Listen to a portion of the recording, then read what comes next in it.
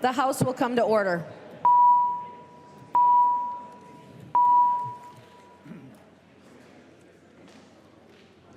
Reports of standing committees and divisions.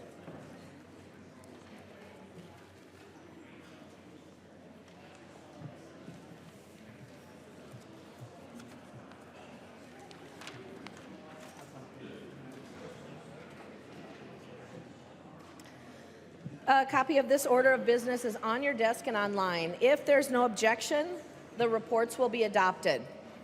Hearing no objection, the reports are adopted.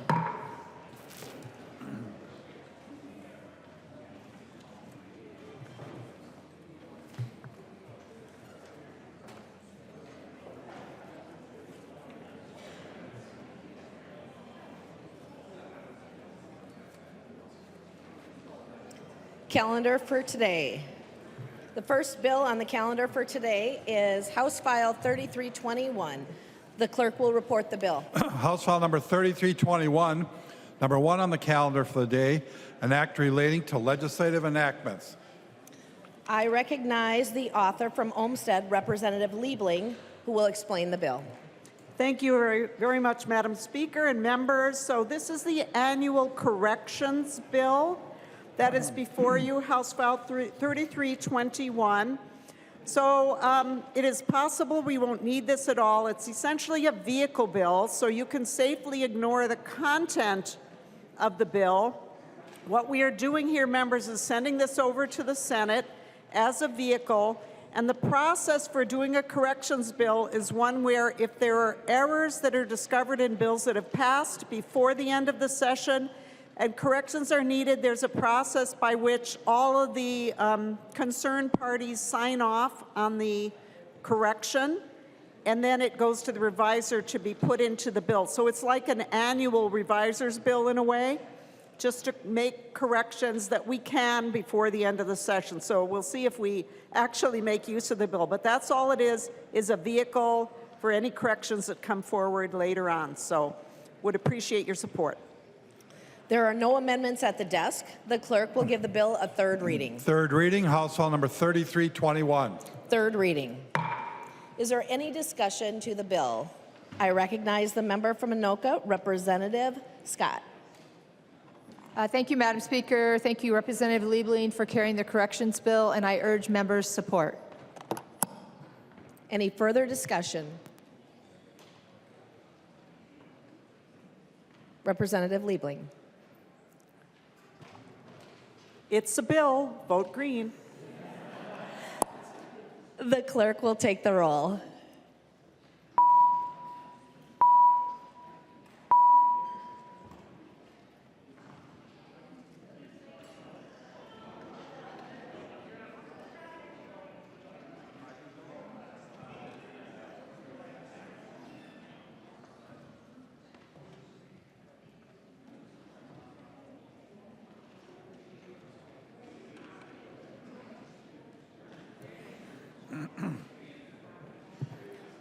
The clerk will call the name of the member participating remotely.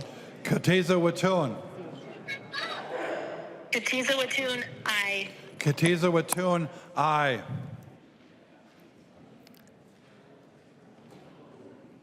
The clerk will close the roll.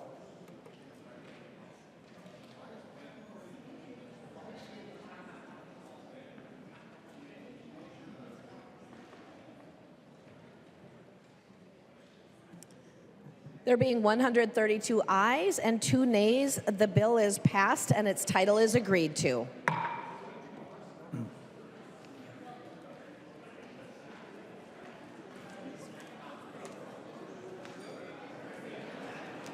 Conference committee reports. Conference committee report on House File number 2130, an act relating to public safety, extending the length of driver's license revocations related to certain offenses. The report is addressed to the Honorable Lisa Damath, Speaker of the House of Representatives, the Honorable Bobby Joe Champion, President of the Senate. We, the undersigned conferees for House File number 2130, report that we have agreed upon the items in dispute and recommend as follows. The report is signed by 4 of the 4 members on the part of the House and 3 of the 3 members on the part of the Senate. Kraft moved that the report of the Conference Committee on House Bill number 2130 be adopted and that the bill be repassed as amended by the Conference Committee. I recognize the member from Hennepin, Representative Kraft, will explain the report. Thank you, Madam Speaker. It was a pretty straightforward conference committee. A few small things on appropriations. The Senate adopted our language. There was a couple of technical amendments. And then the Senate had put on an amendment on the floor with a couple of provisions on voluntary and involuntary withdrawals from the DWI interlock program. We adopted the involuntary one to close some loopholes and make some clarifications. As a reminder, this is my bill that came out of the tragedy in St. Louis Park last September, and I would ask for a green vote. Is there any discussion to the report? There being no further discussion, all those in favor of the motion to adopt the Conference Committee report, say aye. Those opposed, nay. The motion prevails. The clerk will give the bill its third reading. Third reading, House File number 2130, as amended by conference. Third reading. Is there any further discussion?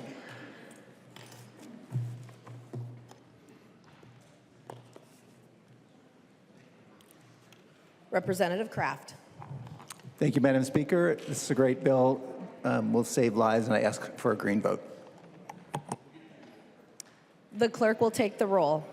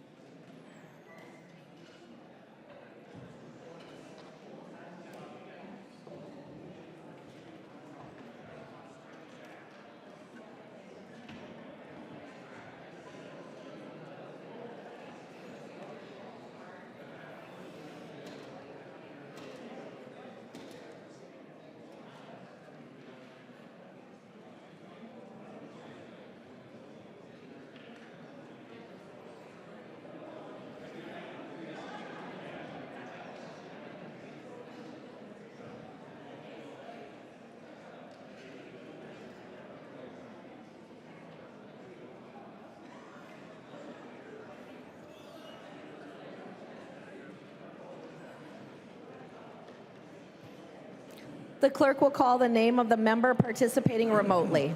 Katiza Watun. Katiza Watun, aye. Katiza Watun, aye.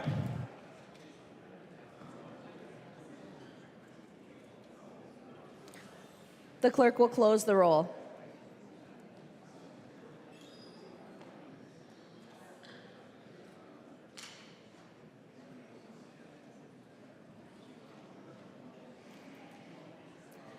There being 126 ayes and 5 nays, the bill is repassed as amended by conference, and its title is agreed to.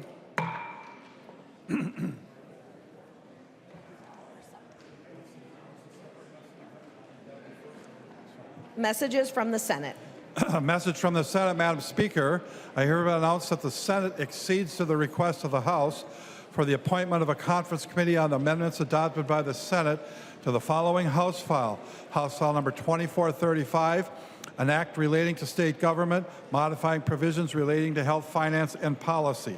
The Senate has appointed as such committee Senators Wickland, Mann, and Utke. The message is signed Thomas S. Bodern, Secretary of the Senate.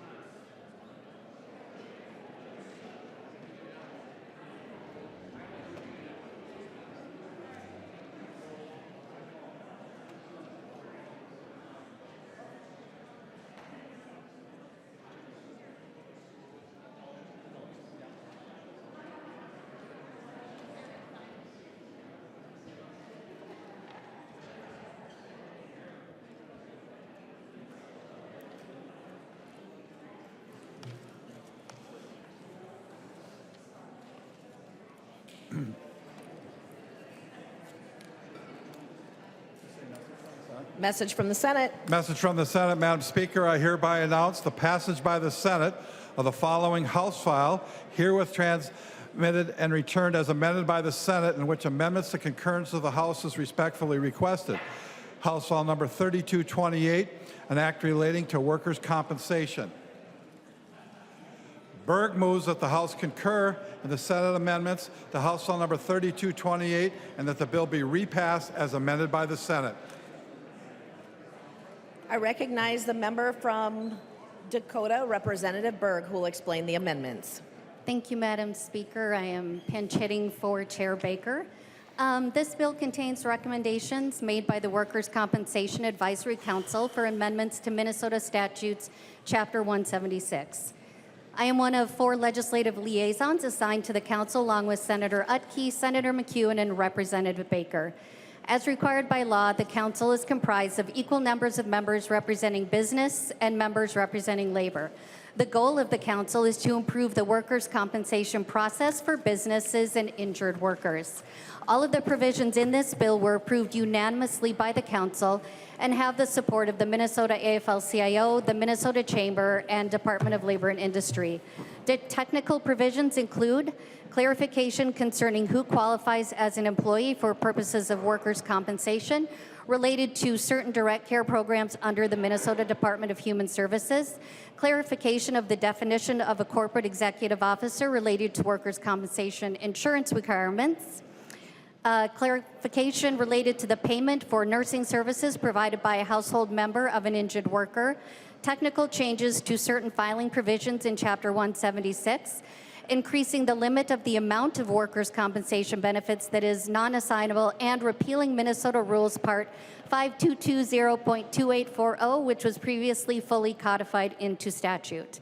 The bill also includes provisions addressing the workers' compensation fraud. These provisions add a definition for a key term used in the rest of the language, zero estimated exposure policy. Add additional public information required to be reported by an insurer when issuing a zero estimated exposure policy.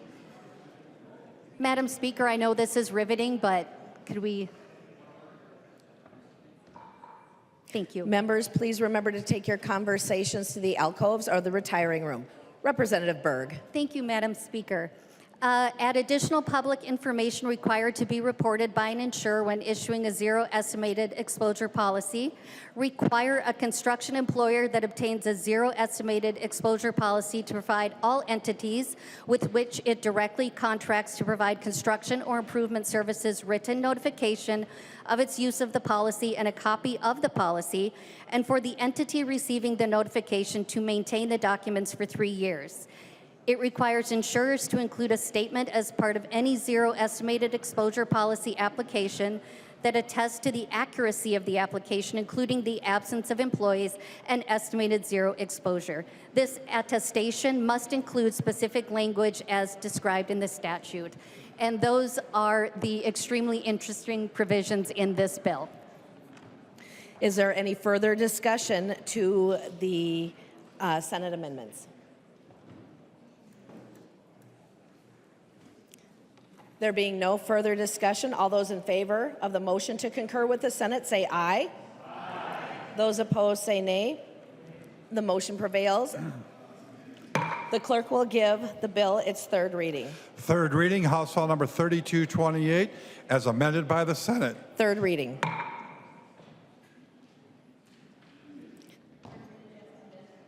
Third reading as amended by the Senate. Is there any further discussion?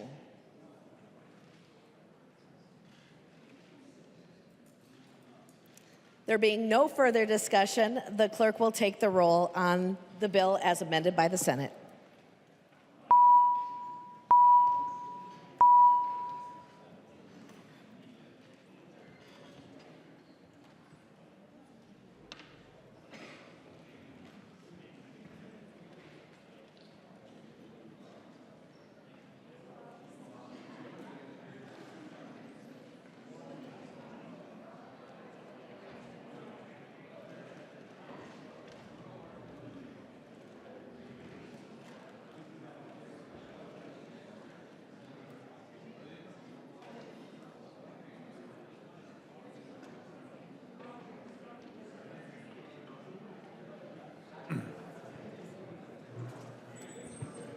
The clerk will call the name of the member participating remotely. Katiza Watun. Katiza Watun, aye. Katiza Watun votes aye. The clerk will close the roll.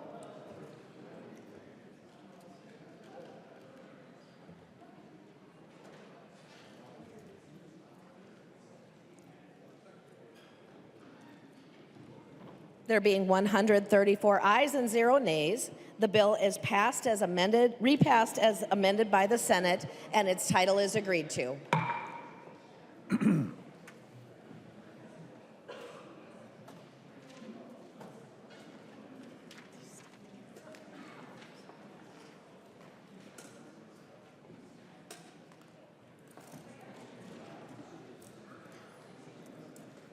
Motions and resolutions. Niska moves that Senate File number 1740 be taken from the table.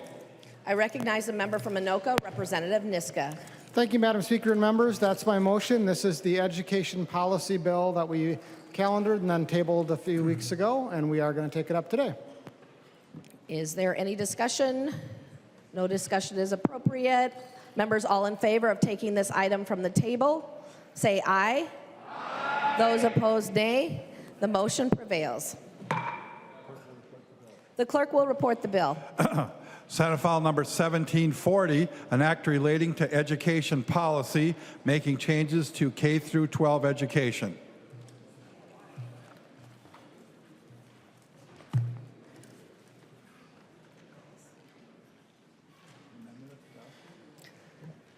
There's an amendment at the desk. Jordan moves to amend Senate File number 1740, the second engrossment, as follows. Delete everything after the enacting clause and insert the following language of House File number 1306, the first engrossment. The amendment is coded DEA 1306. Before the author explains the bill, we do have that amendment. The clerk has reported the amendment.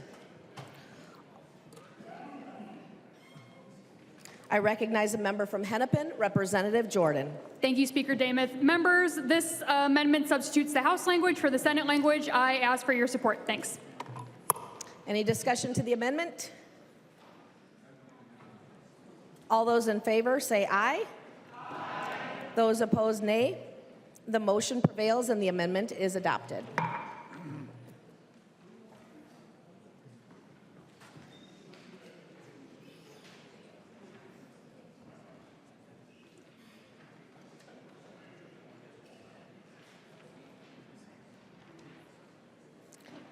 There's an amendment at the desk. The clerk will report the amendment. Youakim moves to amend Senate File number 1740, the second engrossment as amended. The amendment is coded A1. I recognize the member from Hennepin, Representative Youakim, to explain the amendment. Thank you, Madam Speaker. And members, this amendment is based on House File 1124. It allows our school districts temporary flexibility on their school start time. The bill had a hearing in Education Policy Committee and was amended. This amendment reflects the language in that the Ed Policy Committee voted for. And I would like to thank Chair Bennett, Chair Jordan, Vice Chair Mueller for hearing this bill and signing on to it. This bill has bipartisan support, and we had a good discussion when the bill was before the Education Policy Committee. Out of those discussions came the thoughtful compromise that you see in this amendment before you. While districts could utilize the exemption to start before Labor Day during the 26-27 and the 27-28 school year, they could not start before September. They cannot start before September 1st. So that's what the amendment says. It doesn't change any current law that allows districts to start calendars before Labor Day if they have a construction project of over $400,000 or more affecting the school facility, or they have an agreed upon schedule with a school district in adjoining states. This amendment does not change any of those. It simply adds this temporary 2-year exemption to provide our districts with some more flexibility. The statute, you can look at it, it's on 128.40. And the reason why we're doing it is Labor Day starts September 7th in 26-27 and September 6th in 27-28. But not before September 1st in either of those school years. Starting the school year this late during those 2 years would cut into a district's academic days and pushes the end date of school later into June. Individual districts have many items to consider when they set their school calendars for the academic time for students and professional development for teachers, to transportation schedules and secular and religious holidays. This amendment provides all districts with the needed flexibility to work around late September start time, Labor Day start times, only for these specific 2 school years. There's a letter of support on your desk for this amendment from MSBA, Minnesota School Boards Association, Minnesota Association of Secondary Administrators, and a Minnesota Metropolitan School Districts. It is a good addition to the House Education Policy Bill, and I'd ask for a yes vote. Further discussion to the amendment. I recognize Representative Bennett from Freeborn. Thank you, Madam Speaker, and thank you, Chair Youakim. I appreciate that you were willing to work on this and put that bottom on this for September 1st. And I just want to share in the committee, when we heard this bill, there were passionate arguments on both sides of this issue.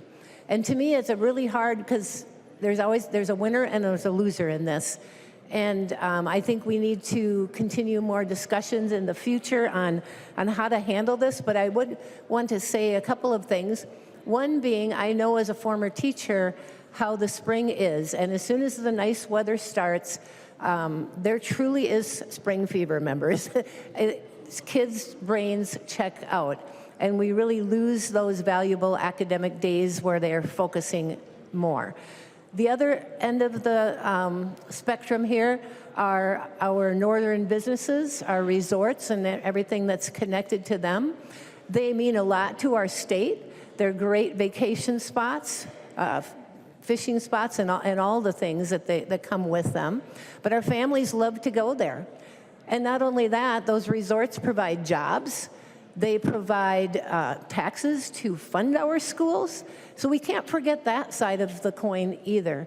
I don't know what the answer is on this, but I do appreciate that we have a bottom line saying the schools may not start before September 1st. This is permissive. Schools do not have to do this. I'm certainly open to further discussion. I ask members to vote their district. It really depends what perspective you're looking at this on. I understand that there's maybe some information on data for our schools and how this affects them or doesn't affect them. I'm certainly willing to learn more, but at this point, I'm just asking members, vote how you see best on this, and it's a tough one. So thank you, Madam Speaker. I recognize the member from Sherburne, Representative Lawrence. Good evening, and thank you, Madam Speaker. I'm standing tonight to speak in opposition to this amendment. I do sit on the Education Committee, Education Policy Committee, and we did have a lot of testimony regarding this issue. It brought a lot of people out as far as testifying, and I'm not going to say that all were in opposition, but there was many that came and testified in opposition to this amendment. And a couple of the things is, yes, a lot of individuals that are from the north testified. A lot of resort owners, hospitality industry, a lot of those that are saying this is part of summer vacation. This is part of people investing in Minnesota and taking their families out and enjoying what Minnesota has to offer. In addition to that, for me, it's one of those things that it really comes down to family. This is an opportunity, one of the last opportunities during the summer that families spend time together. And some of them spend them at the lake, some actually spend them in the cities too. They travel Minnesota, and this is one of those last opportunities to get together as a family, spend it together before the school season actually starts. In addition to that, and I mentioned this one in the committee as well, but we've got the Great Minnesota Get Together. The Minnesota State Fair happens during this time that many of us support, many of us attend, that is a big part of our state celebration and truly the end of the summer season, the beginning of the school year. And families come together to enjoy this as well. And so I know this amendment doesn't seem real aggressive in offering this, but it is a step in the direction that says that time's not of value, that's not important. The other thing I'd like to touch on is something that came up in the attendance task force, which I got to sit on with several other members here, was that cultural experiences and allowing students to have time off or time to invest in cultural experiences.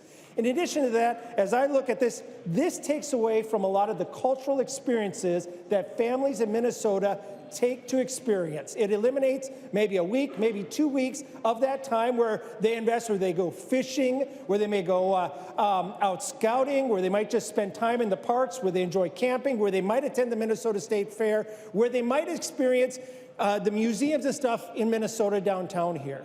And this eliminates that time for that investment as well. So, members, I would encourage a no vote for this amendment for the mere fact, let's vote to continue to support the family investment, the investment in the state of Minnesota, and those cultural experiences that students get to experience right before they go to the classroom and start hitting the books to study. Thank you. I recognize the member from Beltrami, Representative Bliss. Thank you, Madam Speaker. I rise in opposition to this amendment. As some people might know, I own a resort to northern Minnesota. This bill, our season in northern Minnesota is extremely short. We go from Memorial Day to Labor Day, basically, and we have to make up 12 months of income in those days. My resort is a small family resort. We don't have a lot of employees, but we do support the local economy. I buy my supplies from the local grocery store. I send my people up to the local casino. I send them over to the local grocery store in Cass Lake. There's a little mini golf in Bemidji I send them to. I make sure I send them to the small businesses in the area. Not only that, but the ancillary businesses, the gas stations, the convenience stores, the bait shops. You're taking an entire week out of their income for a year. And it doesn't sound like much, but when you think it's only a 3-month season, and you're taking a week out of that 3-month season, that really impacts northern Minnesota. In my district, a lot of us rural outstate folks, we rely on that last week. Yes, we still have Labor Day. We're not taking away Labor Day. But if the schools are in session before that, the parents will not take their kids out on that Labor Day weekend. It just becomes an extra day to stay home and maybe take care of the yard. This is a tradition in Minnesota. I've got generations of families that come to my resort over that time frame. This is a tradition, and this bill is eliminating that tradition. And you know, not only for the small business owners and the families, but the teachers and the other employees of the school that look forward to that last week, and that's just their last breath of fresh air before they're locked in a school for 9 months. So just think about this, folks. And Madam Speaker, I request a roll call on this. A roll call has been requested. Seeing 15 hands, there will be a roll call. Representative Bliss. I recognize the member from Crow Wing, Representative Heinzman. Thank you, Madam Speaker. They say history repeats itself, and for me, this is definitely one of those topics that has been reoccurring. In fact, my very first floor speech in 2015, if I remember correctly, was on this issue, and I'm continuing to push back and to oppose this change, and it's for many reasons. Number one, of course, is the family, and we've heard already from a number of members on how this impacts families and takes away just one more opportunity for families to be together in what has historically been one of the nicest weekends in the entire calendar year in Minnesota. Some would say this might be a positive step for some, and I can see both sides. I really can. But there are some facts that we need to bring into this conversation, and I hope that members will be listening. We're not the first ones to look into this and to discuss this. In fact, in Minnesota, make sure I get this right, this was the law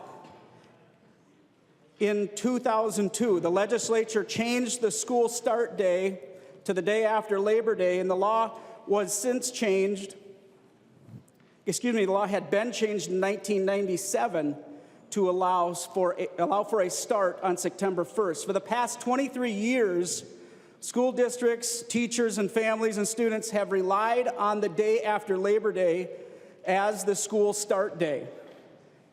And school districts have managed their calendars.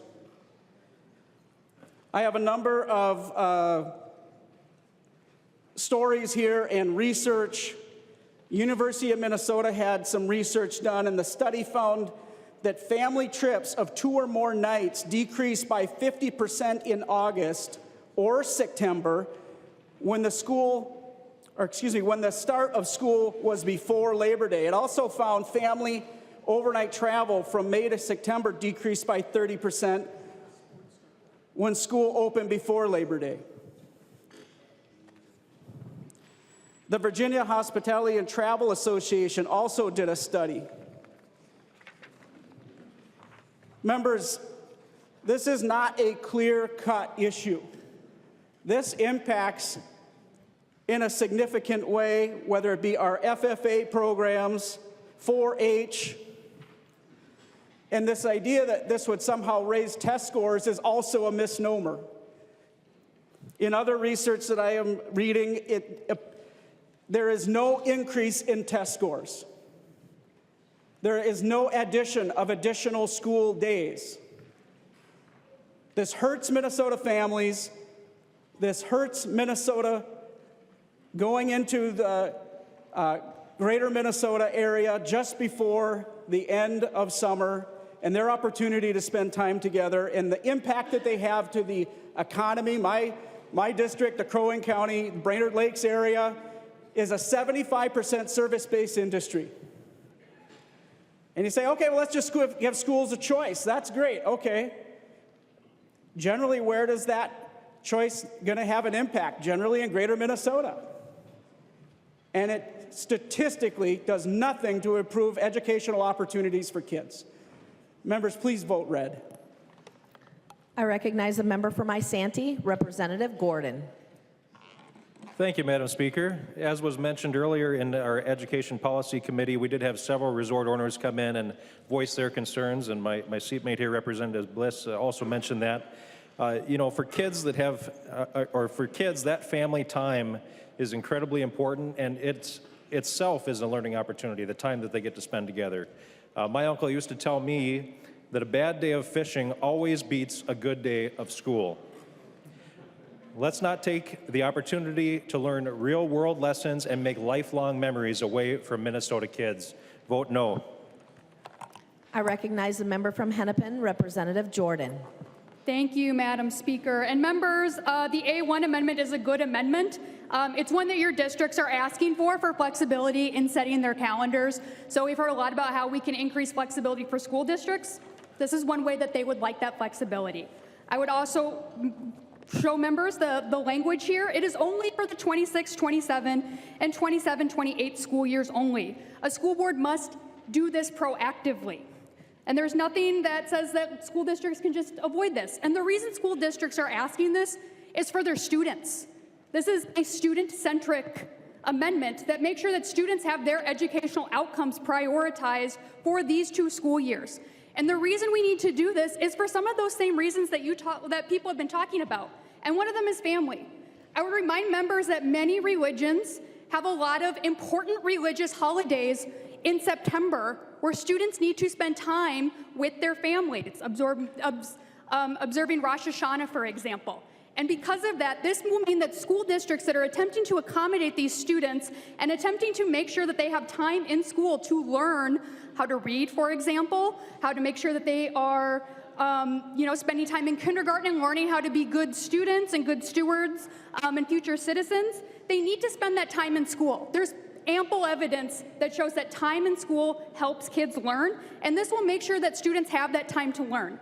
I will also remind people that Minnesota is actually bottom of the pack in terms of states and the amount of days that students spend in school. So further continuing to limit that time will limit that ability of students to learn in school. So members, please vote green on the Youakim amendment. I recognize the member from Ramsey, Representative Finke. Thank you, Madam Speaker. I rise in support of the amendment. Representative Jordan at the end made the argument that I thought was very important for us to reflect upon, which is that we are at the bottom of number of days for our students to be in school. And if we think that having our children in school. We talk about having our children in school here as much as we talk about any subject. And the idea that having our kids in school is somehow now not a benefit to their education, it's really hard to imagine that being the case. 165 days required. Almost every other state in the country is 180 days required. Being in school more is good. This is not about being anti-business. It is not about being anti-Greater Minnesota. And it is, please, it is not about being anti-family. The idea that wanting to have your kids in school more is somehow anti-family is quite offensive. We think it's okay to have a little bit of flexibility and add a few days to the school calendar. That's it. Vote green. I recognize the member from St. Louis, Representative Scraba. Thank you, Madam Speaker. This seems to be a D or an R issue, and it's not. It's anything from that. From my standpoint, the people that I represent are all, I have not gotten anything saying, do it, give us more flexibility, don't. I've got it just the opposite. All the people up there are like, hey, leave it alone, don't mess the apple cart, just leave it alone. And I kind of want to, I was thinking of when Representative Jordan brought up religion, and I'm thinking, I've been guiding canoe trips for over 40 years, and you could think that sometimes I'm like a religious instructor because we're in the woods every Sunday. And what I really enjoy is teaching young kids that the woods is somewhere to be rather than in school, kind of where you're going, Representative Gordon. I think, and where I'm going to go with this, I think we're in the right place at the right time talking about this issue. I don't think I can't support it simply because it doesn't give the people I represent a better opportunity. We have a hard enough time trying to keep these people working up till September. And if it kicks back more, they're going to be gone in August. One thing I can tell you, I guide a lot of students from outside of Minnesota, Tennessee, Alabama, from all over the nation, and they're in school the first week of August. And it really disrupts their whole summer, their whole family cycle.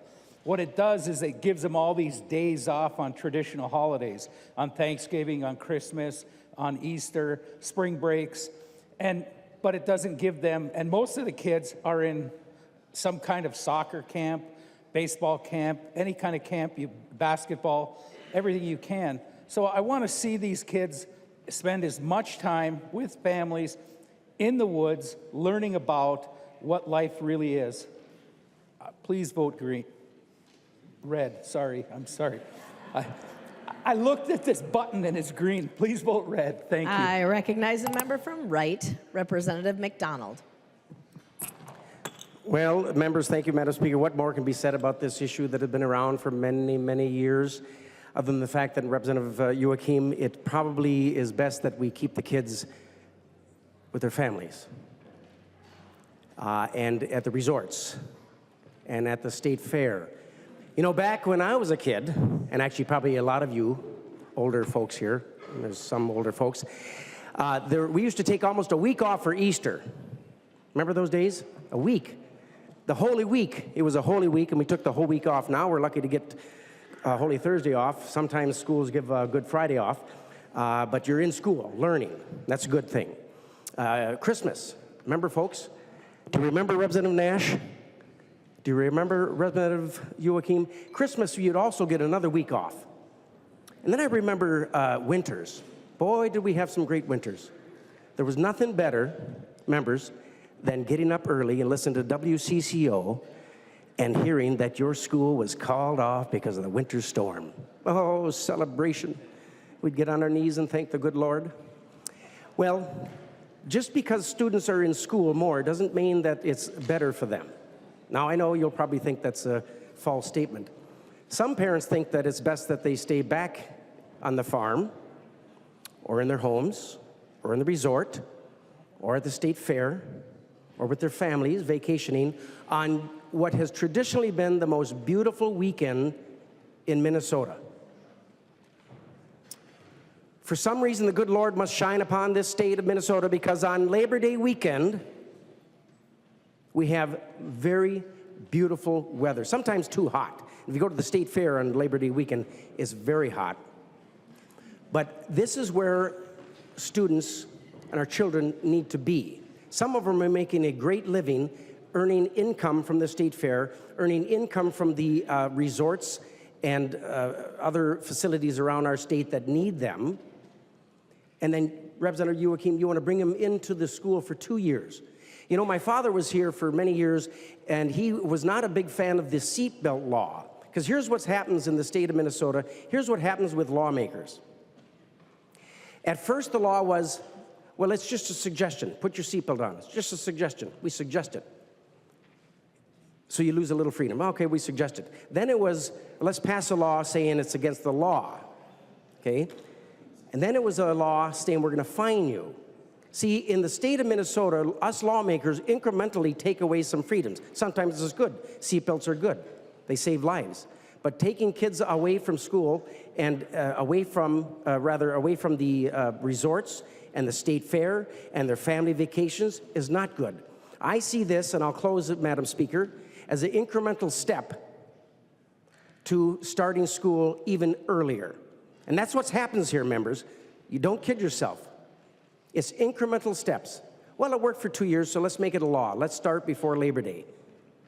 Our resorts and our state fairs and our families need the students to be with their families, with their businesses, and enjoying the last few days of summer. They do not, you know what, as far as if they start earlier than Labor Day, most likely those students whose family members are probably working at resorts or going to the state fair or taking a vacation will not be learning what you think they will learn. Their test scores will not increase. There's many more things, Representative Youakim, that we can do to increase the test scores, and this isn't one of them. So members, Representative Scraba, please vote red, not green. I recognize a member from Morrison, Representative Schultz. Thank you, Madam Speaker, and I echo a lot of the points that have been made by my Republican colleagues tonight. But I also want to thank the members of the chamber who have signed on to the bill to support more outdoor education for all Minnesota students. There happens to be 9 Democrats that are supportive of that legislation, and certainly it's an ongoing bipartisan effort. And the way that I see that this amendment is through the lens of which that is taking away opportunities for more kids to be outside. Whether you're in northern Minnesota, whether you're in western Minnesota or southern Minnesota, we know that we have such rich traditions in outdoor recreation that kids really do need to enjoy. And families need to enjoy together, because those memories made frankly, they're priceless and can't be found in many other places across the country, which is why I think that this policy that we currently have in law is in law today. And I also want to just make the point and reiterate how much the state fair was meaningful in my own growing up years, and how if I had to be in school prior to Labor Day, that I don't know that that would have been a possibility for my family, having to travel hours to the state fair. And so, you know, to Representative Finke across the way who spoke in favor of this amendment, I would just argue, given that the state fair is housed in Representative Finke's district, that frankly, I think this could have a detrimental impact on the Great Minnesota Get-Together as well. And so I would just encourage members to vote against this amendment and take a strong position in support of outdoor education and family time. I recognize a member from Hennepin, Representative Kraft. Thank you, Madam Speaker and members. I'm a bit dumbfounded. I mean, if I listen to some of the arguments that you're making, we should just have kids out of school more and their performance would get better. I mean, that's really what I'm hearing. I mean, let's look at what this amendment is actually asking for. It's not saying every school district has to do this, but there are school districts, including one in my community, that is saying we need this to improve outcomes for our students. Why can't we try this? Why can't we allow this? It's 2 years. I don't agree this slippery slope thing. We get to vote on this in a couple years as well, right? This argument that this is the worst thing ever, that we're pitting school districts that want to do right by their kids, right? And that's what we should be most concerned about, right? Against time outdoors. Please. This is simply asking for the districts that want it to be able to do it. If your districts don't, they don't have to, right? We can do this. There'll be a number of districts that do it, and then we can evaluate the results. Please, please vote green. I recognize the member from Morrison, Representative Kresha. Thank you, Madam Speaker and members. So this will be interesting for the day because let me start with a couple of points that I know. Greatest desire is to be right. We are right. We can't change anybody's mind, but we can change perspectives. Members, first of all, the start date is a mandate on schools. We're going to be talking about mandates today a lot. The second thing is, from my vantage point, and certainly vote your own district, but it's a local control issue. I've gone back and forth on this to the resort owners, to Representative Bliss, Representative Heinzman, Representative Scrub, and all. I absolutely understand the side and the state fair's desire as well to look at that very valuable time of the year and what that means. I get that. I also understand schools are entrusted by their school board on how they're going to set their calendar, how they're going to set the day up. And members, things have changed. Practices start August 1st. If you've had kids, you know those kids are as active as ever. The other thing I know, if you've had kids, and I've had a couple, kids can be pulled out of school at any time for all different reasons. Some of them educational, some of them not educational. I see parents that pull their kids out for vacations all the time in the middle of the year. Okay, and that's what they can do. That's their right. I see band trips that go down to the Caribbean because they raised money, they did all these things, and that's the reward. I also see, for my own use, we pull kids out of school and we go to Minneapolis ATC, we take field trips to the airports. All of that can happen. At the early part of the school year, the kids are going to go to the state fair, and they should. And that's an educational opportunity. They're learning just as much there as they would in the school. So what I'm offering here is a change of perspective, that things are changing. We have to recognize education is changing across the board. At some point, this body and other bodies will be debating year-round school. Others are looking at it. We're looking at 4-day weeks. We can make the argument on all of that. So the seat time is not what it used to be. We have online education opportunities. Members, from my vantage point of being consistent, we see amendments over in the other body telling homeschoolers what they can and can't do. That's atrocious. It is not our job to mandate, in my opinion. And I get this. I get both sides of this. Like I said, I'm not going to change anybody's mind today. I'm just trying to offer perspectives. But from my vantage point, and you'll hear a lot of this, say this is a school mandate. I'm not for school mandates. This is about local control. If I don't like this, or if I want to advocate for it, I'm going to my local school board members, or I'm going to the superintendent, I'm going to the principals, and I'll work with them in the communities. Because every community does this differently. For some schools, this will make a lot of sense. For other ones, it won't. And I understand the tenor around this. I understand the tug and the push and the pull, and I understand that people like to use the state government.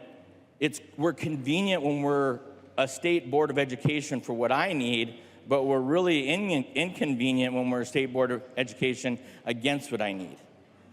So the fight begins. I didn't think we were doing on the school start date, but I would just encourage members to think about your districts, think about local control, think about the resorts, think about the state fair, weigh all that in, and understand that sometimes when we take our votes, it's never a clear way through. But this is a mandate, in my opinion. This goes against local control. And if I truly believe those and trust my school board members, then my path on this is pretty clear. I recognize the member from Dakota, Representative Hewitt. Thank you, Madam Speaker and members. I wasn't going to speak. I didn't plan to speak. I didn't talk to the author. I should have. However, this is already happening across Minnesota. I have to report for football scrimmages in the middle of August. Most of our kids in the suburbs belong to some sort of sport or some sort of club in August. Your summers are over if you've ever been a football or volleyball or other family, that it's happening now. And so we've already had this experience, and I'm sure outstate's the same way. The kids are already busy in August. And so it kind of negates the fact about the fair and all these other things, but I do want to say something about Representative McDonald's thing. Seatbelt fines are not making any money anymore because everybody is wearing their seatbelt. We were trying to fund EMS off it. Can't do it. And Representative Krisha, thank you so much. Local control. This is an option they can use for local control. So I think this is a simple vote. It's turning it back to the districts and letting them decide what's best for them, but it's happening already. In August, go out to your local football field. You'll see the kids out there in the middle of the heat, and you'll probably see me out there in the middle of the heat. So thank you, members. I recognize a member from Ramsey, Representative Curran. Thank you, Speaker. And just listening to the different perspectives in the room, I am genuinely getting confused about what we're talking about, and I wonder if Chair Youakim might yield to a question.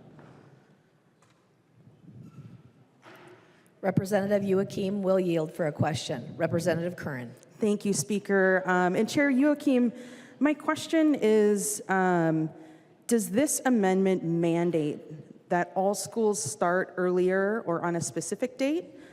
Or would this amendment allow local school districts to decide what's best for their community? Representative Youakim. Madam Speaker, Representative Curran, I'm glad you asked that question. I think we did get a little off track. So currently, school districts in statute can ask to start before Labor Day for 3 reasons. One, if they have a $400,000 or more construction project in their schools, which is really hard for small schools to make that decision because that's a lot of money. 2, if they already have an agreement with a neighboring school across the border. So this happens in our border states as well. And then 3, if they have a contract with MDE, if they're 45-15s, like they're a year-round school. So this is already happening. All this amendment does is for the 2 years that Labor Day starts very late, September 7th and September 6th, a district could choose to start. And the compromise was that they couldn't start before September 1st. And that makes sense too, because in 2024, Labor Day was September 3rd. In 2025, Labor Day was September 2nd. So we're just saying, members, districts should have this choice if they're trying to accommodate, like Representative McDonald said, religious holidays. This is why St. Louis Park brought this bill to us, to accommodate religious holidays. The school year in Minnesota is in the bottom 5 of how many days we have, 165 school days a year. In Colorado, where my son teaches, it's 180, and they're low. They're in the bottom 10. So members, to answer your question, sorry for the long answer, but yes, it is flexibility for our schools. And by the way, members, private schools can start whenever they want. Representative Curran. Thank you, Speaker. Thank you for the clarification, Chair Youakim. Just in the mix, I'm hearing about local control and local business needs. And, I think what this does is give more control to localities to really hone in on what works for communities. I think voting no against this is actually a mandate in itself, saying, no, you may not start at a time that works better for your community, because we want to, look at the different business interests and other things in this state before we look at works best for kids in their learning environment in our own communities. So folks, I think if we want to trust our local electeds, if we want to trust our school boards, if we truly want to give choice and options to those who have local control, then would be a yes vote on this amendment. Thank you. I recognize the member from Anoka, Representative Engen. Thank you, Madam Speaker. And while this isn't the most controversial thing that we've discussed here on the House floor, I do want to address some of the arguments in favor of adopting this amendment. I believe it was Representative Jordan who said that we should be doing this because of Rosh Hashanah and the recognition of that holiday. But that doesn't start until September 22nd. So that's a pretty moot point.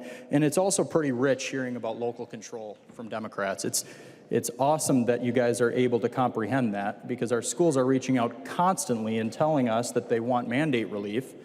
And this seems to be the only one that you guys are willing to come to the table and discuss. So that's pretty funny, laughable for sure. And also, kids aren't going to school anyway, so when you start is pretty mute. In 2022 in Minneapolis schools, we saw a 46% attendance rate. That means that there are more kids out of school than there are going to school. That's a big deal. Let's fight about the real issues when it comes to education, the ones that we were bringing to the table day after day and weren't adopted, weren't universally seen. Let's get to the real heart of the issue here. Thank you. I recognize the author of the amendment, Representative Youakim. Thank you, Madam Speaker, and thank you, members, for the spirited conversation. This always is spirited. I carried this as an education policy chair 6 years ago. I've talked to members who've been voting on this issue for 10 years. It clearly is something our districts want, and I think, Representative Engen, you might have misunderstood something I said. The districts are asking for this not because of when the holiday is, but that they can take that holiday off without cutting even more of the 165 days, even smaller for our kids. So it was for the flexibility for their calendar, so they could recognize the religious holidays throughout the school year without worrying about losing that precious class time. And that is what this is about. It's about our students being in school so that they can learn. And I don't have to agree with Representative Gordon. I do not think that a bad day of fishing is better than a good day at school. But, members, I understand. My family, a few years, we actually had the money for a change to actually take our kids to resort as a whole family with my extended family, and it is amazing. And I do talk to that small resort owner still when he comes up here to visit, because we went back again, because it was wonderful when we could afford it. But this is not about that. This is about our kids being in school to be educated. And when we're at the bottom of the pack, and we're talking about absenteeism, and we're talking about making sure our kids in school can learn to read by 3rd grade and making those investments, our teachers can only do so much in 165 days. So we could have that discussion someday about year-round school, but what this amendment does is just give our districts flexibility for 2 years. 2 years, members. Districts can collect the data. Let's see what happens after those 2 years. Members, please vote green. The clerk will take the roll.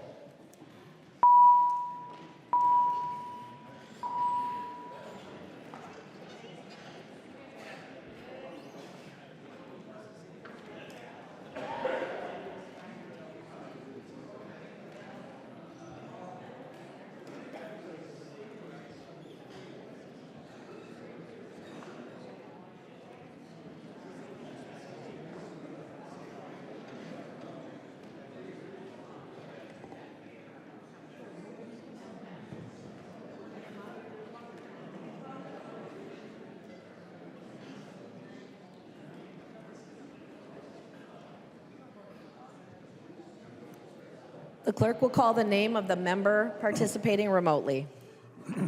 Katiza Watun. Katiza Watun votes aye. Katiza Watun votes aye. Members, please vote.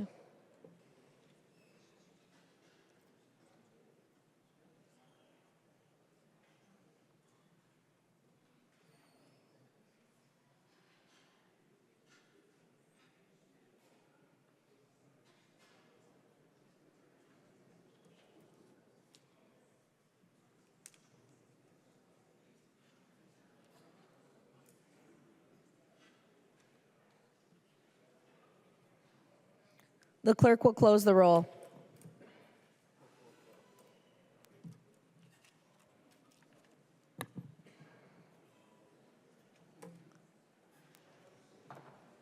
There being 84 ayes and 46 nays, the motion passes and the amendment is adopted.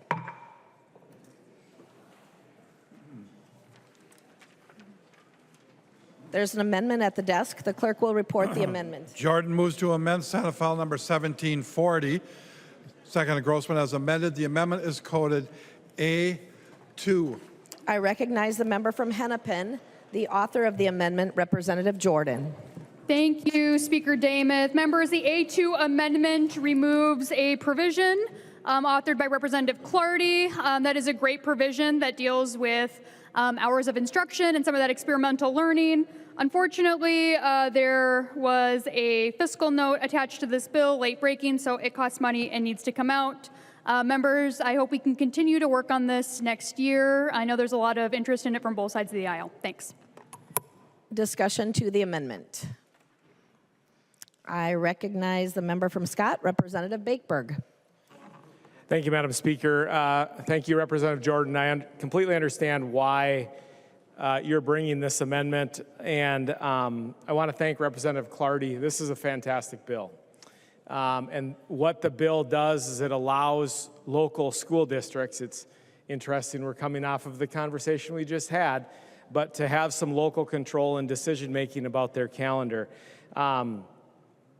Frankly, I'm really disappointed that we have to have this amendment. And I think there's bipartisan frustration with this.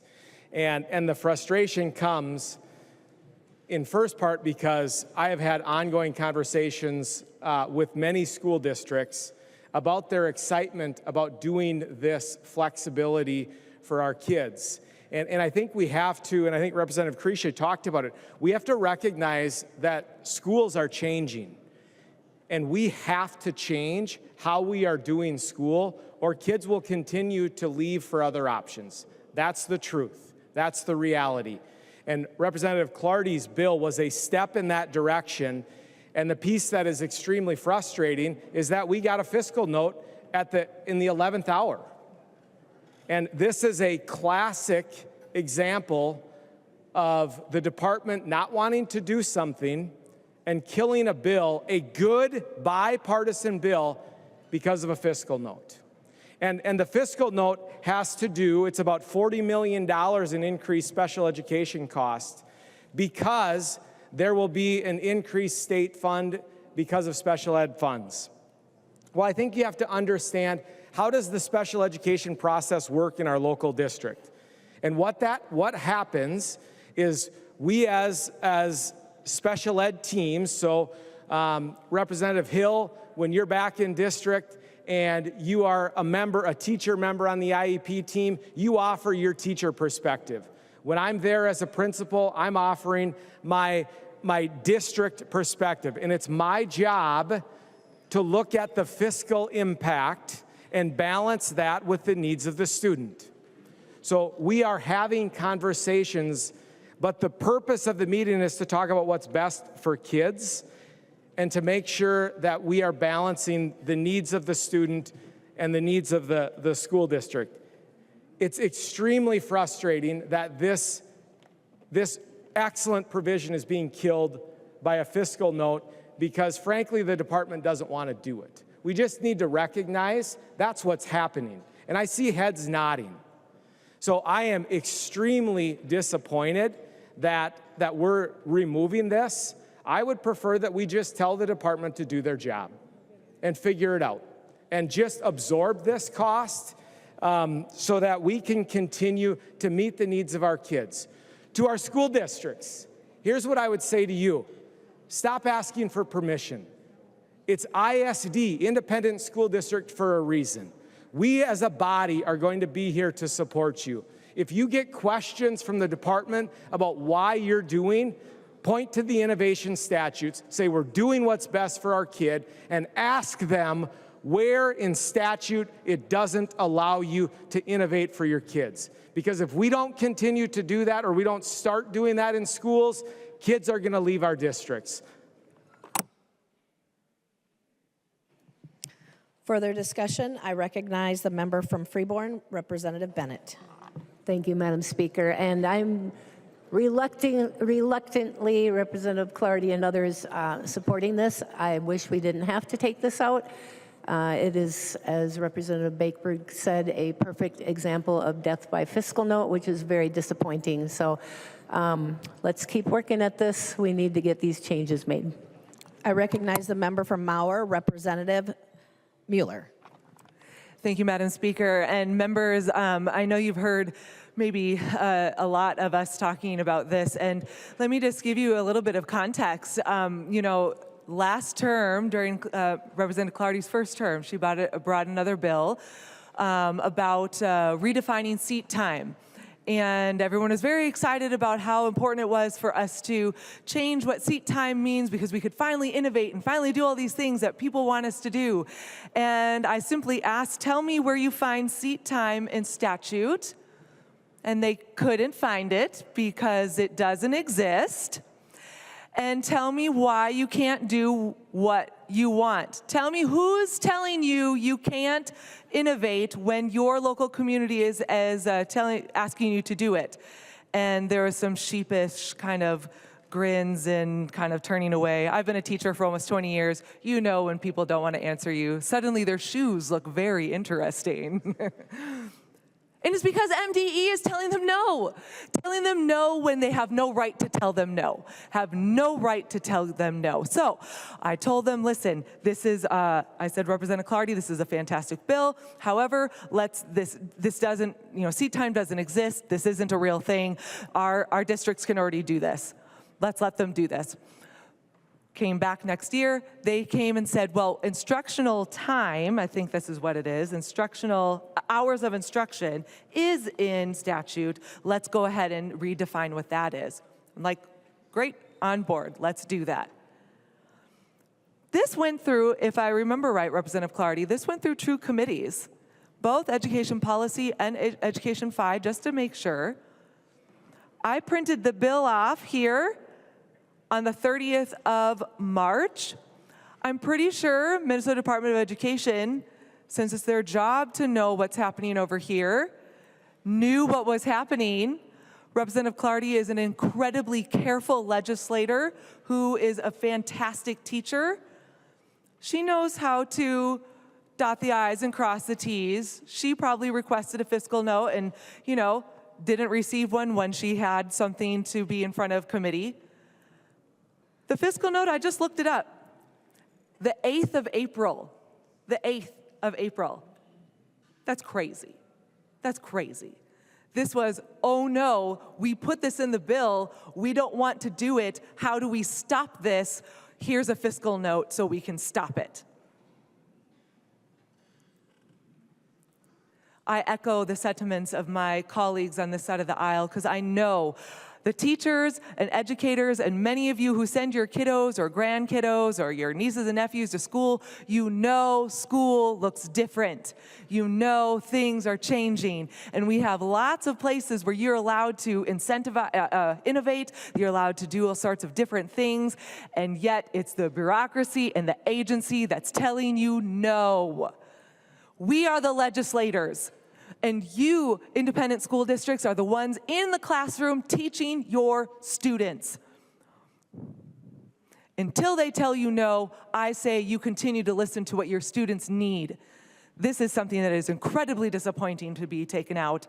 And MDE should not be the one trying to kill this because of fiscal note. Thank you, Representative Clardy, for this bill. Thank you that, and I'm sorry, Chair Jordan, that you had to take it out.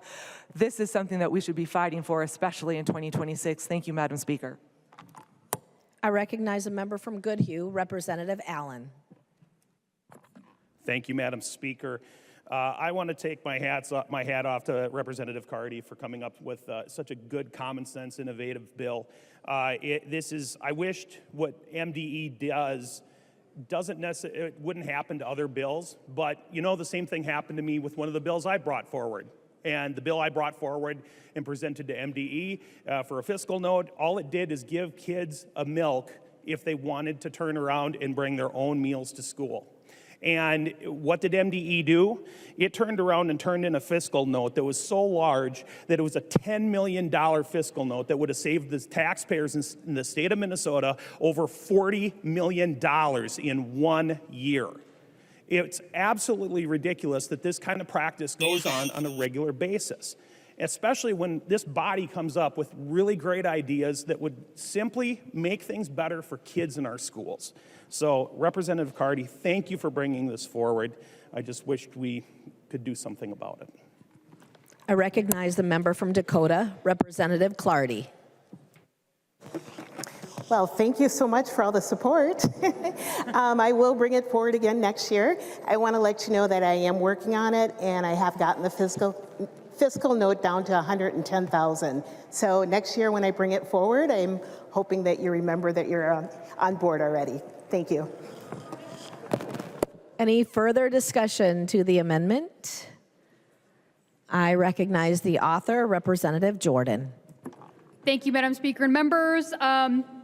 You have a commitment from the author. You have commitment from the two co-chairs of education policy to keep working on this. It's definitely a bummer that we have to take it out today, but we do. Unless, I don't know, we can't ask the speaker to yield, but I guess I can't ask for a budget target for education policy. But today, I guess we'll have to vote green. Thank you. All those in favor, aye. Those opposed, nay. No. The motion prevails. The amendment is adopted.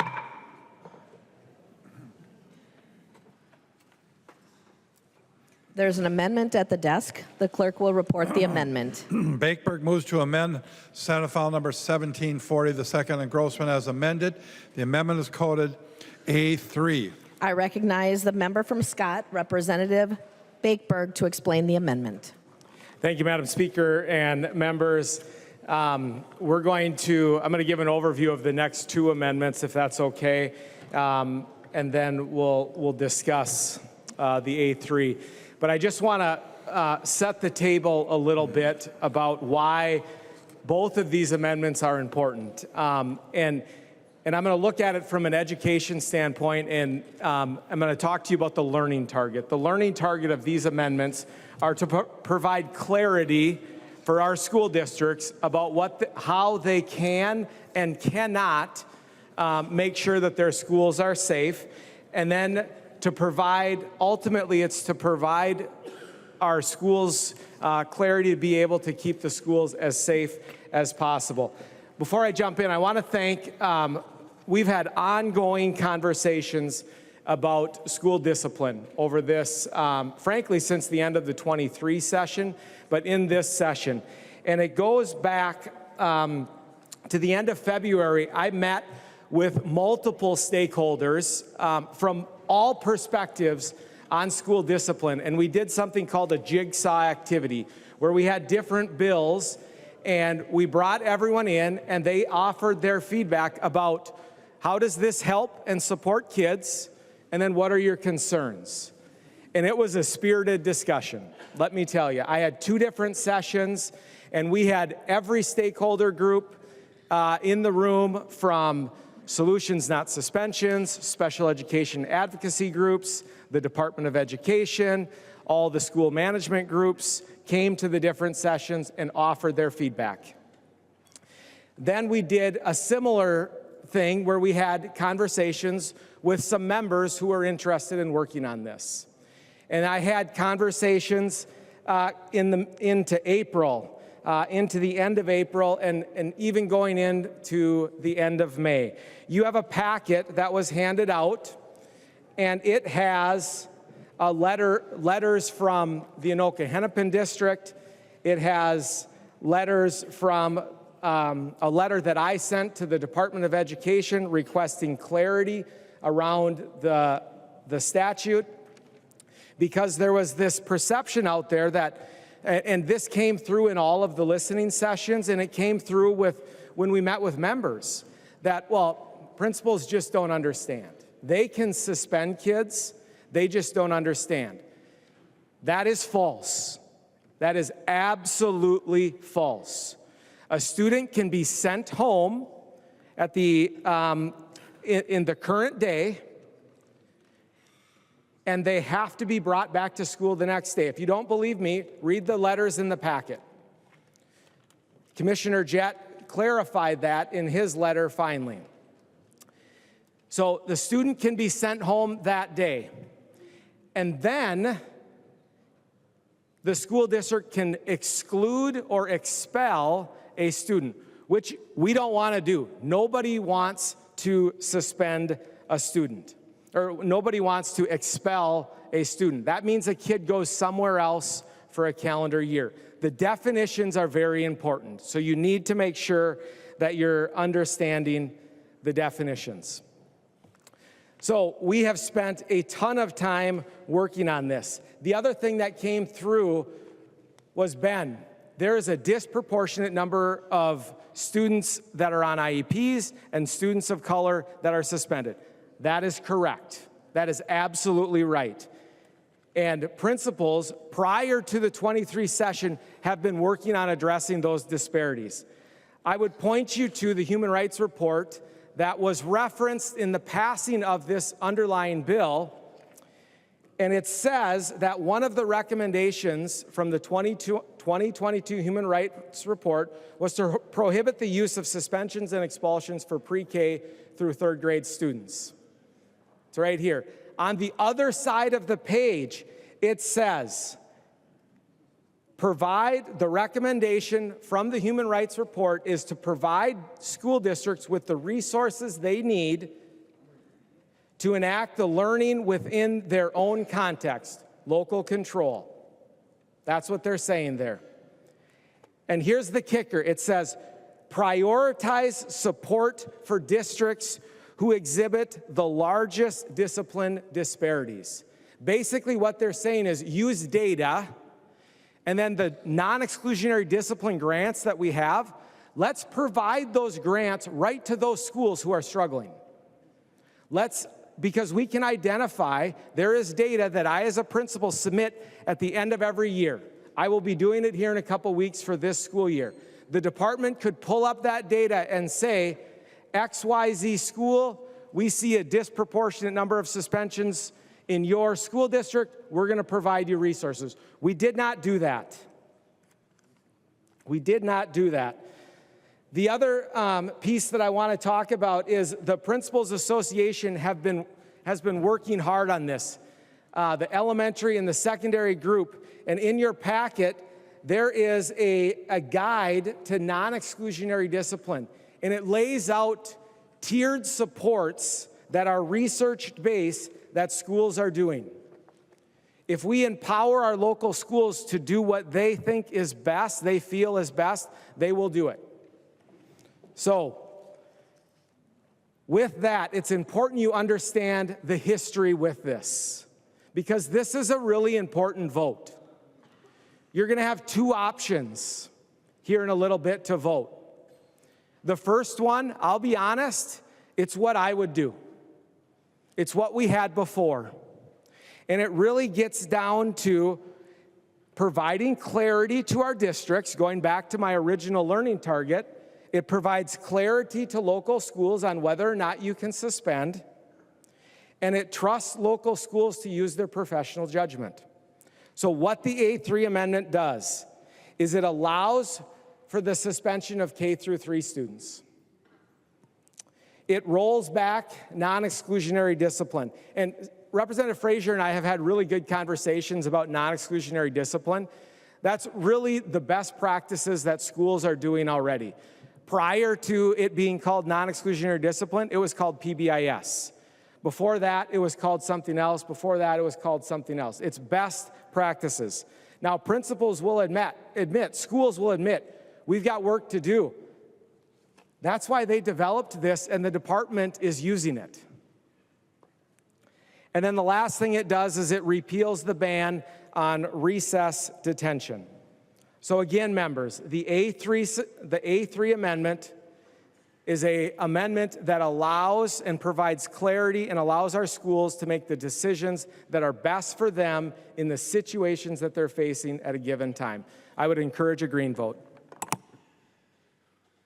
I recognize the member from Hennepin, Representative Frazier.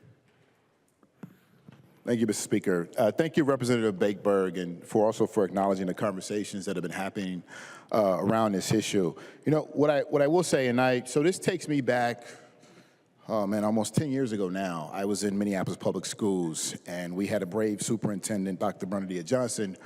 This issue was prevalent within the school district, and we took a look at the data, and we saw that Black and brown students and students with disabilities were disproportionately being suspended. And what we also saw was that when we looked at the reasons for those suspensions or exclusions, it was mainly subjective.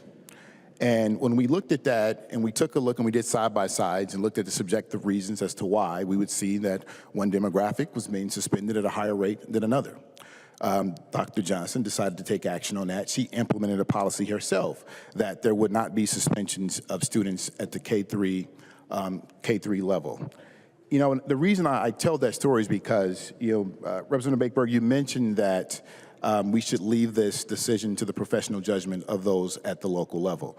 And the thing I say to that is that when you do that, you tend to have these subjective reasons for why students were being suspended at that level, and then you end up with these disproportionalities here. And I know that in Department of Human Rights, back in, I believe, 2017, came out with a study finding that many of the districts within the state had huge disproportionalities in terms of the suspension data between Black and brown students and white students. They actually entered into many settlement agreements, decrees with many of those school districts to find ways to decrease those numbers. And I think over 41 districts entered those agreements voluntarily. They did see a decrease in those numbers. I say this by way that, this is a perfect segue from the conversation we had earlier. We're still talking about what's the best way to keep our kids in the classroom and in the school, because we know there's better outcomes when we do that. Now, if there are concerns with clarity on the bill, I think that's something that can likely be worked out in the conference committee. You and I have had conversations about how that could happen. I still think that's an option. I am going to encourage a no vote, but I want to say I do want to list out some stats before I take a seat here, and I just think it's important because this is how we got here.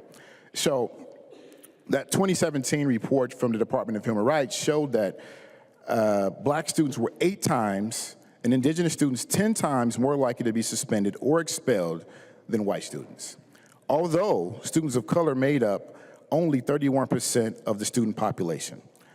They accounted for 66% of the suspensions and expulsions. Over half, 55% of these disciplinary actions were based on subjective judgment. That's a problem. That's what this law was seeking to resolve, and that's still an issue. And Mr. Speaker, I do want a roll call on this amendment. Thank you very much. There are 15 hands. There will be a roll call. Representative Frazier. Thank you. And then furthermore, students with disabilities who comprise just 14% of the student body received nearly 60% of all suspensions and expulsions for subjective behavior during 2018-2019. That's the most recent data I have. That's why I'm going with those years. Now, what I'm saying here, this law hasn't been in effect long. So we need to take some time to look at this data and see the impact that it's making and also see the impact that it's having on outcomes. I think at a time when we're trying to ensure that we bring our educational levels back up to where they were prior to the pre-pandemic and also solve some of the inequities that we've seen in these disparities for suspensions and expulsions, we should be looking for ways, non-exclusionary ways, and work those opportunities and options as best we can before we seek to roll things back that we know the data tells us historically have not worked for many of our kids within our school district. So that's the important reason I think we need to stick with the law, current law that we have now. And for that reason, members in this chamber, I'm going to ask you to vote no on this. I recognize the member from Freeborn, Representative Bennett. Thank you, Speaker Olson. And members, this is a serious issue. And when I see what's happening in our schools, and I'm going to share a little bit locally what's happening in some of my schools, but we have, instead of promoting a culture of safety and support, we have inadvertently created a culture of chaos in our schools. And this is not fair to our students. It's not fair to our teachers and staff. Even bus drivers are crying out about this. And it's not fair to our communities. It's not fair to anybody. We have a lack of consequences in our school. We've created leniency.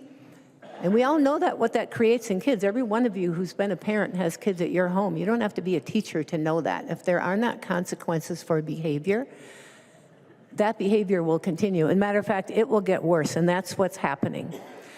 So we have aggressive kids and bullies that are running the show in our schools right now. That is not right.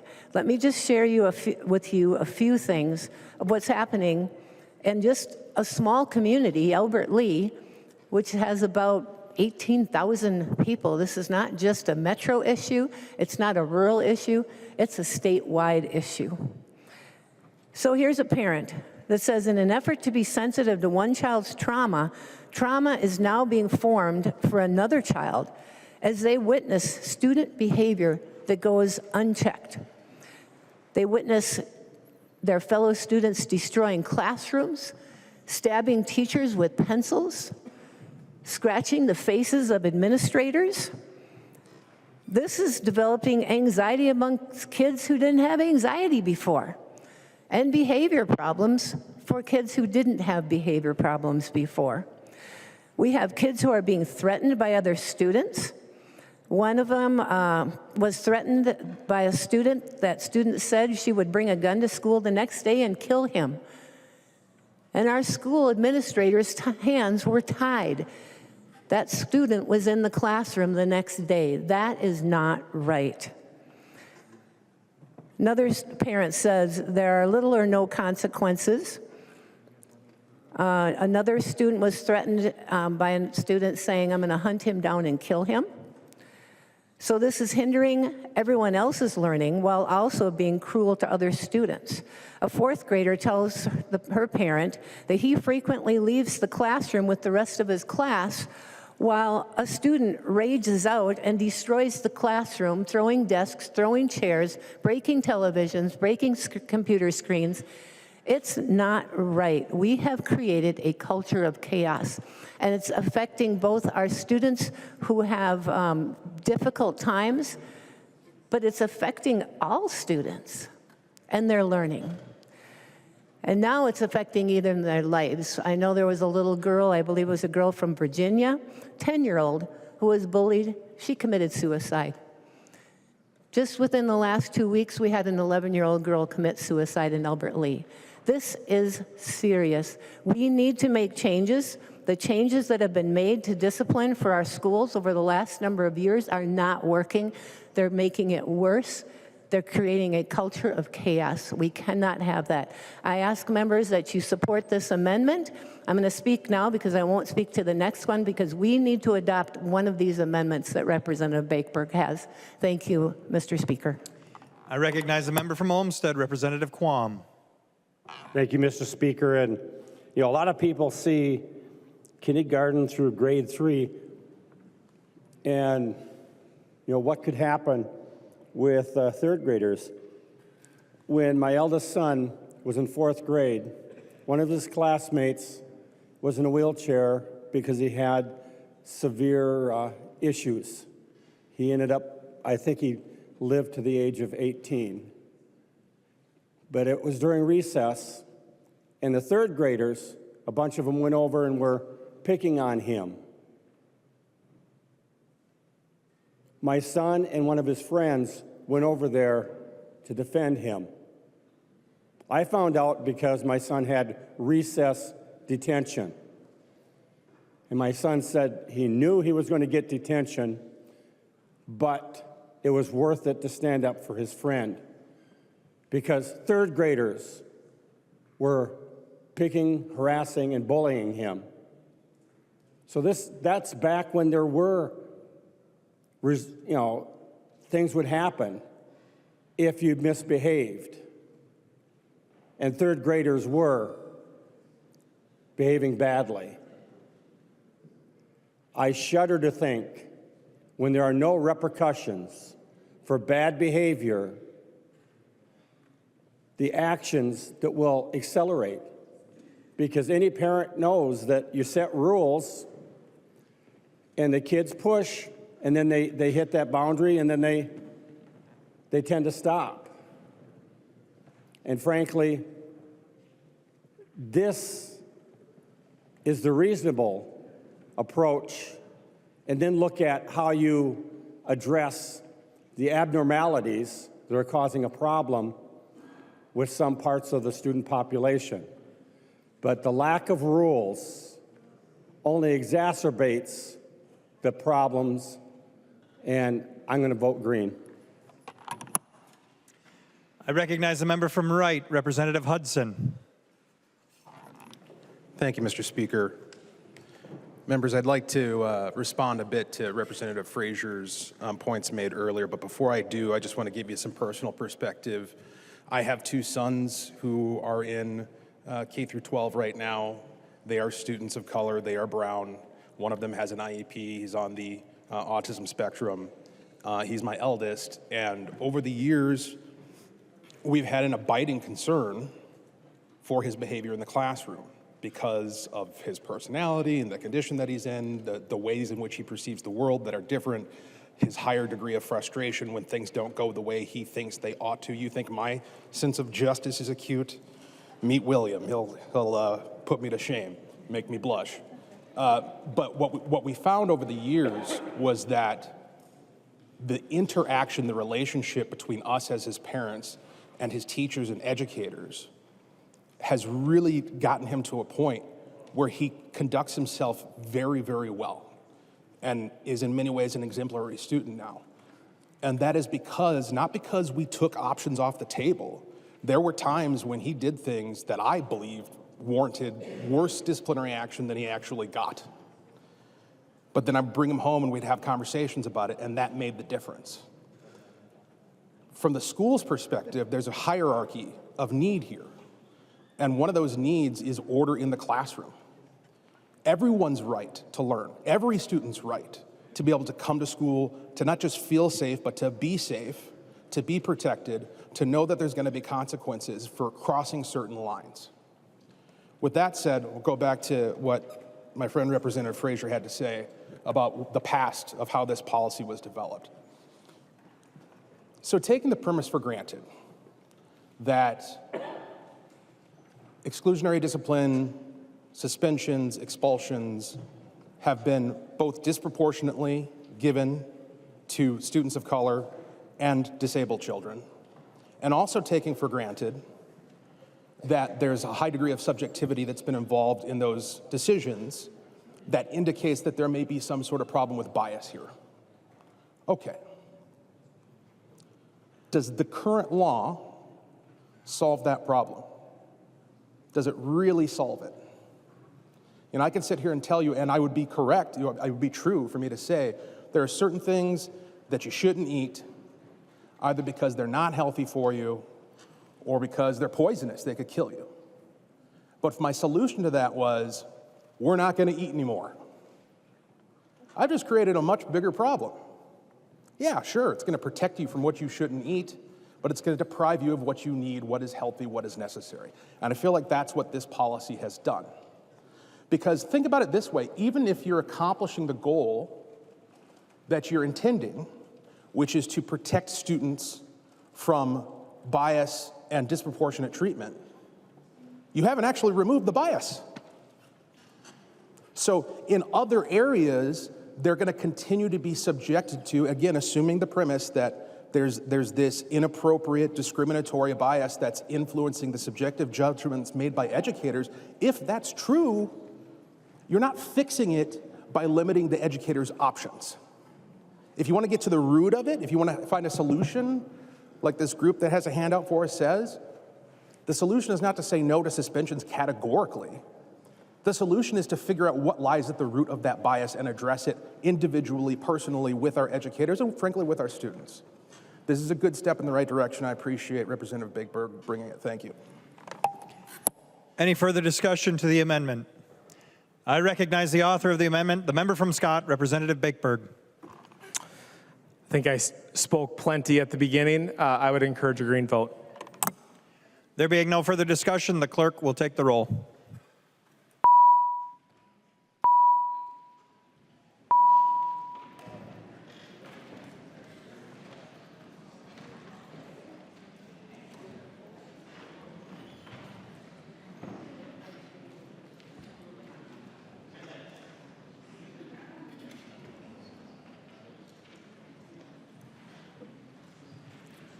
The clerk will call the name of the member voting remotely. Katiza Watun.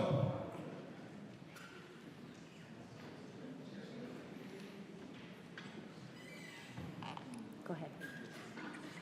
Katiza Watun, no. Katiza Watun, no. The clerk will close the roll.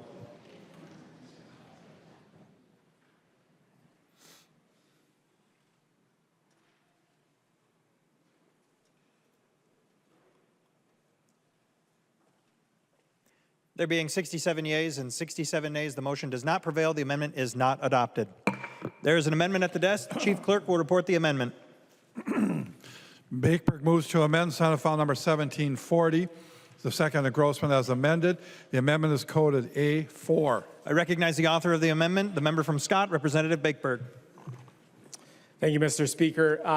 The A4 amendment is very straightforward and frankly comes after listening to many of the stakeholders who are involved in this conversation. And I'm going to be honest, I'm not just listening to principals and teachers and parents, but I'm also listening to the people that are on this sheet that was just handed out on our desk.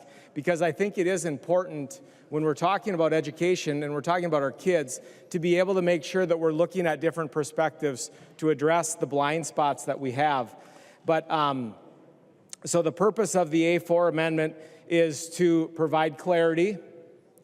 It's to provide safety in our schools.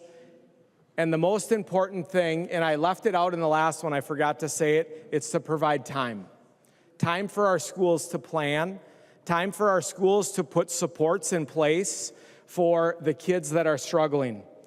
And this really comes after having those conversations, and it is a deep compromise. This isn't the bill that I would write, but we're in divided government, and we need to work together.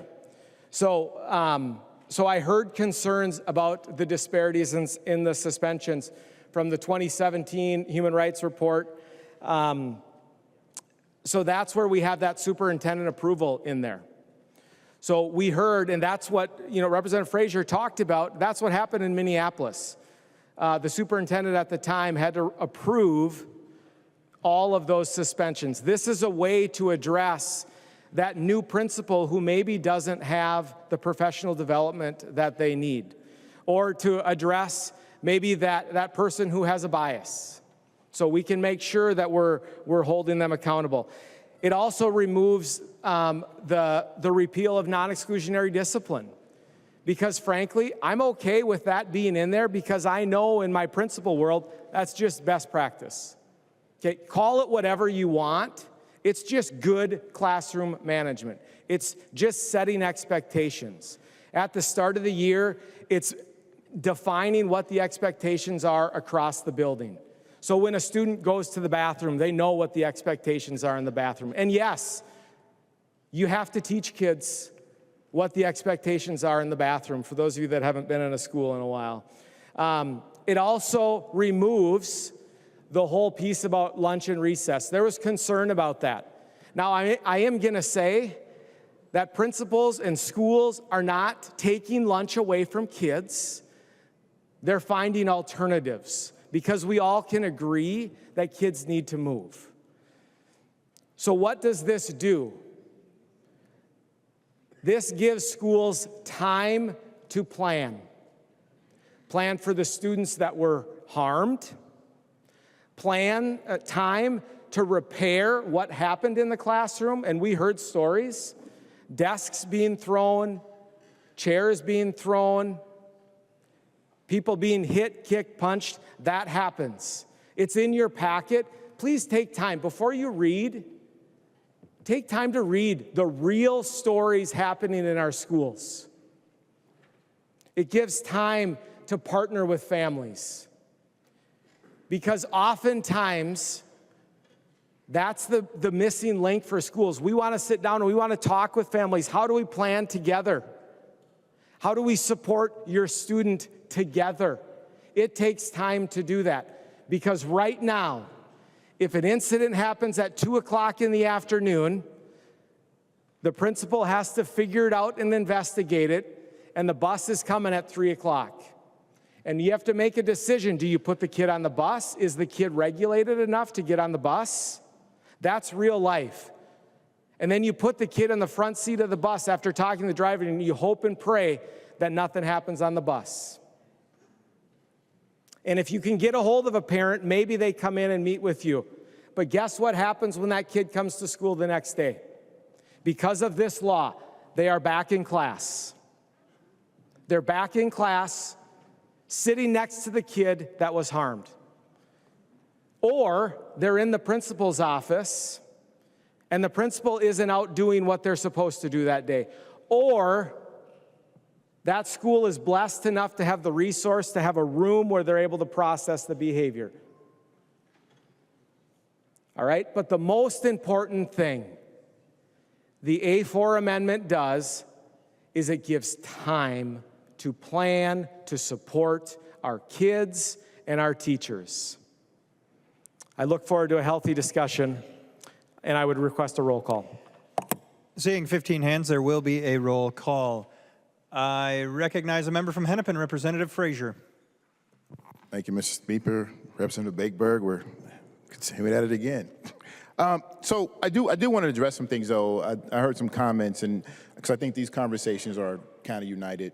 Some of the stories that I've heard told, and then I heard the ages connected to those kids, like 10, 11. That's not third grade, so those kids could be suspended if you can't find alternative ways to address that issue. And I really want to focus on, I think we have to think about when we have students that are acting out in that way or displaying that type of behavior, what's the root cause of that, right? And I think we really need to focus on the root cause of that. And so the alternative ways are a better way to do that. Because sending a kid home, I got to tell you, if I'm a kid and I'm acting up and you send me home, say I've got two parents, they're both working maybe multiple jobs, and they're like, I can't be home with you, Cedric. Here's a tablet. I'll see you in about 8 hours, right?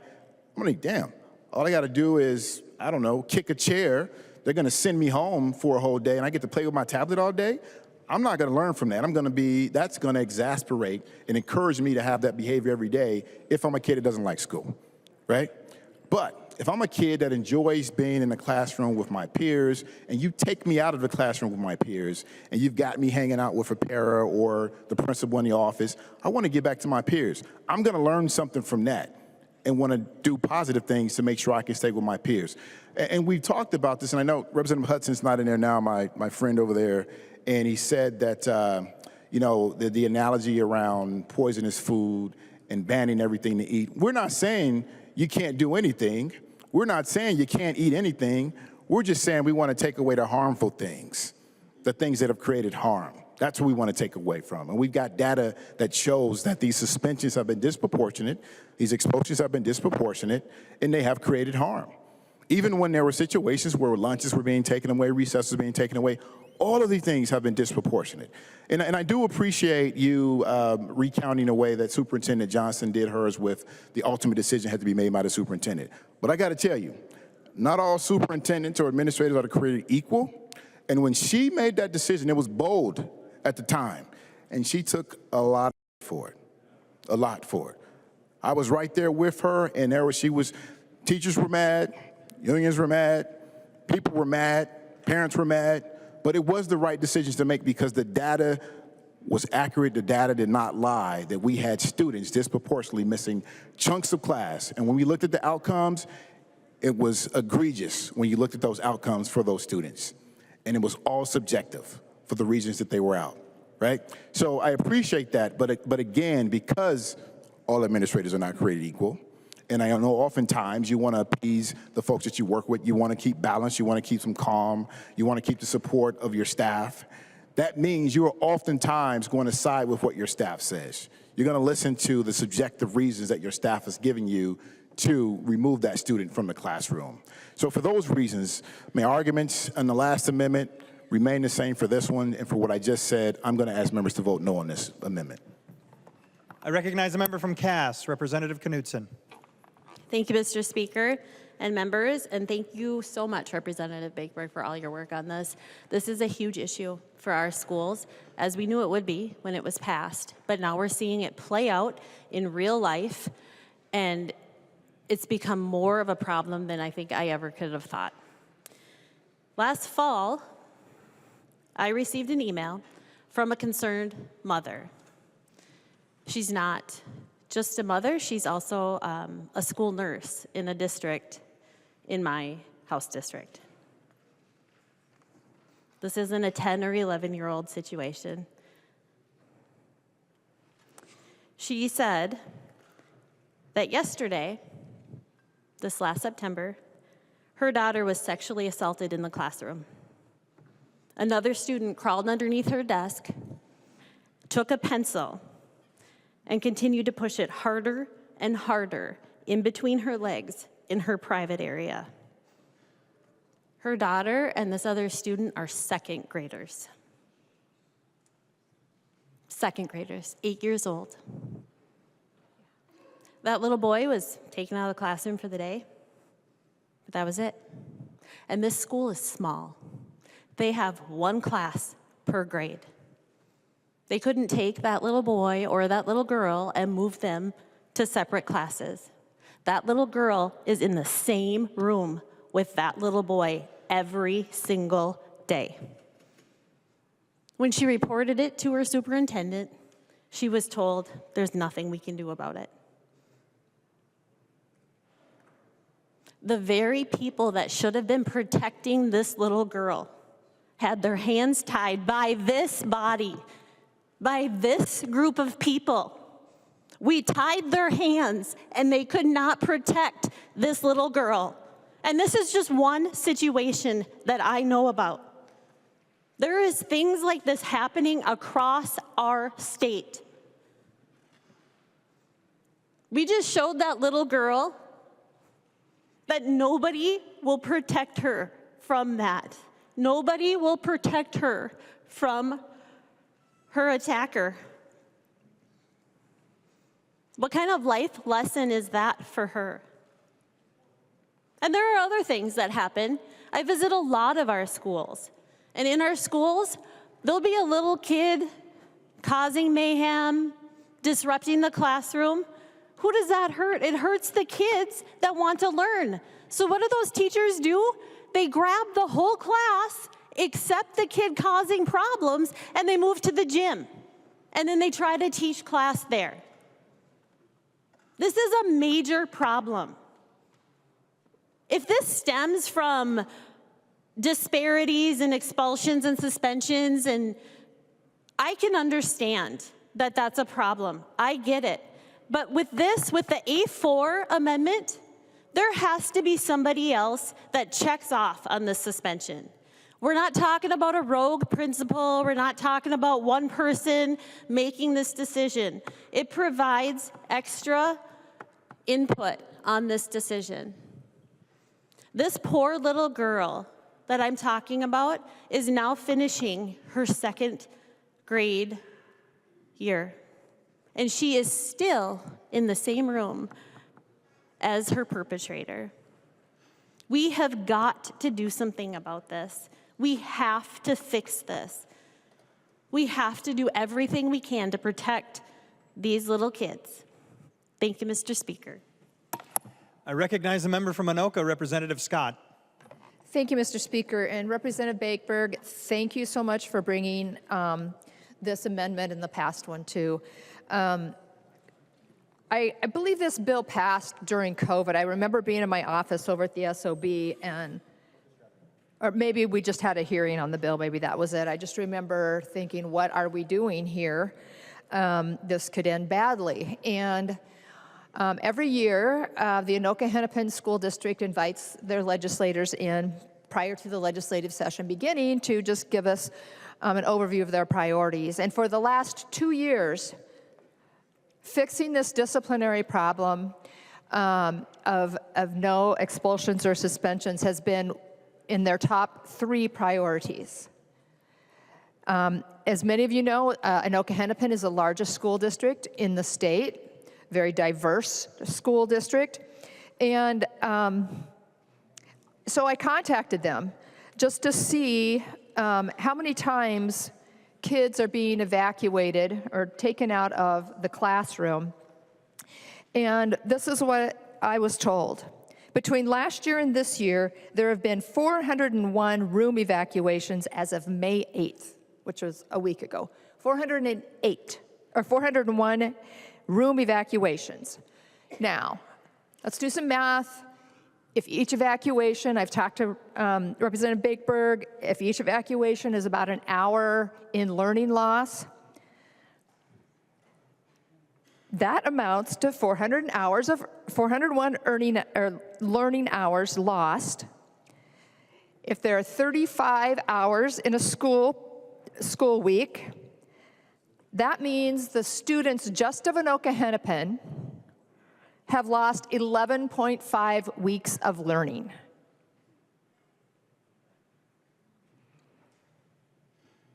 .5 weeks. What are there, like 19, 20 weeks of school in a year? Maybe more? So that is not fair to those students in a classroom that are being yanked out of there. How many of us would want to go in and out of the House chambers here every day if there was always somebody in here throwing chairs, having a meltdown? Here's a good example in the packet that Representative Bakeberg has. It says, "My child can't learn like this. A second grade classroom experiences daily evacuations." Daily. Students hide under desks as one child throws books, screams threats, and smashes supplies. Parents of the other students are calling daily, "Why can't you protect my child?" And the school is powerless to respond. Anxiety is growing. And anxiety is not only with the kids. The teachers, one of the reasons we're losing teachers is they cannot take this anymore.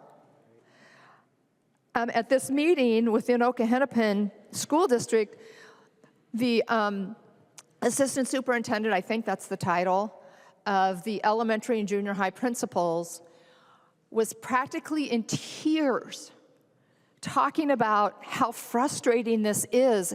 It's not helping our kids to put them right back in the classroom the very next day without sitting down, meeting with their parents, coming up with a plan, giving the kids a time to cool down, and come up with, like Representative Frazier said, a plan that works to keep that child in the classroom.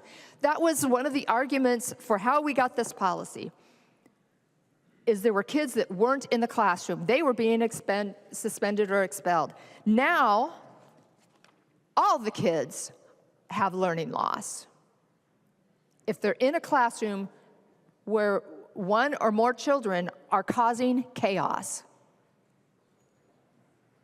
Members, we have a problem in the state of Minnesota with our kids learning. They're not going to school, they're not graduating, and their reading scores across the board, regardless of their race, of any of that. 50% read at grade level, and we wonder why. 11.5 weeks of learning loss in Anoka Hennepin in a year. And I know everybody's kind of looking down. Oh, let's look down. It's, we have to vote no because that's what the team wants us to do. And, even, Education Minnesota is supportive of doing something here. That letter from Anoka Hennepin that you got, that was signed by the president of the Anoka Hennepin Education Minnesota. Everyone realizes this is a problem. So let's fix it. As Representative Bakeberg said, this doesn't go as far as he would like or I would like, but it's a good start. Let's try it. Let's try it. And I know, Representative Frazier, you mentioned that there's not a lot of data yet. Well, here's some data from the largest school district in the state. This is not working. Please vote green on the Bakeberg amendment. I recognize the member from St. Louis, Representative Zalesnikar. Thank you, Mr. Chair and members.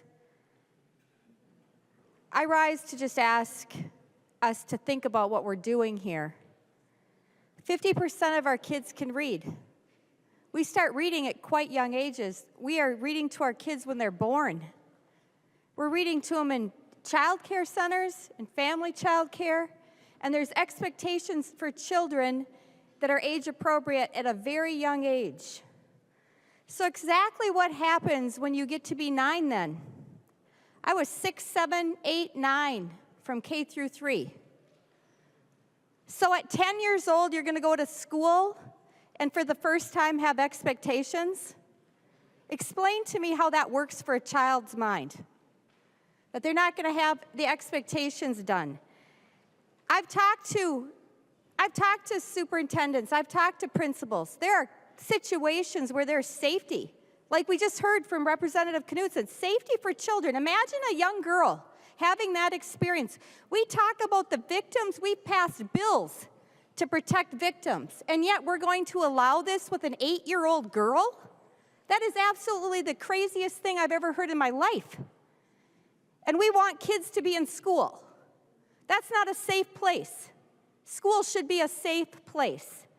This is a situation to have tools in the toolbox when safety's in jeopardy. I think a child that endures something like that and returns to the classroom with the child sitting right next to them, there's not a parent in this room that would allow that.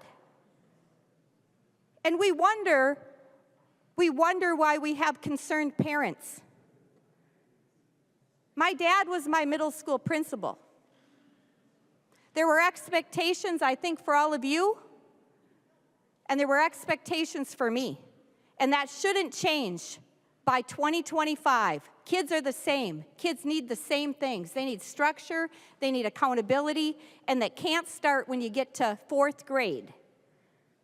When kids have seen an entire room be evacuated day after day, and this isn't isolated because I'm in all the schools too. I've watched it. I've watched a whole classroom out of the hallway. Kids go home then with that anxiety. The parents tell me that. So we have 40% mental health increase after COVID. We have lost learning. We have 50% of our kids that can read, but think of the disruption that's happening. So the needs of the whole are being compromised, and the safety, the physical assault of young children is being compromised for the rights of somebody to be the offender. They may be 8, yes, they may be 6, they may be 7, they may be 8. It's still unacceptable behavior. And there are ways to deal with this. And one of the reasons why you have a suspension is for a plan to be put in place so that you can make sure everybody's safe. But for a parent to have this knowledge, think about that for your grandchild. Think about that for your own child. I wouldn't accept it. I would completely understand somebody saying, I'm moving my kid out of that school. Some parents don't have an option. We as a body have a responsibility to protect young boys and young girls. We have a responsibility to put that first. And there are systems that can be put in place for the bad principal, the bad superintendent. There are school boards elected in every community, every independent school district. So if there is a problem, the data should be very clear by the Minnesota Department of Education to say, you know what, you've got a problem in the school district. To put a blanket statement to put children across the state at risk is quite frankly a complete irresponsibility for adults. We have systems in place. We are sending messages to young children that it's okay to absolutely destroy a classroom, to send a classroom out in the hallway, and to have more lost learning in our public schools. That's not acceptable. It wasn't acceptable in the 70s, it wasn't acceptable in the 80s, it wasn't acceptable in the 90s, and it should not be acceptable in 2025, members, for your future grandchildren and for your children. There are systems to do this. We want to trust our educators. We have teachers that know when it's appropriate. We have principals and great superintendents and systems across all of our districts. It's time to put our trust back to them and allow them to do what was practiced and right for history, and not let what we just heard happen.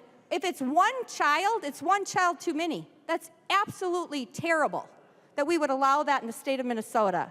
Members, please vote for this amendment. I recognize the member from Hennepin, Representative Frazier. Thank you, Mr. Speaker. I mean, these will be my last comments.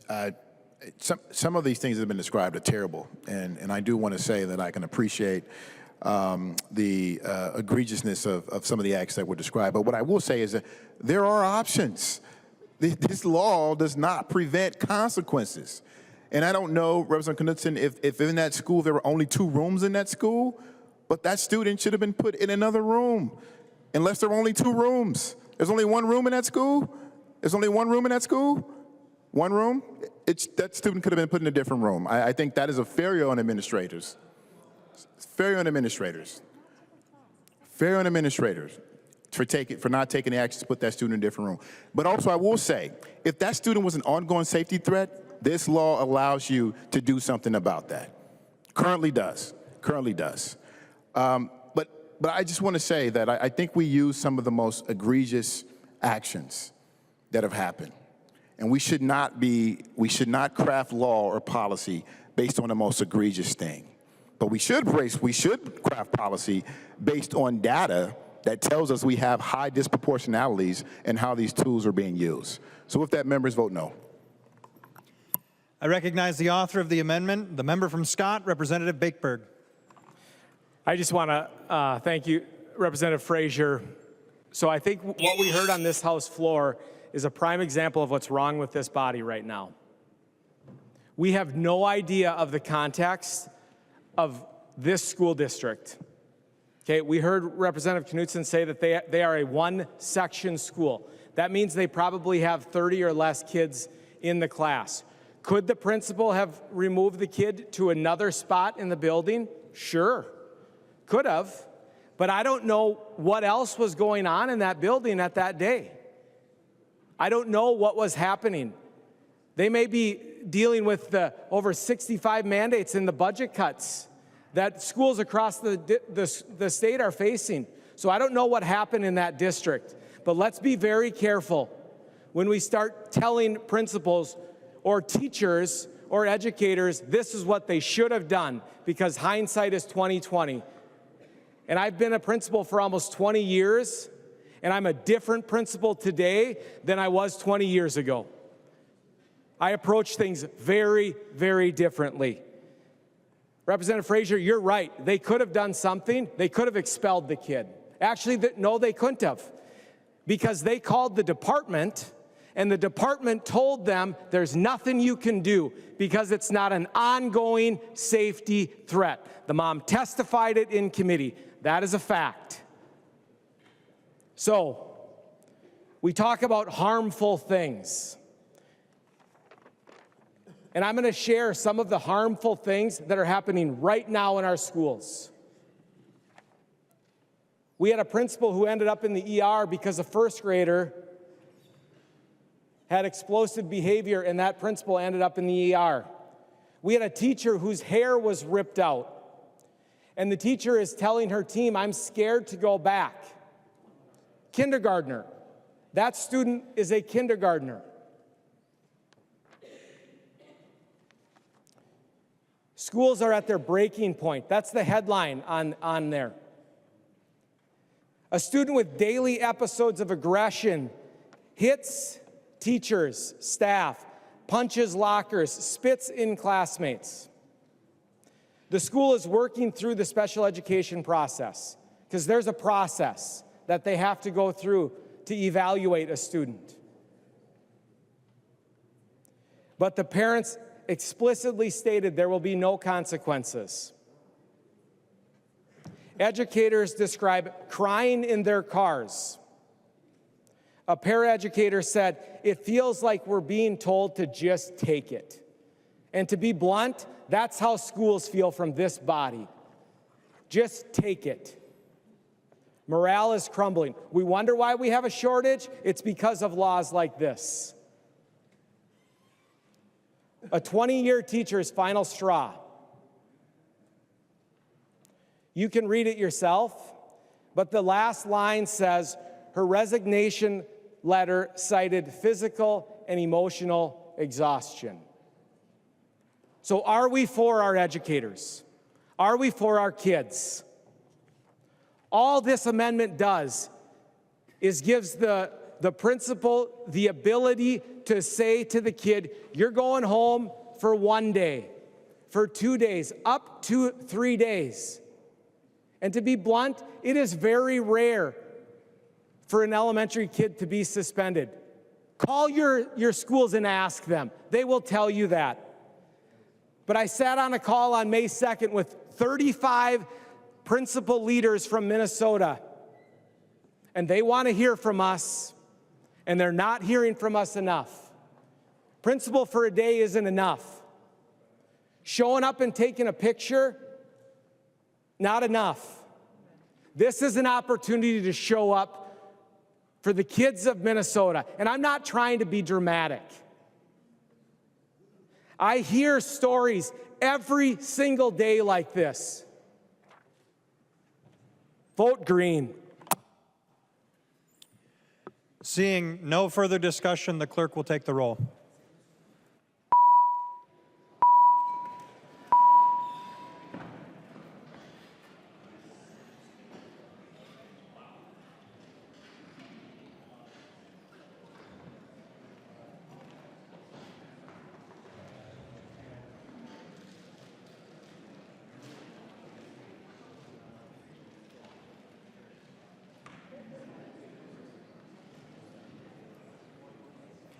The chief clerk will call the name of the member voting remotely.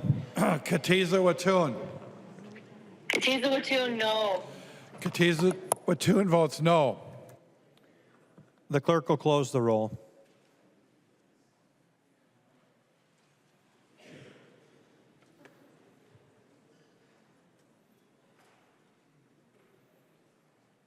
There being 67 yeas and 67 nays, the motion does not prevail. The amendment is not adopted. There are no further amendments at the desk. The chief clerk will give the bill its third reading. Third reading, Senate File Number 1740, as amended. Third reading. Discussion. I recognize the member from Mauer, Representative Mueller. Point of parliamentary inquiry, Mr. Speaker. State your point of parliamentary inquiry. We didn't actually go over what's in the bill. Is it possible to do that? I don't know what rule or whatever that's under, but it'd be nice to do that. What a wonderful idea. I recognize the author of the amendment, the member from Hennepin, Representative Jordan, or the bill. Thank you, Mr. Speaker. The whole thing. The whole, yes. And I'm going to call it House File 1306. And I'm going to start out by saying that this is just, you know, we have a lot of debates that are contentious in this committee, but it's actually the best committee. It really is. We have we managed to have these discussions with a lot of respect for each other, and this is a committee that puts kids first. And on our last day this year, many members of this committee said that it was the best committee, and you might hear that again tonight. And that's because of the people that I'm about to thank. I'd like to thank our committee administrators, Wilson Lee and Jody Withers. I'd like to thank our committee legislative assistants, Robin Mercer-Taylor and Caitlin Miller. I'd also like to thank two LAs that helped us throughout the way, Isaac Pylon and Leah Killian. Thank you so much. Thank you to our partisan researchers, Mars Beltrandi-Rudquist and Tom Brennan. Our committee would really fall off the rails if we didn't have our nonpartisan staff, Christina Pera and Tim Strom. I'd also like to thank our committee pages, Eric Oberstar and Earl Wilson. I know you're around here somewhere. Thank you so much for everything you do. I'd like to thank our vice chairs, our co-vice chairs, Representative Hill and Representative Mueller, and all committee members who serve in education policy. And I'd especially like to thank my fellow co-chair, Representative Bennett. It's been great to talk about our schools and our kids with you this year, and I'm looking forward to all the discussion we'll have tonight and into the future.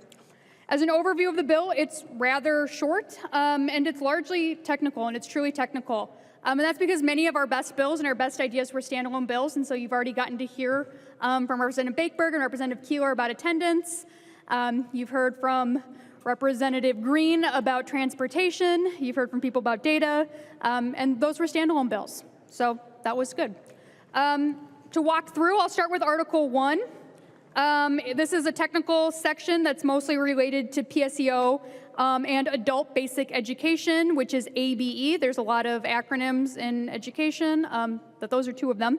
And with that, I'd like to yield to my co-chair, Representative Bennett, to go over a few more articles before coming back to me. I recognize the member from Freeborn, Representative Bennett. Thank you, Mr. Speaker, and I will explain Article 2. By the way, Co-Chair Jordan, I want to say thank you to you as well, and ditto to all those people involved. We have an amazing team, and lots of educators and administrators. I mean, the majority of our education team are administrators, teachers, and so on, and it's been very good discussion, so thank you for that. So Article 2, education excellence. One component, the first component in there is the dual immersion growth targets for language growth. That's a governor provision. We have a short call emergency substitute teacher program that was made permanent. That's a Mueller provision, which I know she'll talk about when we come to that. We have delays of implementation of the kindergarten entry assessment. That's a governor provision. And evidence-based practices for Math Corps, which includes an evidence-based definition.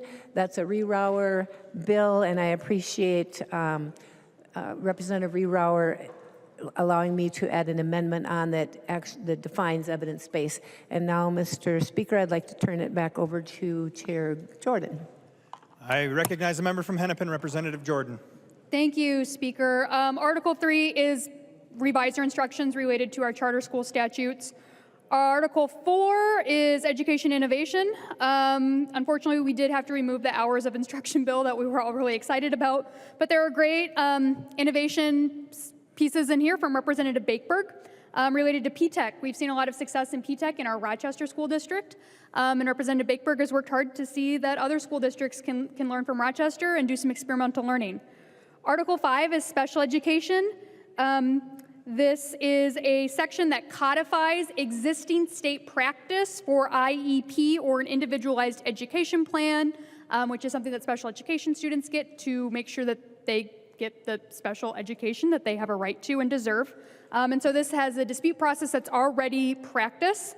Article 6 is our health and nutrition section, which is, I really like this section, and there's a lot of great leadership that we saw from our school nurses who enlisted the ferocious help of Representative Vernig to make sure that we have ways to help students who have allergies. Many people know what EpiPens are when you're having anaphylactic shock because you're having an anaphylactic shock to something you're allergic to. We all know about EpiPens. They've reformulated epinephrine, which yes, I did practice saying, to now be in an inhaler form. So Representative Vernig made it possible for our schools to stock inhalable epinephrine, which is great because that means less allergies in schools for kids. Article 7 is our state agency bill. There is a great bill from Representative Feist that protects our parents' data in the handbook. There is also some technical language related to PELSB, which is the Professional Educators License and Standards Board, basically the state agency that licenses educators and teachers in our state. And there is a lot of work there for the Office of Inspector General at MDE to make sure that they can do their job to safeguard the integrity of MDE. We've already adopted some amendments. That's the bill. Looking forward to the discussion. Thank you. I recognize the member from Scott, Representative Bakeberg. Thank you, Mr. Speaker and members. Thank you, Chair Jordan and Chair Bennett. I want to just take a moment to highlight the educational innovation components in this bill. And I think we get down to one of the things that I consistently heard from constituents when I was out door knocking or talking to schools. Really came down to funding flexibility, local control, and mandate relief. And a lot of the conversations that they talked about is, Ben, why can't we do some creative things at our district that work specifically for us? And, you know, we talk a lot about the needs of one district are different than the needs of another district. And Article 4 really talks about local control and innovation, and that's the gist of it. You know, Chair Jordan talked about the unfortunate removal of the instructional hours piece. And I would just remind school districts that a lot of the things that they want to already do is already in law. And schools just need to know and understand. So that's why we put all of those innovation pieces under one statute of law, so that so the school can say, you know what? This is why we're doing this. This is the statute that empowers us.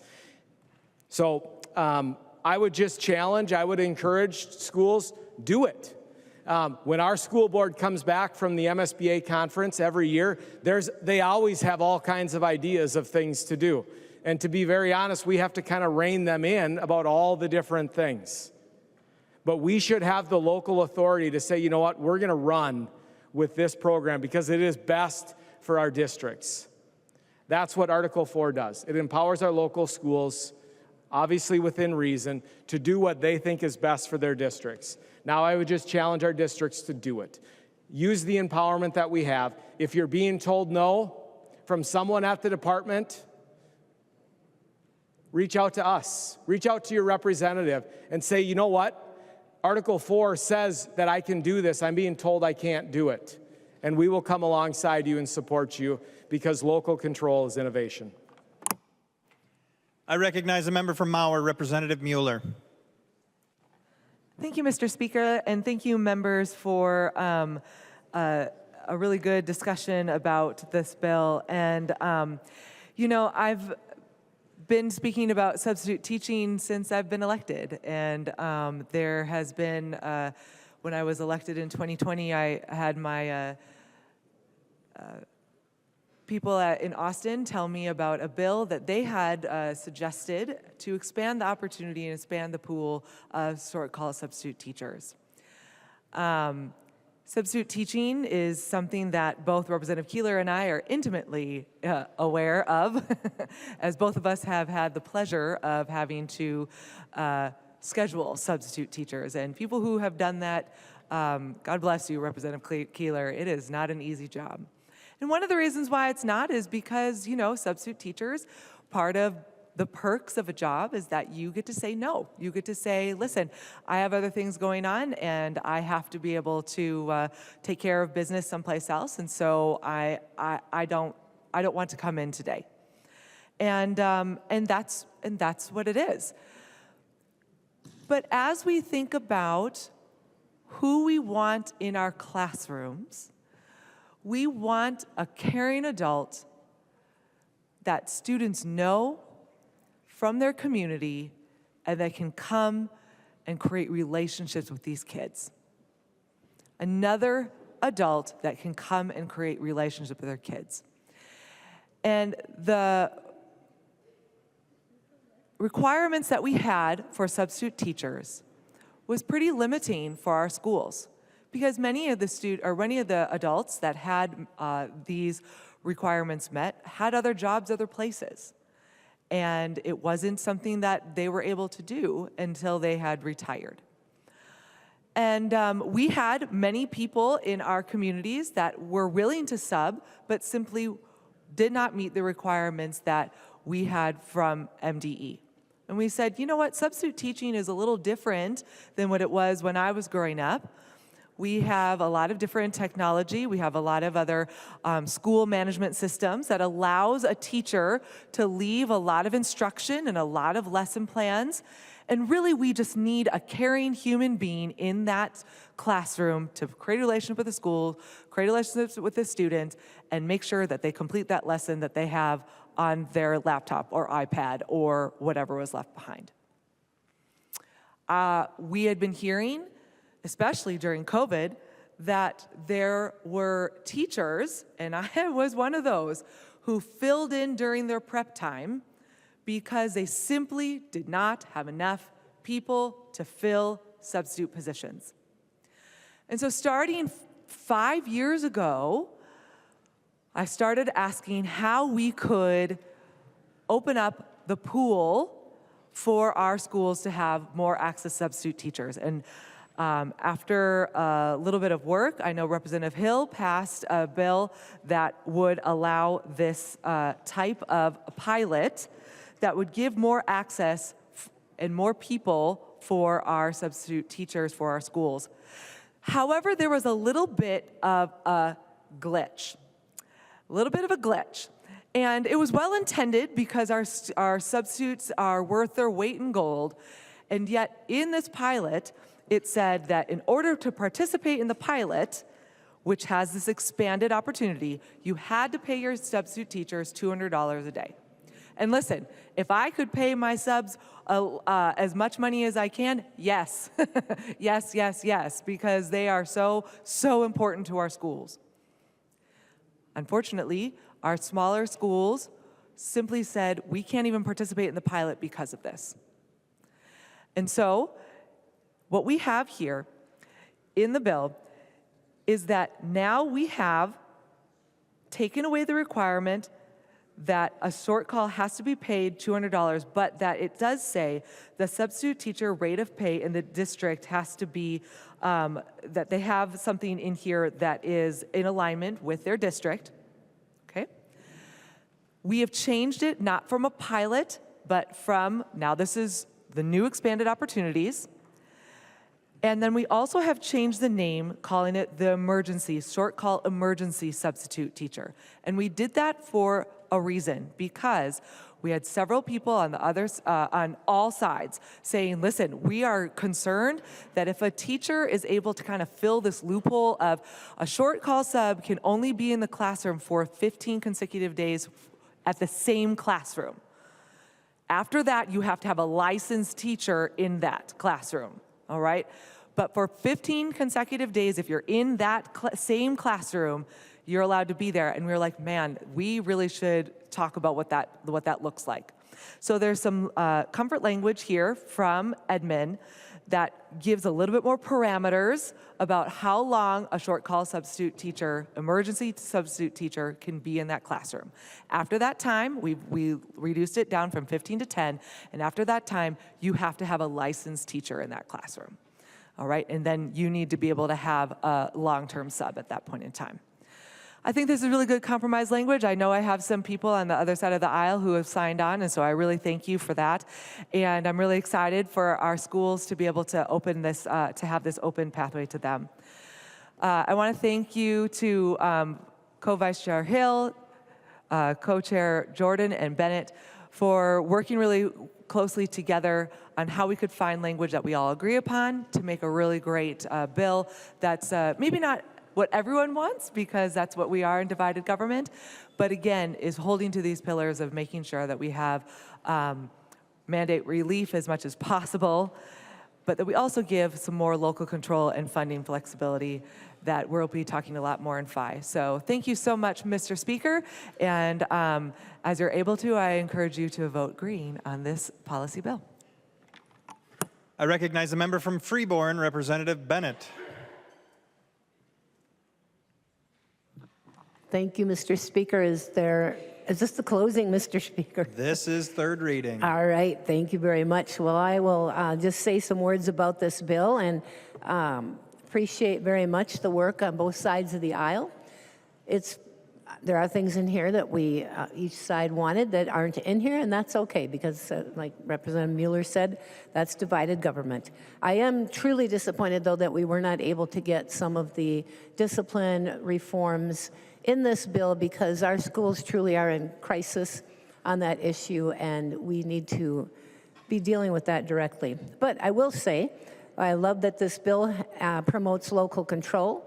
It moves authority from the Department of Education to our local school districts in some areas. The bill promotes education innovation by highlighting options currently available to schools, but schools were largely unaware of them. And it holds the line on new mandates, so schools have a chance to catch up and focus on academics. So, members, I just ask you to vote green. It's a good bill. And thank you again, Co-Chair Jordan, for your co-leadership. I recognize the member from Hennepin, the author of the bill, Representative Jordan. Thank you, Mr. Speaker and members. It's a great bill. There's something in it for everyone. It puts kids first. I'd encourage a green vote. Thank you. Seeing no further discussion, the chief clerk will take the roll.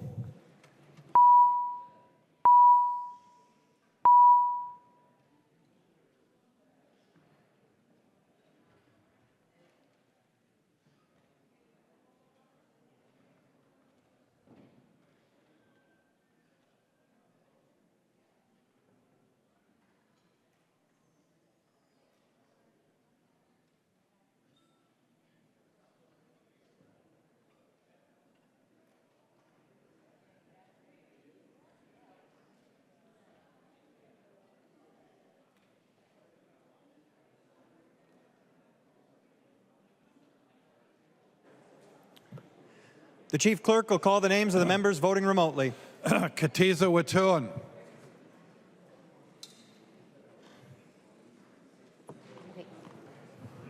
Katiza Watun, aye. Katiza Watun votes aye. Kraft. Kraft, aye. Kraft votes aye.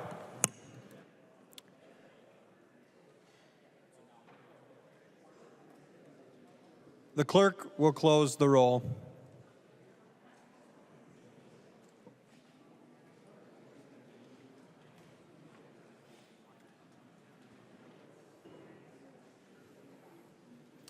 There being 131 yeas and 3 nays, the bill is passed as amended and its title agreed to. Motions and resolutions. Niska moves that House File Number 2433 be taken from the table. I recognize the member from Anoka, Representative Niska. Thank you, Mr. Speaker and members. This is Representative Youakim's education finance bill that we need to take up off the table. It was calendared and tabled a couple of weeks ago, and we're going to take it up and pass it today. Thank you, Mr. Speaker. This is a non-debatable motion. All those in favor of removing the bill from the table, please signify by saying aye. Aye. Any opposed, say nay. The motion prevails. The chief clerk will report the bill. House File Number 2433, an act relating to education finance. There are no amendments at the desk. The chief clerk will give the bill its third reading. Third reading, House File Number 2433. Third reading. Discussion. I recognize the member from Hennepin, Representative Youakim. Thank you, Mr. Speaker and members. Before you is the K-12 Education Finance Bill that Chair Krish and I worked on with our teams. While this is not the bill I would have written myself or what Chair Krish would have written alone, it reflects a compromise that a dynamic of a tight house requires for us to fund our schools. I would like to thank Chair Krish for his collaboration, his willingness to talk through provisions and to listen to concerns. With your strong background in education, it is clear that you care about students and that you want them to have a quality educational experience. I'd like to thank our Ed Finance members from both sides of the aisle for your conversations and what you all bring to the table, and a special thank you to our co-vice chairs, Representative Clardy and Representative Bakeberg, for their extensive education experience that they brought to the table as well. And to our amazing nonpartisan staff and research team, Tim Strom and Christina Para, our non-fiscal staff, Solveig Beckel. We had Pages, Connor Beckel, who's left us for Brighter Pastures, and Natalie Warva.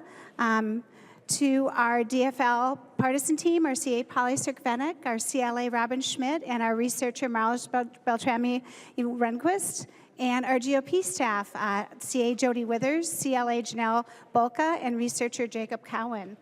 Behind the scenes, we also have revisor Cassandra Rooney, and we can never forget the media, Barry LaGrave and Brian Basham, that make sure that our communities can see us, hopefully later and not in the middle of the night. So, with that, members, with this bill, you all know we had a target of $40 million in the first biennium and a zero in the tails. The $40 million was dedicated to the READ Act when we were given the bill. And while we've made great progress in the 23-24 session, in both finance and policy, there is still more to do to meet the growing needs of our school districts and our teachers and our students. I'd like to thank the leadership team for a positive target on the READ Act, but a zero target the tails did not allow us to provide a lot of increased investment in our schools. But what we were able to do with this bill is to provide some flexibility in funding streams that the districts have been asking for while protecting the integrity of what the funding streams were intended to be used for. I'm happy that we're able to protect the major provisions we put in place last session and to keep policy changes to a minimum, which Chair Krisha will go over. We were able to keep linking the general education formula to inflation, universal meals. We provided ongoing flexibility in a basic supplemental aid that school districts can cover costs going forward. That was Representative Bakeberg's bill. But of course, you've heard about our biggest disappointment, that we had to make an agreement to remove the unemployment insurance after the summer of 2028. The hourly workers in our schools play pivotal roles in our students' education and deserve the same benefits as other hourly workers across the state. And I'm pretty confident that we'll retain the unemployment aid for our school hourly workers during conference committee. But we were able to maintain the intended use of the funds for student support personnel aid for our licensed school social workers, counselors, nurses, and psychologists, and also to provide the district's flexibility in that language. We did have to slow the growth a little bit of the per pupil aid.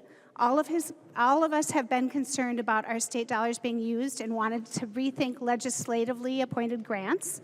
So most of the grants we have in the K through 12 arena are one-time funds, but there are a few that have base funding that were legislatively appointed versus a competitive grant process. Those grants were the Center for the Book, Starbase, Black Men Teach, the Teachers of Color and Indigenous Teachers Administration, and the SANE Foundation. We were able to keep the grant funding for the first biennium for most of them, but we took it out of the tails, except for the SANE. It got a little cut in the second year of the first biennium. And my hope is that next year we can figure out a process together which nonprofits could come with a school district and apply for a competitive pool of grant money through MDE. And I want to thank Representative Bennett for the work she did on some of the language around our grants too. While we didn't have the funds to provide MDE, PALSB, BOSA, and the state academies are perpetual with their operating adjustments. We were able to keep their base funding as is, and also to fund MDE's litigation costs, even though it was a little below what was requested. Other investments, I'll be quick, $40 million, like I said, for the READ Act that will be distributed on a per-pupil basis to schools. Representative Clardy and Representative Miller, Representative Pierce-Vagan, Representative Vernig, thank you for your work on that. We had a task force to examine compensatory revenue formula, Representative Feist. Funding the Minnesota Youth Council for the first biennium with Senator Murrah. We fund long-term facilities maintenance. Yes, we take care of roofs. This was a Representative Bakeberg bill, but a lot of our rural districts were asking for this as well. We fund consolidation transition aid from Representative Dotset's bill in both bienniums. We provide money for Math Corps, about $1 million over base in the biennium with Representative Rareauer, MAP Stars from Representative Berg, intermediate SPED apprenticeship, Representative Clardy. We capture about $2 million of MDE funds that would have been canceled back to the general fund, and we got to use them. How we got to Representative Bakeberg's basic supplemental aid, we did some reallocations and reductions in 3 different pots of money. One of those was slowing down the growth in SSPA, the school support personnel aid, reducing the special education transportation reimbursement costs from 10% to 95%, and then we also reallocated the library funds. This basic revenue account can be used however a district wants, so that was the flexibility that folks were asking for. I will now turn things over to Representative Krisha to explain a little bit about the policy changes, and thank you. I recognize the member from Morrison, Representative Krisha. Thank you, Mr. Chair and members. House File 2433, and I'll just go through a couple of the dittos as well. I want to thank all the members of the committee. It was a fantastic debate. Thank my co-chair, Representative Youakim. Reasonable people can work through reasonable problems to get to reasonable solutions, and we have reasonable disagreements, and I believe that's where we are. We still have things to work out. I'll try to remember, Chair Youakim did a much better job of actually going through the list, but I'll go from memory. But I want to start with the nonpartisan staff and thank them, the researcher Jacob and Jody, who always is providing wonderful information and helpful. And of course, my vice chair, Representative Bakeberg. To the DFL staff, thank you, Polly and Mars. I have a special place in my head for you because I remember presenting a bill, and I was a little bit off on some things, and I watched you in the back of the room shaking your head as you were catching my misinformation. And so I won't go in unprepared again when you're in the room. I will be assured of that. So thank you for that. And to our pages. It was a fantastic group to work with, so thank you for all that. And I want to call out, I don't believe it was intentional, but Representative Vernon, who also worked with Representative Bakeberg on the long-term facilities. But that just speaks to the collaboration that happened here. And we have a ways to go to get through conference committee and to get this educational bill worked out with the Senate and to go forward.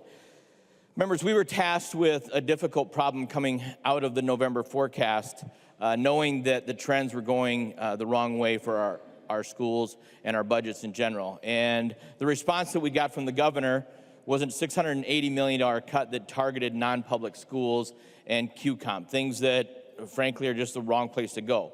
And we made a commitment in the committee that we weren't going to accept that was not okay.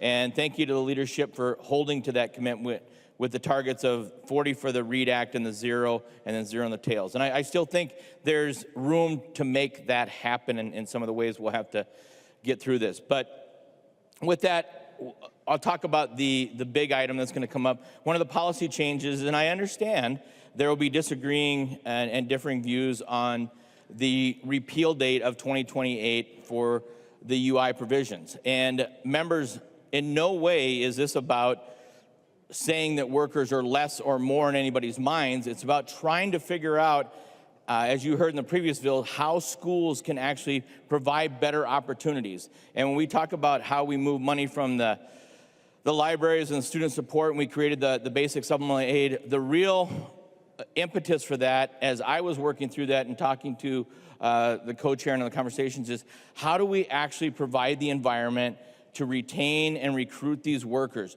We don't want them to lose their job. We don't want to put them on the stigma of unemployment. We want them to have better opportunities. And there's a whole bunch of things that'll go with that. I'm sure those will come up for debates. But it's a differing viewpoint. It's a differing way to solve that problem, but it should be no way a demeaning approach on either side. So I think we'll get there, and I look forward to working on that issue and prevailing coming out of conference committee with that. When we look at this, we also have a number of things that come about, the compensatory task force. Thank you, Representative Feist, for that. And we do have to address that. We couldn't address that and the inequities that are in there now with the dollars we had, but that will be a way to look at that formula, look at those changes. Let's see, as I look through some of the other policy provisions we have here, happy to keep a lot of the programs that we have, and I know these were already brought up, but I just want to highlight them because it was well done. But the MAPS, the Youth Council, the Math Corps, and then we do have to work through the nonprofits and how those are awarded as well.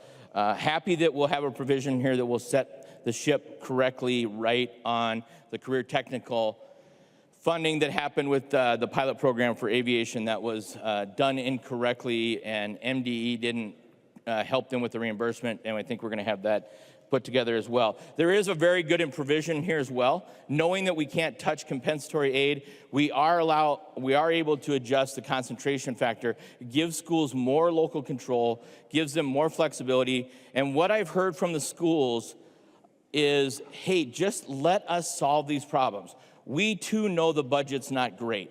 We understand they know what we're wrestling with here, and they're asking to be partners in the solution. And in order to be partners, we have to remove constraints.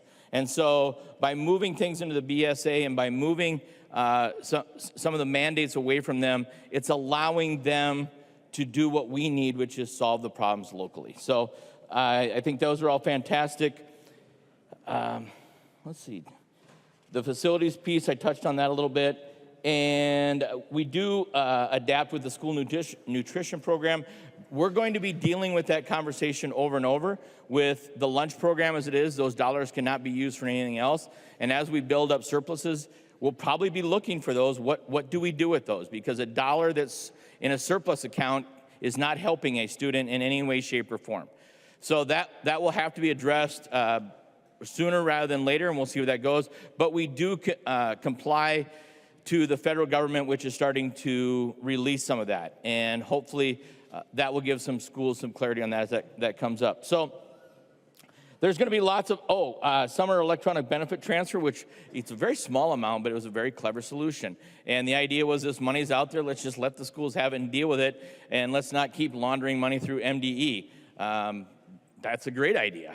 They get it wrong, as you heard. So I think that the more we put this in the hands of our schools, let them solve the problems, the better this is. So one quick thing, when we talk about moving the money out of the libraries fund or the student support, we made sure that we're not in any way, shape, or form telling them how to spend the money. If you still believe as a school district that library support personnel or any other is the priority, then by all means use that money for that. We're just saying don't put it into that bucket where you can't tap into it. So we allow that money to go forward and backward, up and down, however they need to spend that.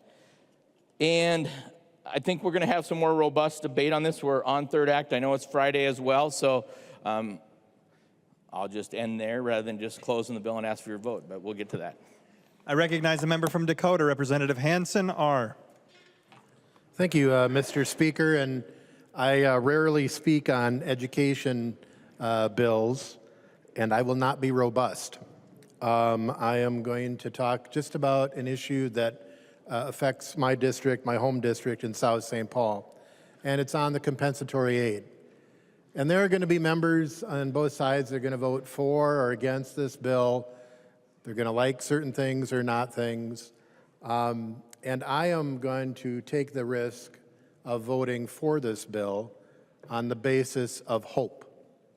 And my hope is that Chair Youakim and Chair Krisha can continue their partnership in working to try to find a solution for compensatory aid. I just want to go through a little bit on what South St. Paul, if we look at the top 10 school districts, big school districts, Osseo, North St. Paul, and Okehennepin, huge student enrollment. South St. Paul has a student enrollment of 2,900 people. South St. Paul School District is Special District 6. The school district is the same as the city boundary. It's one of a few that have that. It has a cut of $1.5 million in compensatory aid if nothing is done. And I know Representative Feist is going to talk about the task force, but if nothing is done and the cuts go into effect, you could look at South St. Paul as being the top 10 loser, even though $1.5 million may not sound like much. If you take it by student, it's a cut of $517 per loss per student. $517 loss per student. Now, I'm happy when all of you come to South St. Paul. We have a lot of old buildings. We have a very old school. We don't have a lot of taxing capacity. We're kind of maxed out in that. So these cuts, though they may seem little, are a lot.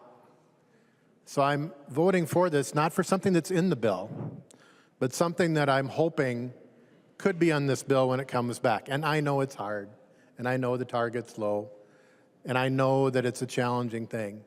But I'm asking and hoping, not just for South St. Paul, but for the other districts, to at least hold harmless and try to get this worked out so the cuts don't go into effect and we can deal with this at our great school.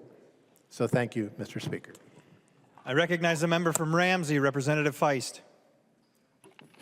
Thank you, Mr. Speaker. I would also like to spend a minute on compensatory aid. The compensatory revenue formula was created to target additional dollars towards students who are underprepared to learn and not meeting academic standards.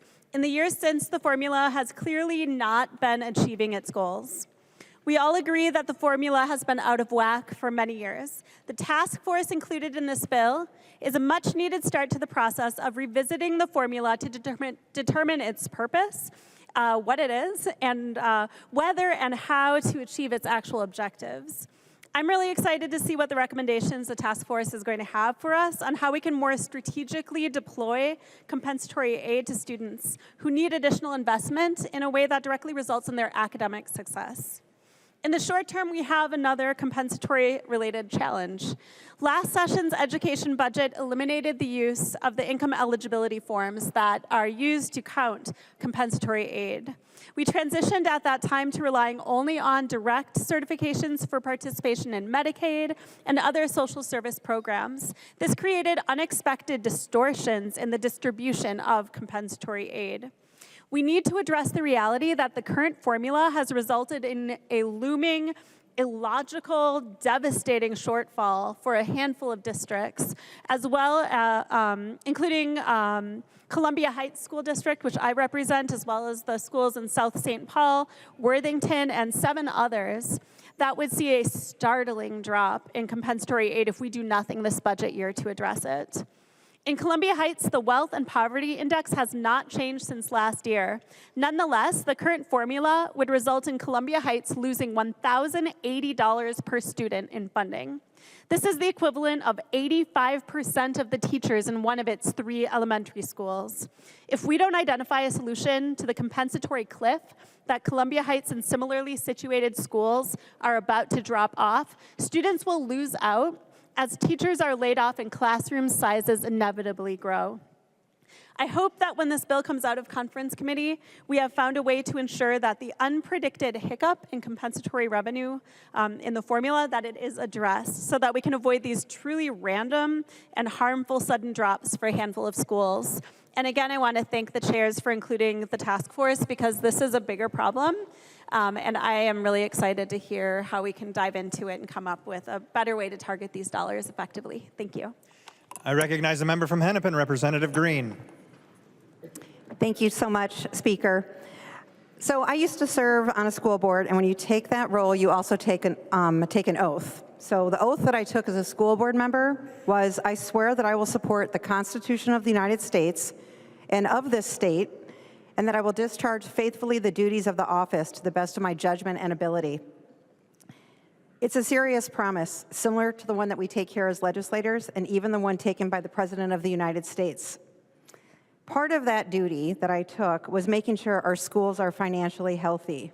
And what that means is fighting for stable, sustainable, and sufficient funding, not just at the state level, but at the federal level too. This education finance bill is a step in the right direction, although I'd be remiss to say that I am disappointed that some funding for Unintended's campaign is not included in here. That was my bill. But I want to focus on the linking of the per pupil formula to inflation. This is giving school districts, our school districts right now, more stability and predictability, especially at a time when the federal government is anything but. The President ordered an executive, or put in an executive order to dismantle the Department of Education on March 20th. I'm having trouble saying that because I still can't even believe that's happening. But it's having real consequences right here in Minnesota, especially for students with special needs, disabilities, or those living in poverty or struggling with hunger. $1.9 million Stop School Violence grant was canceled. $17 million for the Farm to School food program is gone. $900,000 in the American Rescue Plan funding for K-12, also gone. And it doesn't stop with K through 12. Over 13,000 toddlers in our state rely on Head Start, programs that are federally funded and now at risk. What happens to those kids when that support disappears, when they're trying to get ready for kindergarten?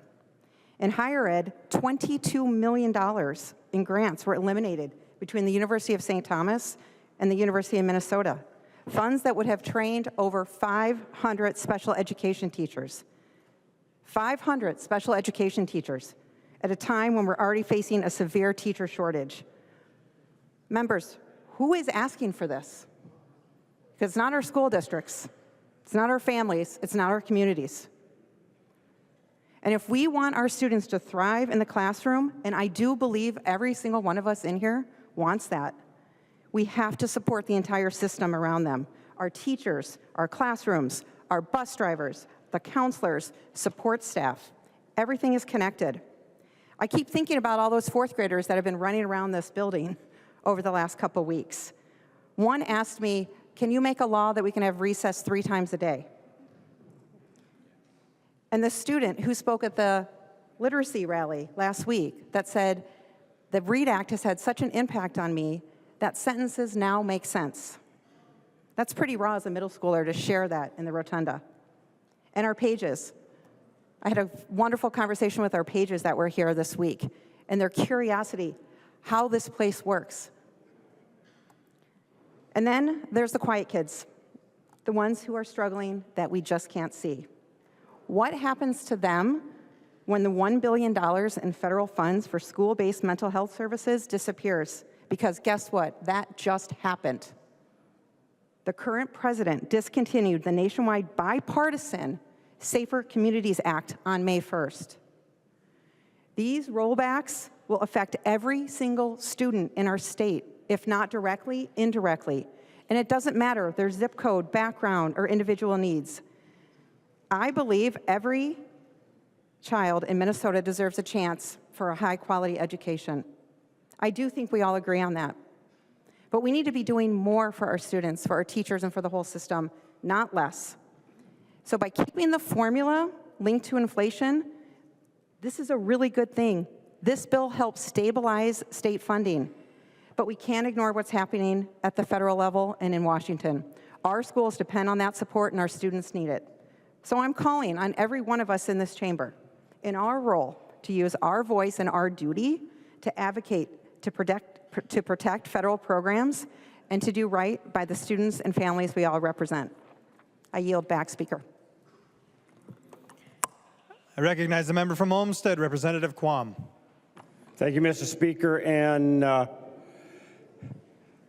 3 of my school districts are in the bottom 6 per pupil funded in the state. But they still are performing fairly well. The district I live in was on the former board of. They are in the top 5 in 3 of the categories, you know, the read at, math at, you know, those type of things. However, they, like many of the school districts around my area, are cutting staff because the last budget ended up costing them more than what they got. So they cut teachers. And we hear all this about, you know, the formula and other things. We need to start looking at, there's some stuff that's been done, supported by the formula, that those districts have been failing for decades. Instead of just saying we're going to throw more money in the formula, we have to look at what are we doing, what works, what doesn't. All of these things that we try should have a 3 to 5 year lifespan so that we are forced to actually look and see if they work. And if they work, maybe expand them. If they don't, then find and try something else, because I was around when we had a $5 or $6 billion deficit. I was on the Ed Finance Committee during that time period, and it was not fun. I heard a lot of angst about the pressure and stuff we were going through this time. The next budget is going to be worse. And I commend, there was a lot of good effort that we've given here and done, but this is the beginning. We need to look at what actually helps the students to get the knowledge and skills they need to pursue their dreams and succeed in life. That should be the focus on all of these bills. And that's what I've seen in some of the districts I've been involved with that have much less funding per pupil. 50, 60% less than some of the districts in the metro per pupil. The best way we can do that is allowing the districts to choose options that work. This bill isn't great, but it's a better step. It's starting to do the work, and I'm going to vote green. But we've got a lot harder work that we need to do than this. I recognize the member from Hennepin, Representative Nadeau. That was loud. Thank you, Mr. Speaker. Members, I'm glad that I followed Representative Green because I think I'm going to try to build on some of the things that she talked about. You know, we've sat through and listening to the policy bill. We tried to find some common ground on, you know, are there some things we should change regarding some discipline? And you know, unsurprisingly, that vote failed 67-67. You know, I've watched in my short time down here as we've shifted away from, in the education industry and even in the healthcare, where I spend a lot of my time, we've shifted away from listening to the boots on the ground, the people, the teachers, the families in the education system, the psychologists, the social workers, in favor of advocates, in favor of special interest. And that's hurting our education system. I mean, today we're gonna vote on this finance bill that's really funding the infrastructure that one side of this chamber decided was the most important thing last year. Representative Green talked about, we don't have funds. We don't have funds because we're spending them on secondary and tertiary provisional components rather than those clear educational, evidence-based things that we know change people's lives. I'm going to read one short little paragraph that I got from the superintendent of the Anoka-Hennepin School District. I'm lucky enough to have the 4 largest school districts. I have Osseo, Maple Grove, I have Buffalo, I have Rogers Elk River, and I have Anoka-Hennepin. I'm reading, the rising costs of providing services and additional new requirements that are not permanently funded are placing a strain on our budget. Our district has already cut $14 million in Phase 1 and 2 budget reductions and reallocations, affecting approximately 300 positions in the district in administration, and faces an additional projected $16.7 million in reductions, that hundreds of additional staff layoffs that will impact class sizes, programs, and student supports. To put into perspective, the 2.74% inflationary on the formula would cover the costs of projected unemployment insurance and paid leave expenses only. The historic investments that we made in education are costing Anoka-Hennepin $30 million in reductions. And I'm not arguing that those things, that some of the things that we put in place aren't good. I'm arguing that they're out of balance. You know, the reason I'm really here today and to stand here is that I'm fairly upset with the process that we've been able to hit this finance bill. The one thing that we haven't talked about today is probably the most important component in our education system, and that's our teachers.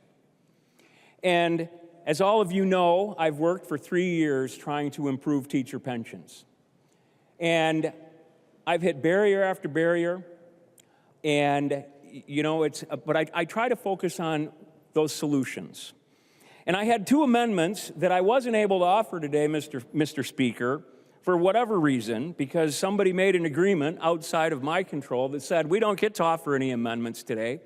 And I had 2 amendments that I wanted to offer that it would give in this body the ability to actually make real investments in our teacher pensions. These amendments, they would have dramatically decreased the cost to our districts, to the state, provided opportunities to reduce class sizes, improve workforce by ensuring that we're moving teachers into our school districts and giving teachers the ability to retire before they have to reach the age of 65 years old.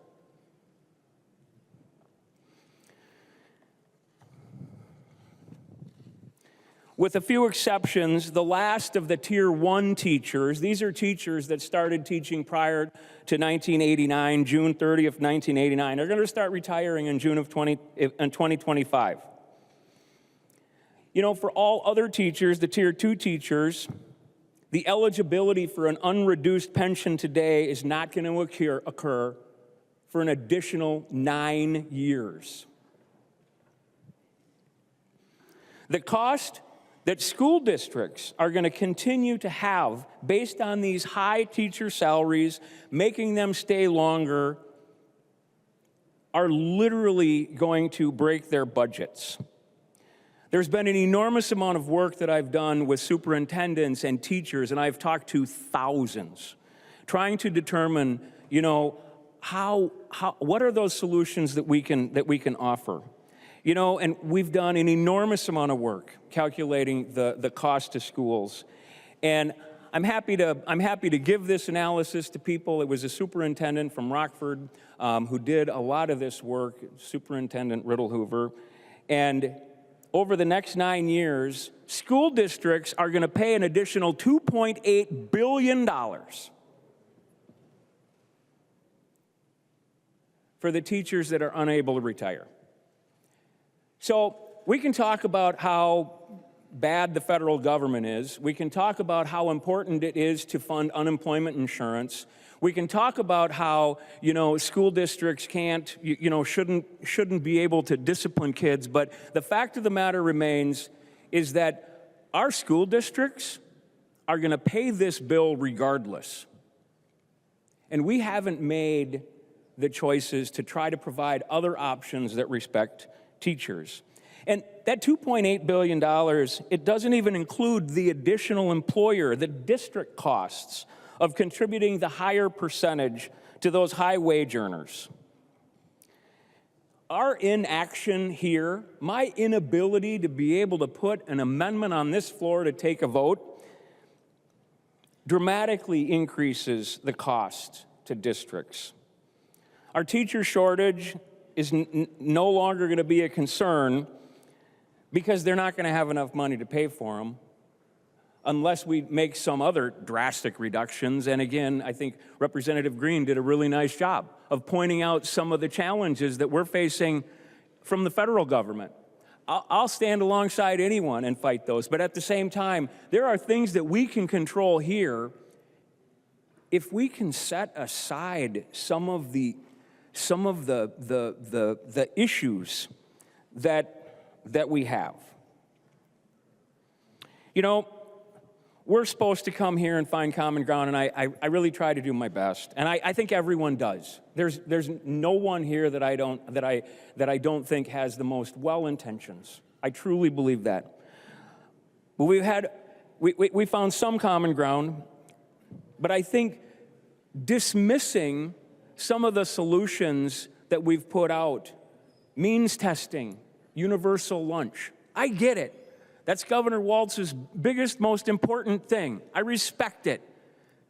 But we don't have enough money to fund our system. And putting a 500% cap, families making $156,000 and using that $120 million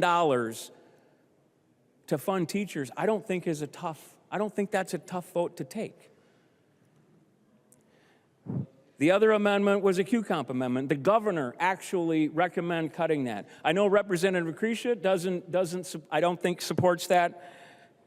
But you know what? The body should have been able to vote on that. Should we take those QComp dollars? Should we move those into, and yeah, I get it. A third of teachers are going to be pretty upset about that. But you know what? That's our job. Our job is to take those hard votes. Our job is to put those solutions out there. And I didn't have that opportunity today. And you guys didn't have that opportunity to vote me down either, or vote for me. And that's what I think is wrong today, Mr. Speaker. I think it's amazing how far this side of the aisle has come when it comes to education, when it comes to teachers, when it comes to pensions. And I think we've worked hard to try to see that this is a nonpartisan issue. And we'll continue to work on those. I have high hopes that in the next few days, the Pension Commission is going to meet, and I will hopefully have some better luck there. But members, I want to thank you, and I look at voting for this bill with a little heartache. But I think it's an important bill that we have to pass. So thank you, Mr. Speaker. Thank you, members. I recognize the member from Anoka, Representative Ray Rauer. Thank you, Mr. Speaker. Mr. Speaker, I am very thankful for Representative Nadeau's thoughtful comments. I also greatly appreciate when you said we should listen to the folks with boots on the ground in our schools. So I want to share a story. When I was teaching at St. Francis Middle School in 2018, we came back to school that fall with 20% less staff than we had the year before due to budget cuts. It felt like there were not enough adults in the building to keep our kids safe each day. Due to staffing cuts, all our teachers and paraprofessionals were scheduled bell to bell, so there was no supervision for lunches. I ask you all to close your eyes for a minute. Now imagine 350 seventh graders, that's ages 12 to 13, in the cafeteria with no supervision. I can tell you that didn't last very long and it didn't work very well. So I couldn't understand at the time why we were so broke. And then I would turn on the TV and I would watch the legislature. And they would celebrate huge increases because the dollar amounts they passed each year sounded really big. I mean, we're talking millions of dollars, right? But in reality, those amounts weren't keeping up with inflation. For example, it might be multiple hundreds of millions of dollars, but it was 0.5% of an increase on the formula. That actually meant a cut to our schools each year, and I watched that happen every year from 2003 to 2023. So now our formula is indexed to inflation, and I got to watch that success also from the TV last year. And I am so glad to see that this has remained in our House Education bill. We must keep that provision there so that when we're all talking about an increase to our education funding, it's an actual increase. Mr. Speaker, I also want to share with you that I have a very special appreciation for our hourly workers. In the classroom, I could not have possibly provided the assistance and attention that our most vulnerable kids needed if I was all alone.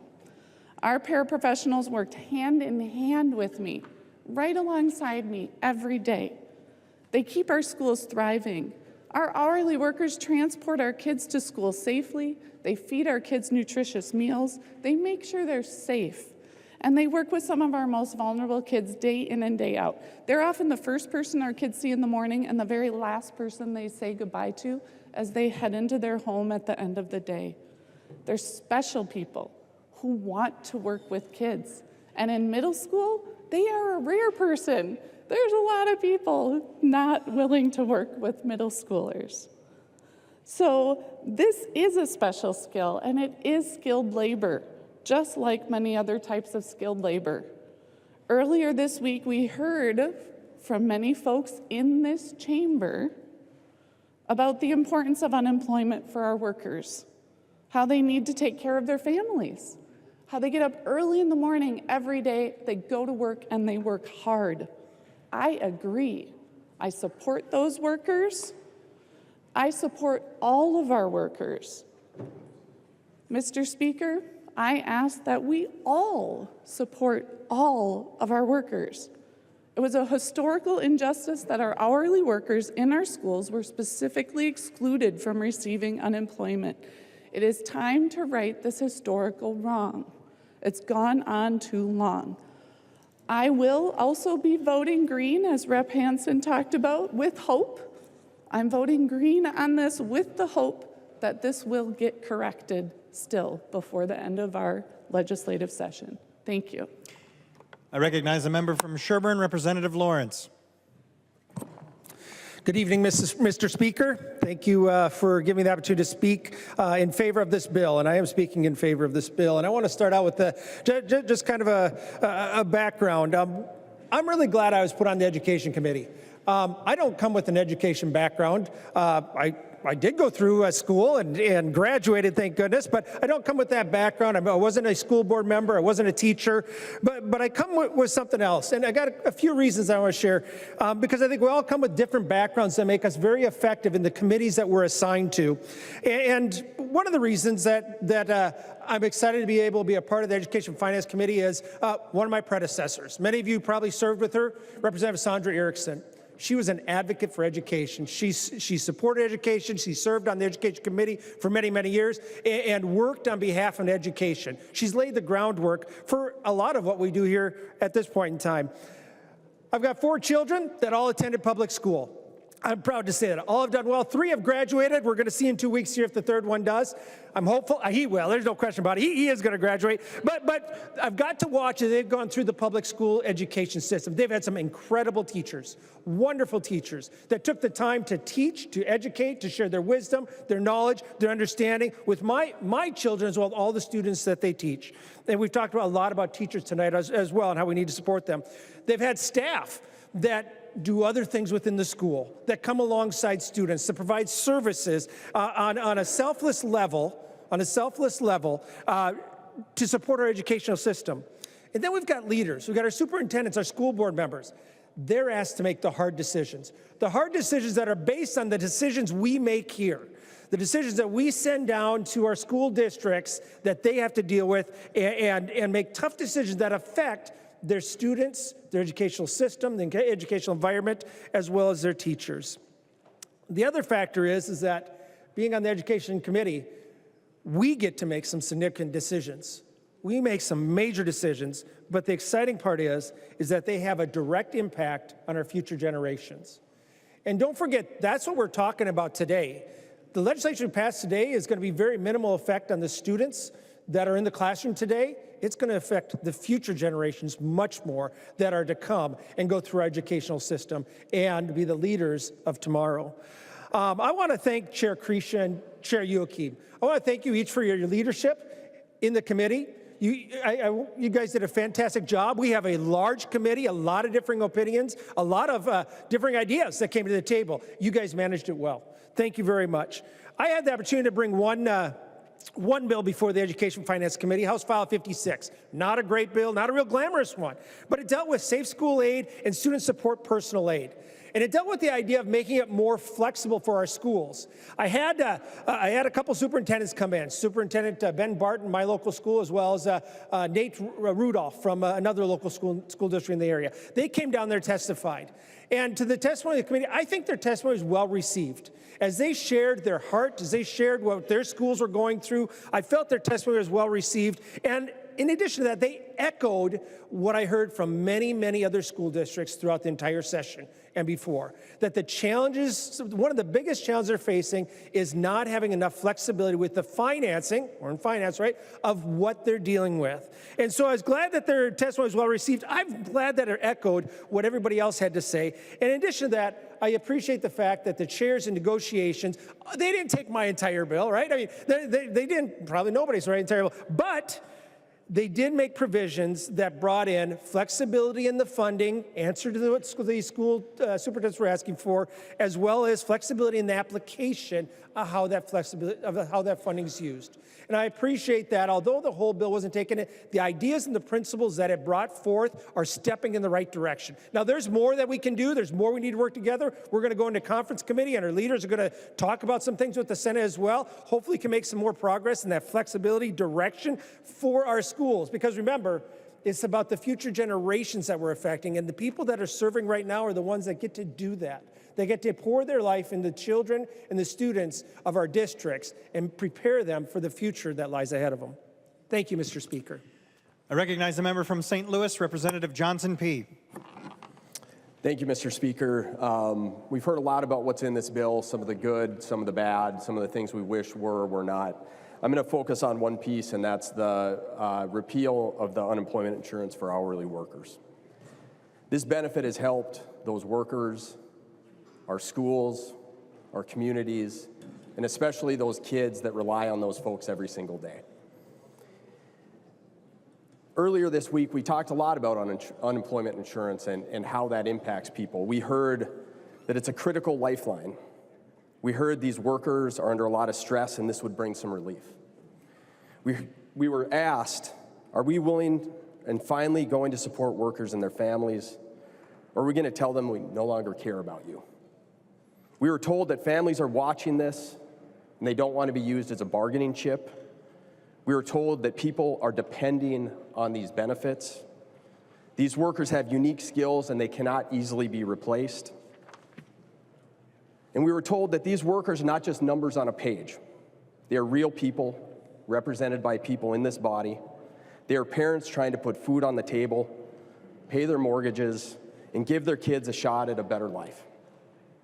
Today, we have the opportunity and responsibility to stand by them. I could not have said it better myself.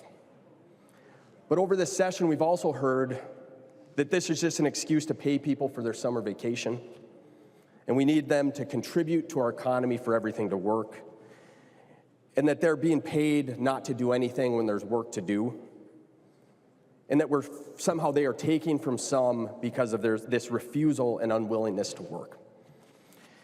To be clear, this was directed at a different group of workers. This was directed at our hourly school workers. This is not something that we would say to those other seasonal workers, those carpenters, those operating engineers, those laborers. This only applies to school workers. And when I hear this, I hear that we're willing to protect certain workers in certain areas, but at the same time, we're willing to shame and degrade workers who also want to rely on that critical lifeline. Yesterday, I spoke with one of those steel workers that's impacted up on the range about the vote that we took earlier this week. And how many of the folks that expressed how important this benefit was for him and his coworkers, and at the same time, they were trying to strip it away from a whole nother group of workers. And his immediate response was, why would they do that? Those workers deserve it as well. He gets it. He understands that by lifting up one group, you don't lift up one group of workers while stepping on another group. That does not make you pro-worker. My union brothers and sisters have heard this time and time again, and I'm sure the rest of you have heard it as well. An injury to one is an injury to all. In more clear terms, what that means is that when you come after one group, you're coming after all of us. And I understand that we have to pass this bill off the floor today. And I understand it's going to have this terrible language in it. But I hope that this language does not come back, because I don't want to see this again. Thank you, Mr. Speaker. I recognize the member from Freeborn, Representative Bennett. Thank you, Mr. Speaker. And I'd like to say a few words about this bill. It's been a pleasure to be on the committee, Chair Youakim and Chair Kresha. I love that there's local control in this bill. I love that there's funding flexibility and mandate relief. I'd like to just speak a little bit about the mandate relief portions. I wish they could have gone further for our schools, but it's a step in the right direction.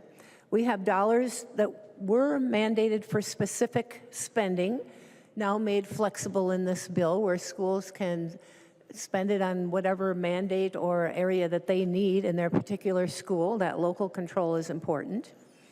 I'd like to say a little bit something about the unemployment insurance repeal and this mandate in the beginning, because I think it's really sad that we are being given the caricature that somehow we on this side of the aisle hate workers, don't value these workers, because that is so far from the truth.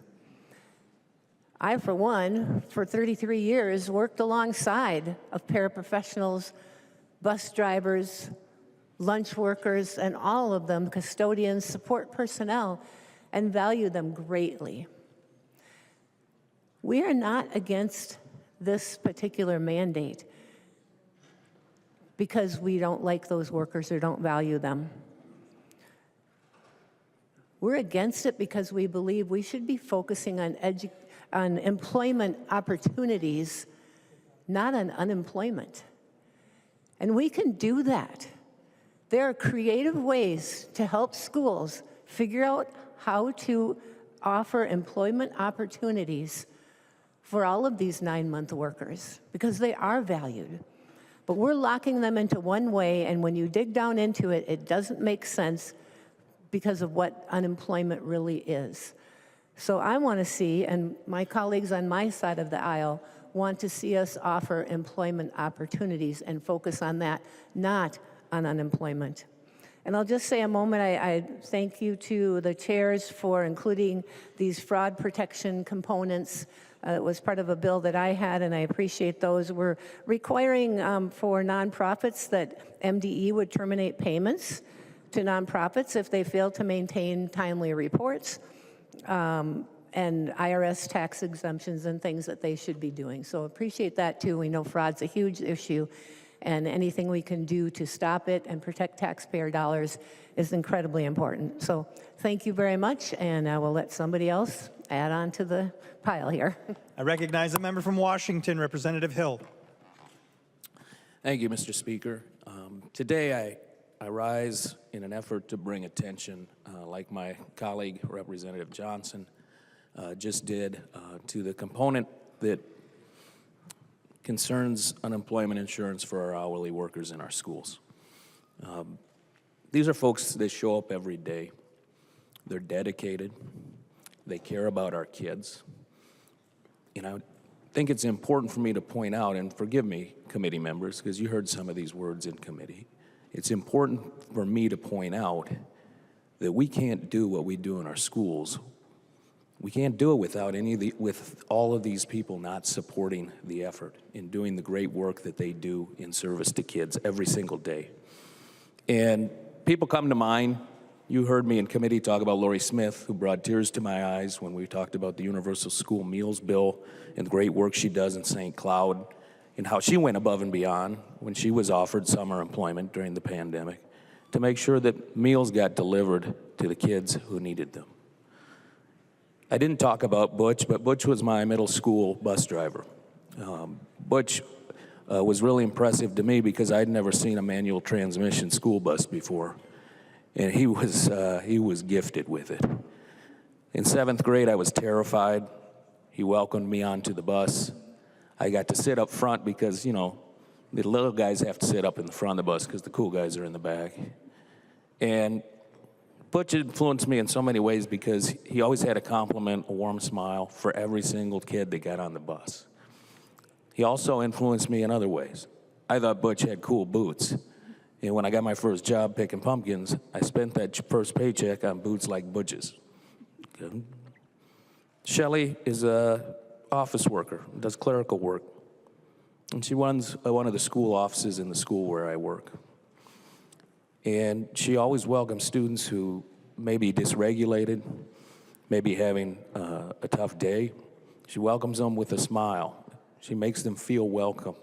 She calms down kids day after day after day. That dedication shows in every interaction she has with the students that she meets there in her office.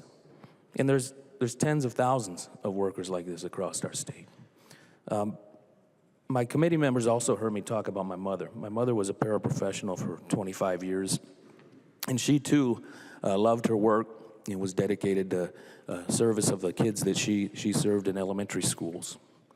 And regardless of the assignment she received each year or which building she was assigned to, she towed that line and loved it. And it wore her out. I saw the toll that her work took on her. Every spring she'd be pink-slipped and left to wait until mid-August, wondering if she would be hired back the following school year. She was never offered work in the summertime. She was also what was known in her district as a 5-9er. She was only offered to work 5.9 hours a day, so she wouldn't be offered full-time insurance benefits. 6 minutes a day. The difference that would have made for her, for our family, for so many paraprofessionals, because more than 70% of the paraprofessionals in the district at that time were 5-9ers. These people deserve a lot more respect. And I was so proud of the work that we did to get unemployment insurance on the books for our hourly workers. And I will not stand by and see that sunsetted. And so I can't support this bill. I want to thank our chairs. I want to thank Representative Youakim, Representative Krisha for their great work. Also our Ed Policy chairs, Representative Pryor, Representative Jordan and Representative Bennett for their incredible leadership as well. Thank you. I recognize the member from Mauer, Representative Mueller. Thank you, Mr. Chair, and thank you, members, for a good discussion on this bill. You know, I have a lot to say about a lot of things in this bill, but I really want to focus on Article 11. And Article 11, which is normally in every other education bill, Article 3, which is the READ Act, but was shifted over here. This is a really, I'm so passionate about literacy. I'm so passionate about reading. And we know how important it is. The work was started last year, 2 years ago, and it became something what it shouldn't have been. But there are so many people on both sides of this aisle that are passionate about reading. And we know how important literacy is because it literally is a game changer. If you're looking at people who are in the incarceration system, oftentimes can't read. Looking at people who are in poverty, so oftentimes they can't read. We know generational change happens when people can read. And that means we have to get this right. We have to get this right. And for years, we have had charlatans telling us, charlatans, I use the word, it happened, just for you, Jody. We had charlatans telling us that balanced literacy was the way that we can teach people how to read, and it was false. And we knew it was false, and yet we have people who had vested interest in keeping it the same. Vested interest in keeping it the same. And we have told loud and clear, and we have joined millions around the country saying status quo wasn't enough. Only 50% of our children learning and reading at grade level, not enough. And this started 2 years ago. And as Chair Jordan said when I was sharing House File 877, we're going to be talking about the READ Act until it's right. So in Article 11, I'm very, very proud to have worked with Representative Clarity. And we have several really amazing changes to Article 11, the READ Act. It starts with a clear definition using the word science of reading, because those who can't use the word science of reading don't actually believe in the science of reading. If you can't say it, you're not doing it. I don't care how many pretty languages you put around it, it's the science of reading. And so we start with a very clear definition of that.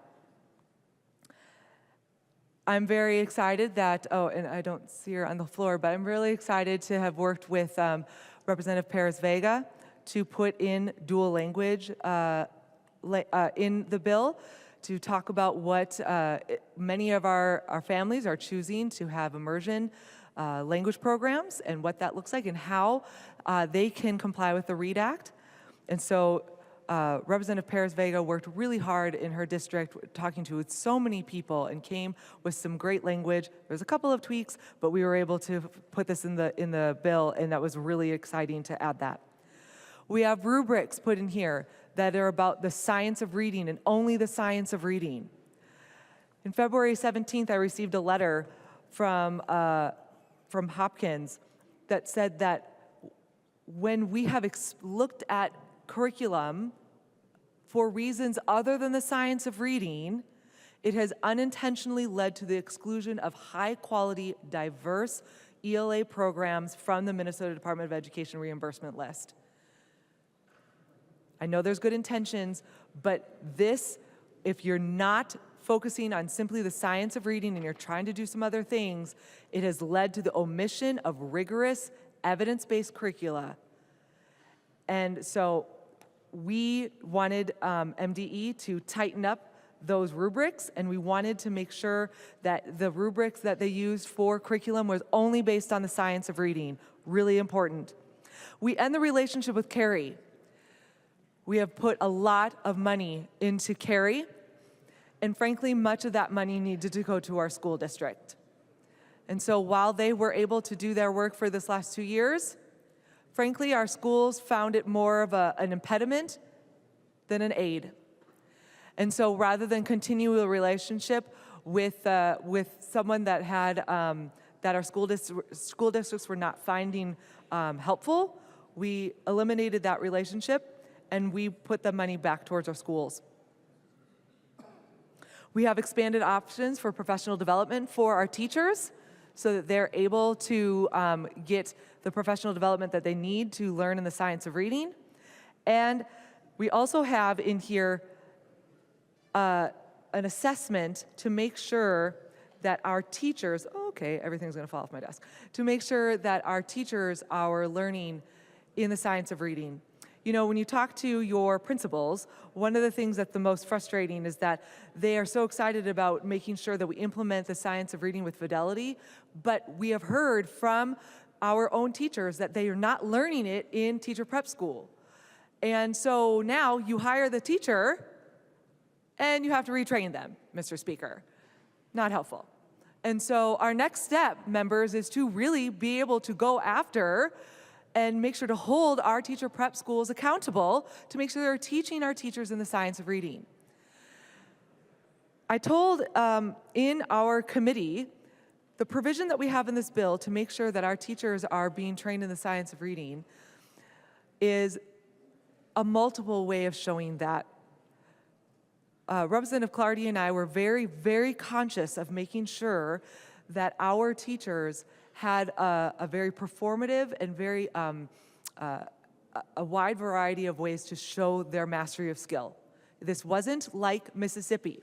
In Mississippi, where we saw the greatest gains, by the way, but in Mississippi, they required all their teachers to take a 4-hour paper pencil test. Okay? Now, Representative Mueller does not do well with paper pencil tests. However, if you give me my training and then you ask me to do something, I'm going to show you that I show mastery of skill. And I'm going to show you that. And so we made sure that we had a way for a teacher to show mastery of skill that isn't a paper pencil test, but is an independent measure of our teachers to make sure that our principals, when they're hiring them, know they know the science of reading. I think this is again, not exactly what everyone wanted, but this is a really good next step as we're trying to make sure that our students are learning in the science of reading. And members, we know it's working. We know the science of reading is working, and it's because I got to go visit Monroe Elementary School. Monroe Elementary School actually made the shift over to the science of reading before it was mandated in the READ Act. Monroe Elementary School has 26% English learners, 16% special education, and 50% free and reduced lunch. They have a wide variety of students from all sorts of different backgrounds. And when they decided to use the science of reading, the results were life-changing, groundbreaking, I would like to say. In their MCA reading progress, we saw statewide that only 18% of our level improved. 42% maintained their achievement level, and 40% actually did not meet standard or decreased. That was statewide. At Monroe Elementary School, it's completely flipped. Because of using the science of reading, 41% had an improved achievement level, 30% had a maintained achievement level, and only 28% did not meet standards, and that was in 2023. When we look at their kindergarten class and first grade class using their, in the spring of 2024, it shows that 90% of their students are reading proficiency indicators. 90%. And that doesn't have anything to do with skin color, because we're saying, okay, our Latino students here, 84% show mastery of skills, proficiency. Asian students, 91, black students, 84, white, 93, and multiracial, 90%. It's because it is using the science of reading. And the teachers are noticing the difference. They said it's hard to move a system, but they're saying the structured, sequential, and repetitive nature of the science-based reading curriculum is what's making a difference. They are noticing it's building confidence in and their skill, and that the parents are noticing a substantial difference in their children's confidence and skills, which they attribute to the curriculum and culture. Members, we can't get this wrong.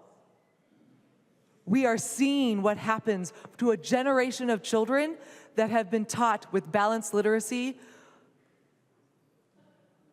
and we see what we get. 50% of our kiddos can't read at grade level. And we're seeing one who holds fast to the science of reading, they're seeing change. They're seeing growth. And these kids are going to be able to break cycles of poverty. They're going to be able to break cycles of incarceration, break cycles of injustice. They're going to be able to do that because they can read. And because they can read, that's what's going to create equity. That's what's going to create freedom. That's what's going to create a future for them. And so, members, thank you so much for being able to support this bill if you can. And thank you, Representative Clardy, for being such a good partner with me as we go and we change literacy for our students in this state for the next generation to come. Members, I ask you to vote green. I recognize the member from Hennepin, Representative Greenman.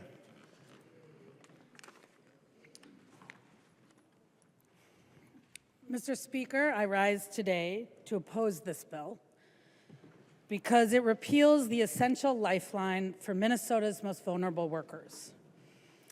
I oppose this bill because if passed, it would introduce an enormous amount of uncertainty for the workers who feed, who educate, who drive our kids to school, and for the kids, the parents, and the schools who rely on them. This is an education finance bill, and it should be focused on educating kids and supporting them. But this provision in the bill repeals unemployment eligibility for Minnesota's bus drivers, our paraprofessionals, our educational assistants, and our food service workers, and that isn't about teaching kids to read. It isn't about supporting the health, safety, and well-being of our kids. In fact, it is taking away economic security from the educators and the workers who do just that. It will strip the lowest paid workers of the security and access to unemployment insurance that every other employee in Minnesota already has. In the last 2 years, hourly school workers have had access to unemployment insurance. The policy has provided economic security for those workers and workforce stability for our schools who are relying and retaining those valuable staff.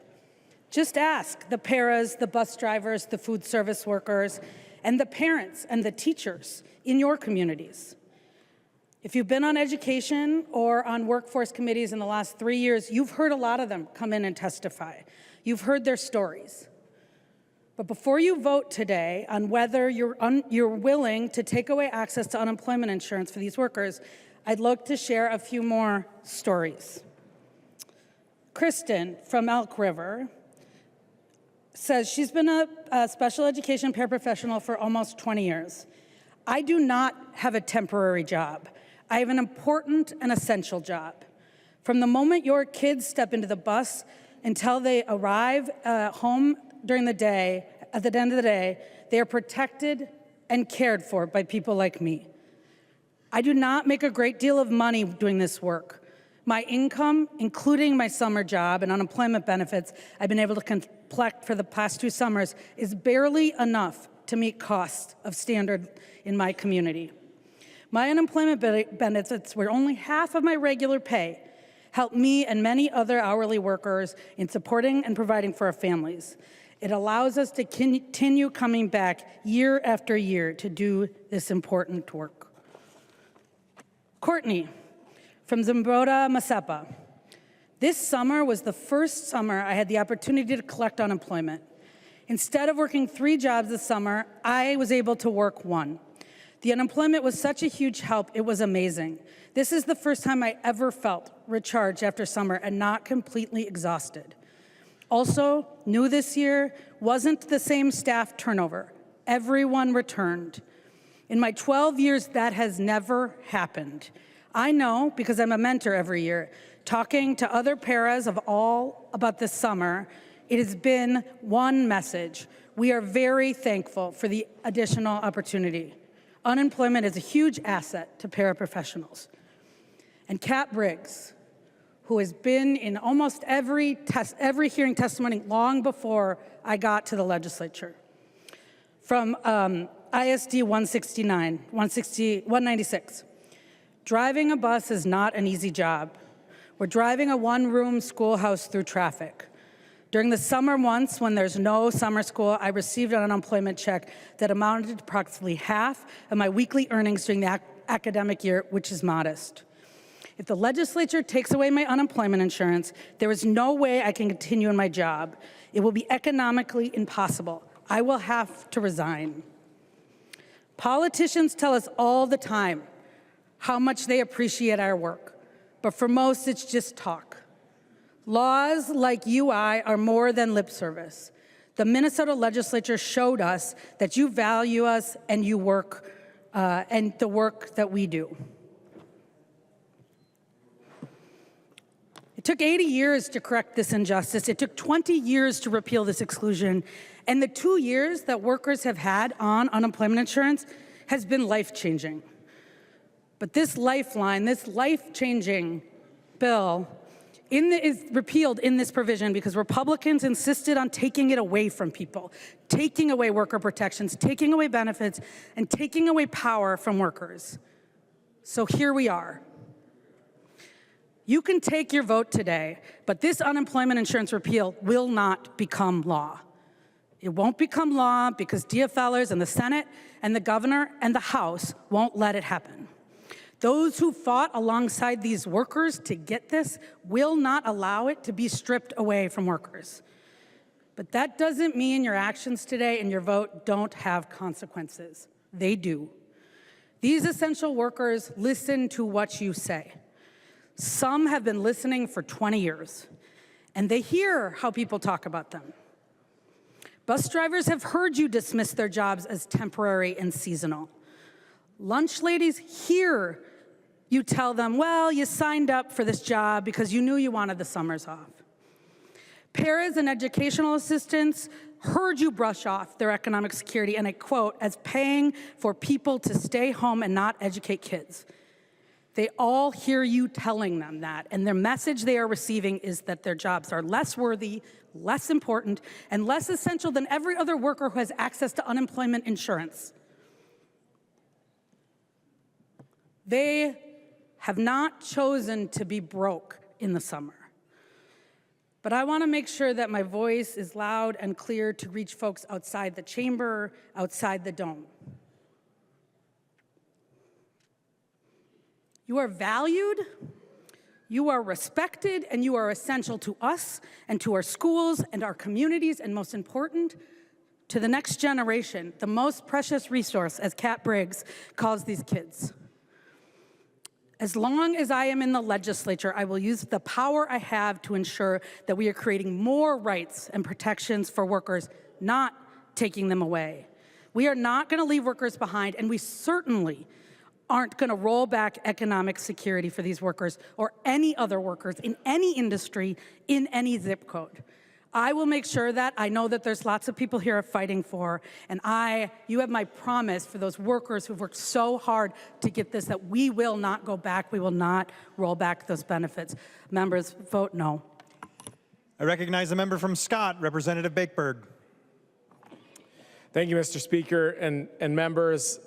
Before I talk specifically about this bill, in the upcoming weeks, we are going to students across the state are going to be graduating from high school. So I think just take a moment and say congratulations to the seniors that are going to be graduating, but also take a moment and thank the people that actually make that happen. So it's the teachers, it's the hourly workers, it's every single person that works in a school.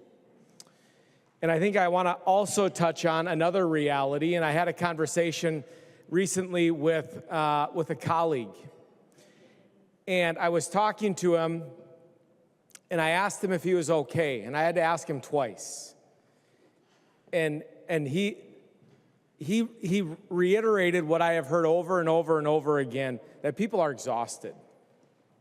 They're exhausted with the tension that normal educators are in on a daily basis. They're exhausted with the concerns that they're facing on how they're going to meet the needs of the kids in front of them. They're exhausted about trying to balance budgets. That's the reality. So whether it be UI or any of the other mandates, our educators have to actually implement what we pass.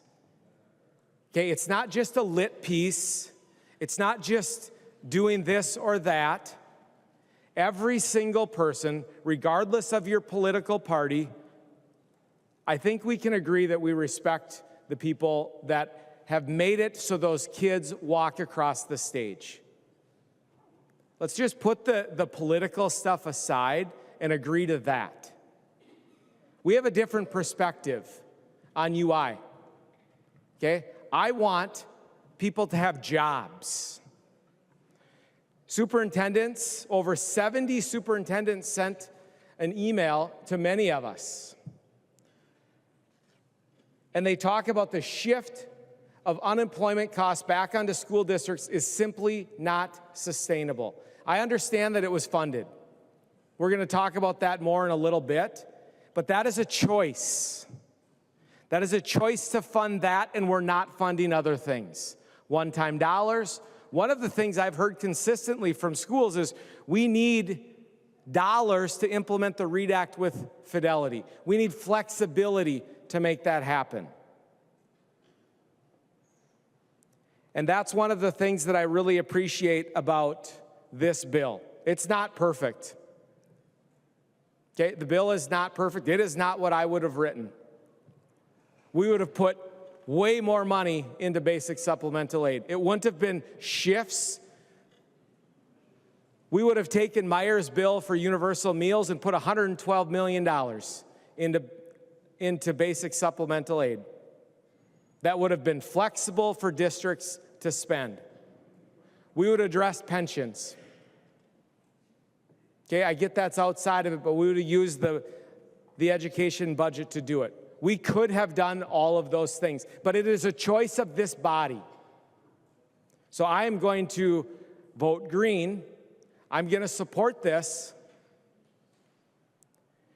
And then I'm going to go back to my school, and I'm going to have to implement whatever we pass.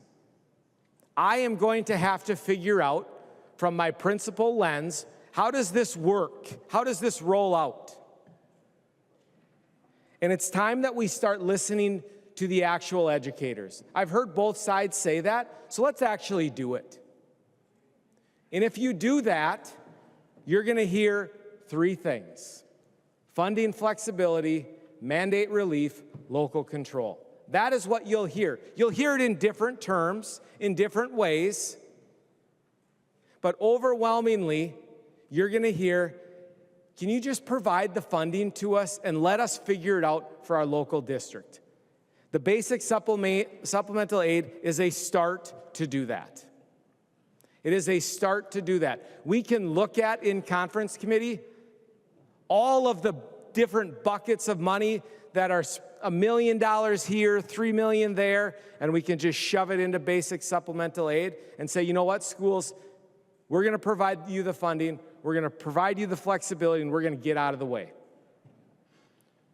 That is the only way we are going to address the financial crisis our schools are in. Okay? I encourage a green vote to this imperfect bill.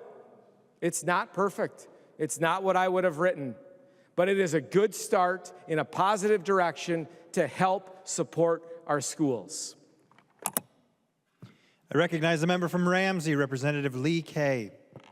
Thank you. Today, along with my Democratic colleagues, I rise to share why I will also vote no on House File 2433.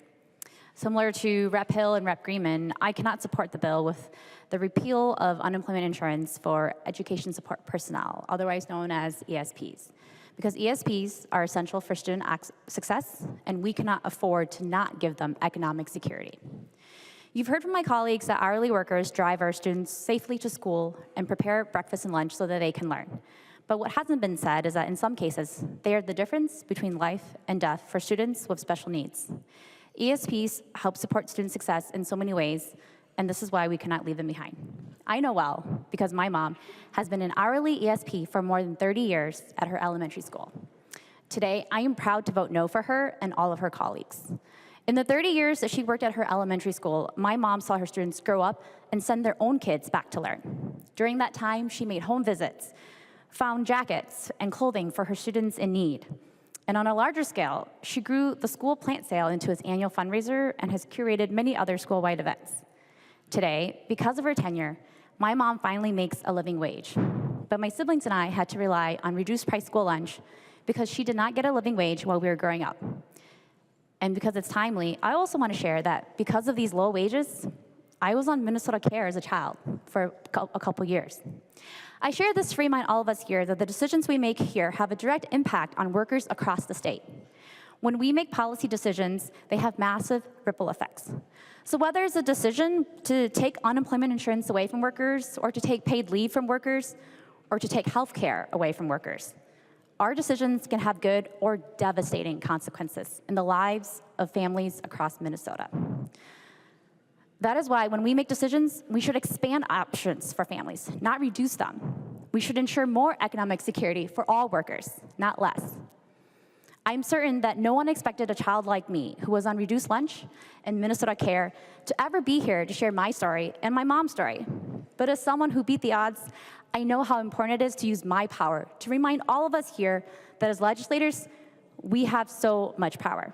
We have the power to change things. Each and every one of us have the power to create more options for our constituents, mine and yours. So I want to remind each of us that we can and should use that power. Our colleagues on the other side claim that they're only concerned about finding funding for UI. I want folks to understand that we can work together and find funding for it then. And as legislators, we have the power to expand the pie. Don't shirk away from your own power. The House has the power to raise revenues. This bill does not provide that solution, and so that's why I'm voting no.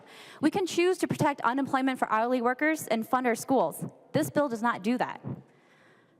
And so I'll close by saying that for all the hourly workers listening, know that we are still fighting to protect unemployment insurance for you and all your other rights that you're due, because we know you are some of Minnesota's hardest workers. Thank you. I recognize the member from Anoka, Representative Niska. Thank you, Mr. Speaker.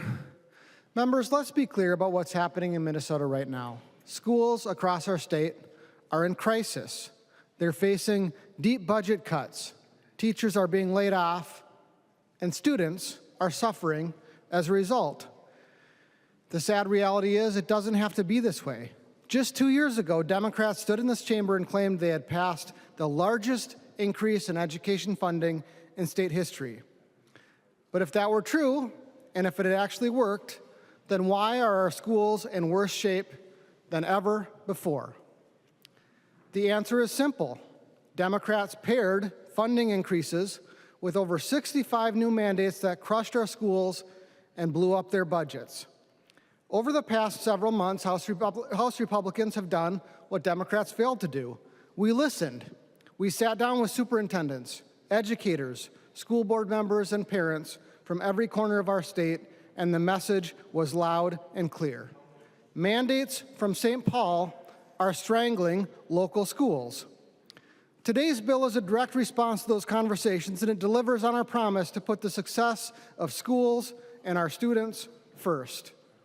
Members, today we're delivering the mandate relief, at least in part, that our school leaders have been pleading for, the funding flexibility so they can do what they do best, educate students. We do this by unlocking more than $150 million in basic supplemental aid, funding that schools can use to meet their unique individual needs. We're doing this because we believe that local school leaders know best how to spend this money, not politicians in St. Paul and not bureaucrats sitting in an office hundreds of miles away. We're also sunsetting the seasonal worker unemployment insurance mandate, which is a costly and unnecessary burden that is bankrupting school budgets, forcing districts to make impossible choices like lay off teachers, and will lead to skyrocketing property taxes across our state. This bill also protects educational freedom. Republicans stood strong and stopped Governor Walz's harmful proposal to eliminate non-public pupil aid. That means families that choose private, religious, charter, or homeschool options will continue to receive support for things like textbooks, nursing services, and transportation. Because parents, not the government, should decide what education is best for their children. We're also making sure that taxpayer dollars are spent responsibly by including important oversight provisions that eliminate funding for politically connected nonprofits and make sure that the Department of Education has the authority to cut off funding for nonprofit organizations like Feeding Our Future that fail to file basic forms like a 990. Members, simply put, this bill funds schools, not bureaucracy.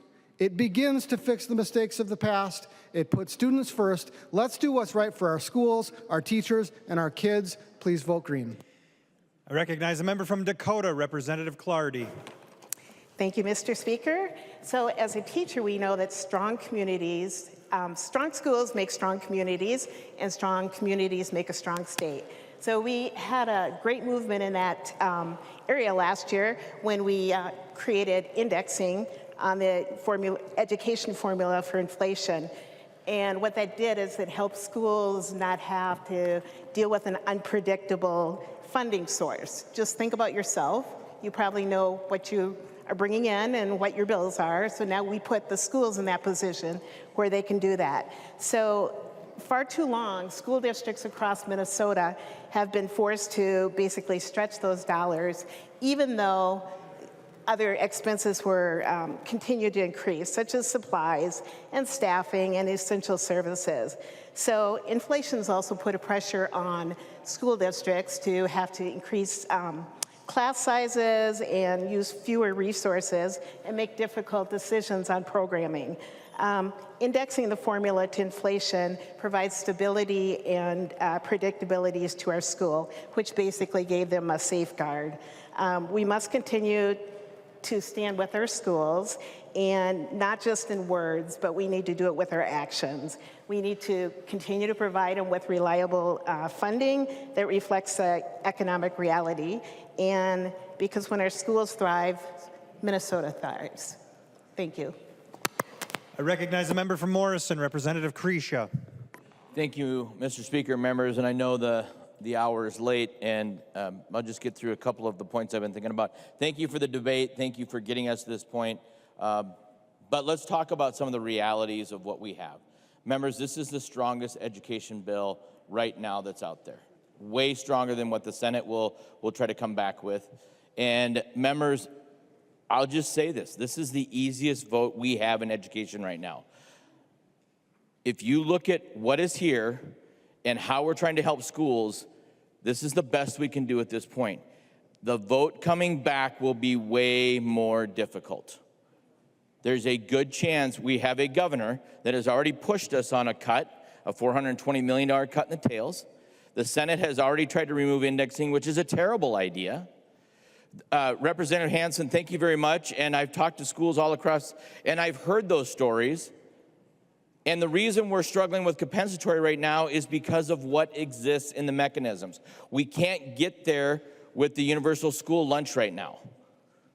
Mandates like the UI, and in this bill, and we'll have one later where we'll get more funding, but at least in this bill, we tried to hold schools harmless, and the reality is the mechanism. Members, I would go crazy if I allowed the emotional side of me to come out because of the stories I've heard. I get it. But as the co-educational finance chair, to Representative Bakebird's point, all we can do is put into place the best we can, and then the unintended or intended consequences fall from that. Members, whether we like it or not, at some point, and we have a bill later that helps a little bit, the funding for the UI mechanism runs out. That's a reality. The funding for compensatory has run out. The formula was changed with the direct cert, and that has caused problems.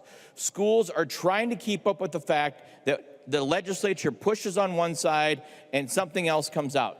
This is always, we are not in a vacuum. Members, I understand all the stories that we talk about with workers, but from a mechanism, we will put schools in a position where this is truly not unemployment insurance. If you go look at the website and you look at how you apply for unemployment, you have to be looking for jobs. You're not allowed to travel without outside of a commute range, and you have to take a job as it comes. If you misrepresent yourself, and I hope to goodness we don't see this, you will be put up on fraud. And I see a situation where if we don't allow the schools to find better ways to find jobs or expand jobs in the summer and not try to have this hanging out there that, hey, let's just give you half your wages when, let's try to find the best we can for working for you for the summer. I fear that people will, as humans do, get complacent and use this the wrong way. If you already look at the MSBA and other surveys out there, there's already disruptions out there and workers that are borderline how they're going to use this. I don't want that to happen. I do not want a situation where a school gets investigated or a worker gets investigated because they didn't understand the program and it wasn't done right. Members, contractors, schools will use more contractors to get around this. Schools will, because as the dollars shrink, they will look for ways to keep their budgets intact. I will do my best to try to find ways to get the compensatory to be held harmless. I will find ways to hold these schools, but we're going to have to give up on other ideas and mandates that are costing schools too much money. Members, this will be the easiest education vote. I fear the conversations with a governor who's already decided to cut in the tails and a Senate that's already committed to removing the indexing, which I agree with. Imagine not touching compensatory. Imagine the indexer having to be reduced to make the tails balance and the vote that will ensue after that. Members, I'm telling you, from my perspective, this is the easiest green education vote. This gives us a strong position to go in because the governor's already demanded a blue ring commission that's going to go into special ed, cross subsidy. Members, think about that. We are already talking about having to fight against cuts to kids. That's going to roll into schools cutting staff and class sizes going up, and away we go.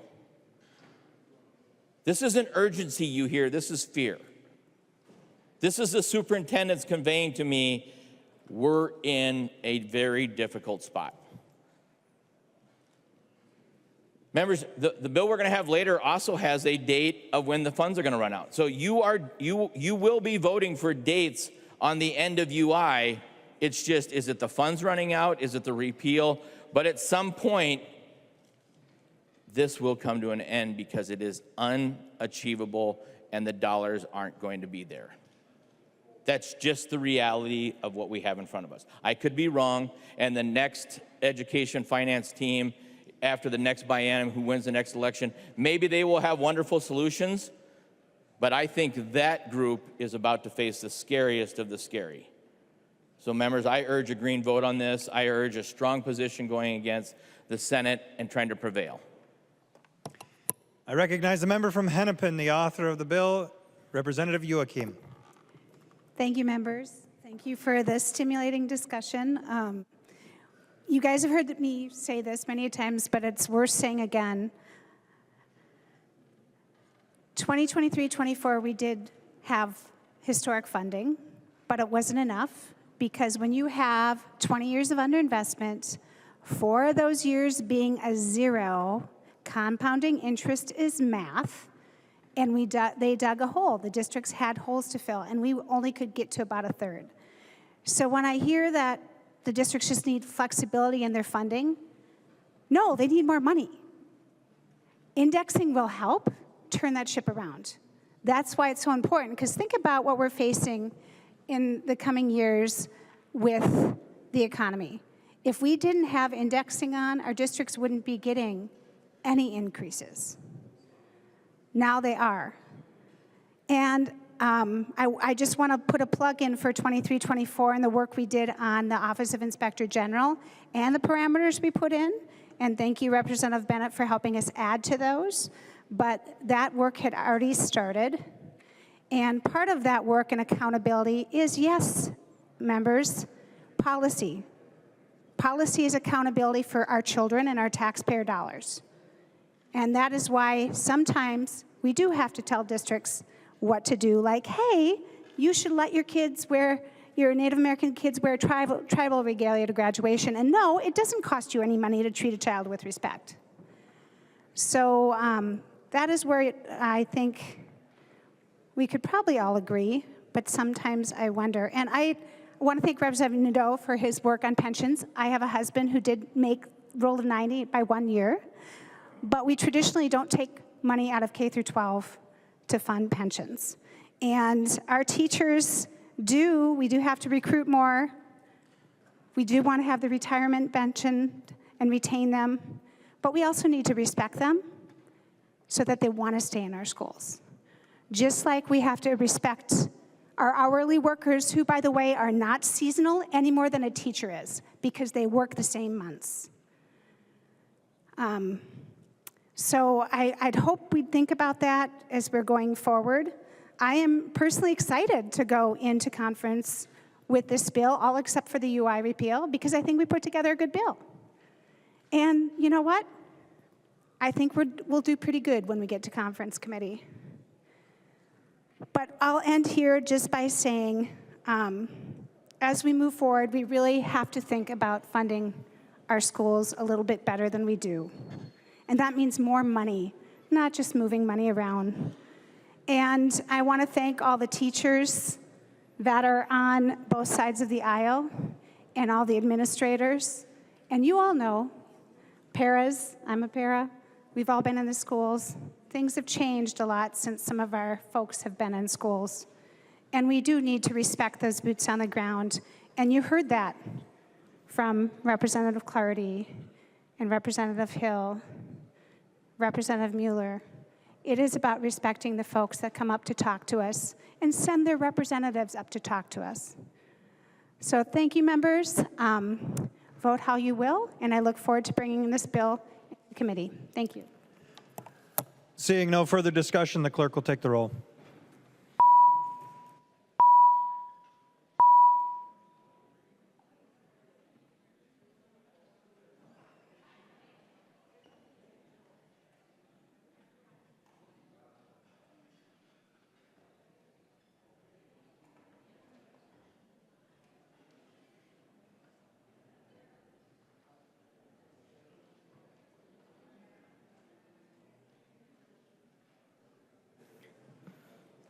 Members, please vote.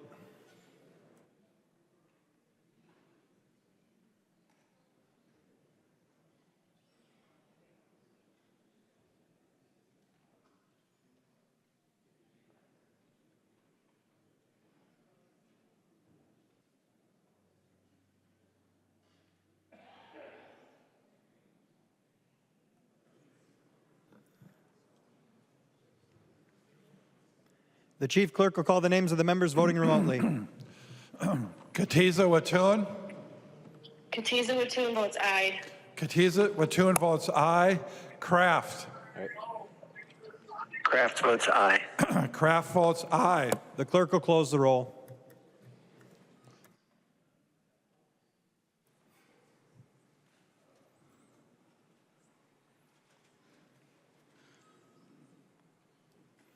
There being 93 yeas and 41 nays, the bill is passed and its title agreed to.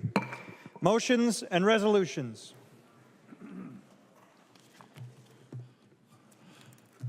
Pursuant to Article 4, Section 19 of the Constitution of the State of Minnesota, Long moves that the rule therein be suspended and an urgency be declared, and that the rules of the House be so far suspended so that House File Number 1143 be given its third reading and placed upon its final passage. I recognize the member from Hennepin, Representative Long.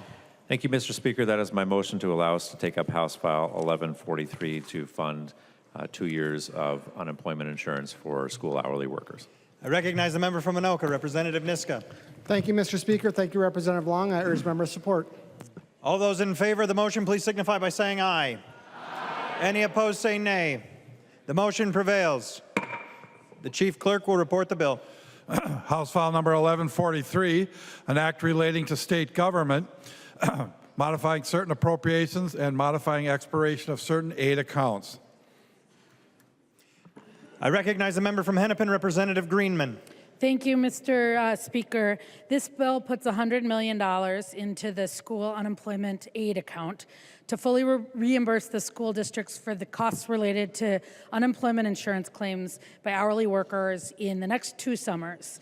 The way it works is due to the cancellations of $77 million of the Northern Lights Express and $22 million in savings.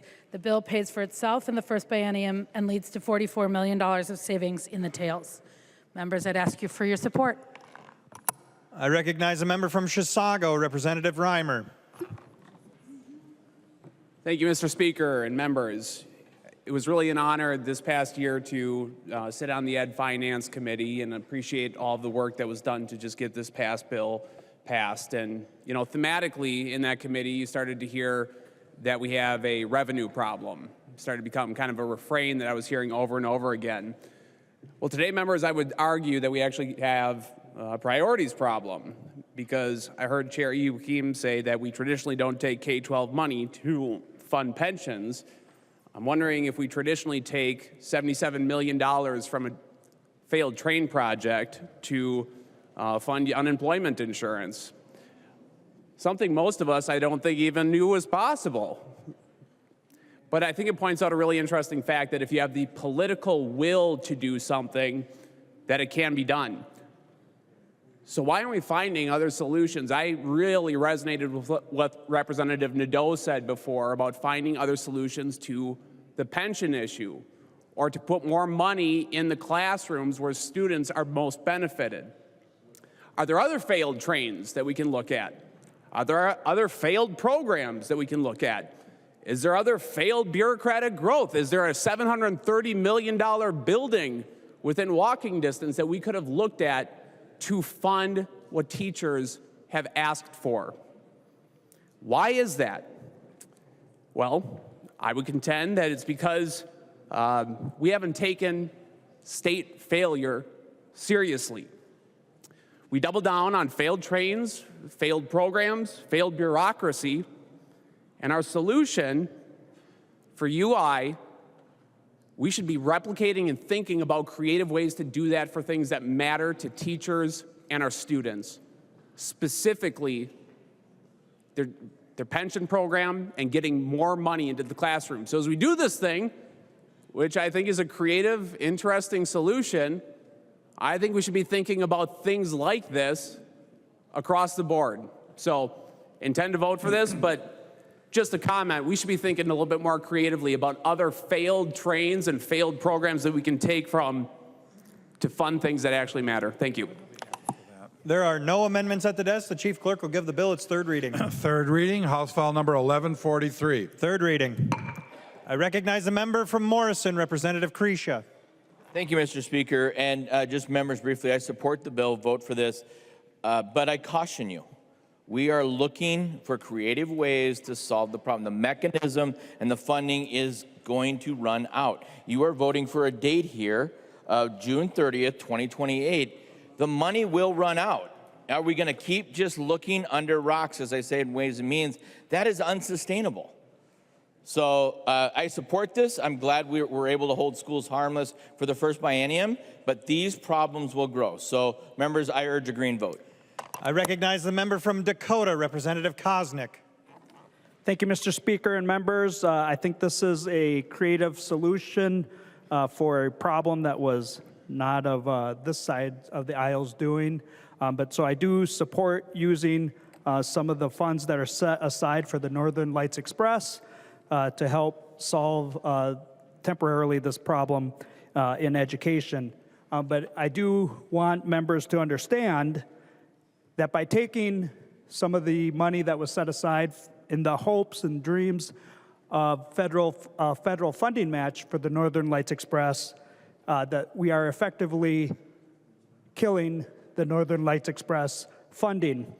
And I say that because just this week we received a letter from the Department of Transportation acknowledging the Northern Lights Express, and just to quote, that without the statutorily necessarily committed local match of this project, which now we do not have by using this $77 million, federal funding would not be made available. And so we're kind of want to make sure that the body knows that we are using what was once part of the surplus that was given to us and better purposing it, and it also helps us solve our future deficit when we recognize the use of the remaining funds with the NLX. So members, please vote green, support good use of some of that surplus money and helping our schools and bettering our transportation systems. Any further discussion?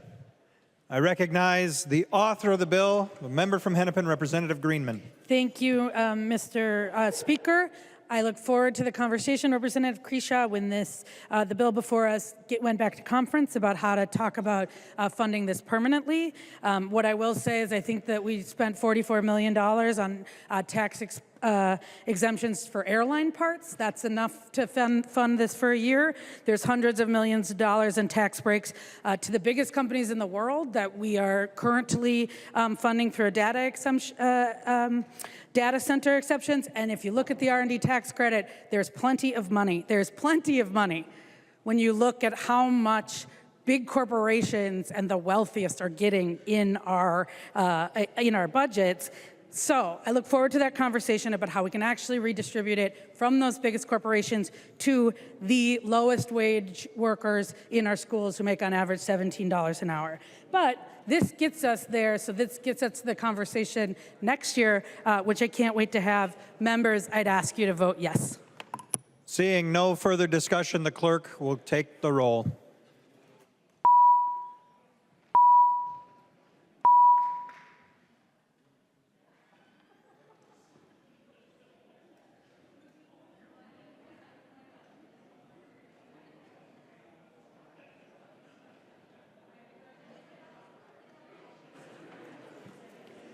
Members, please vote.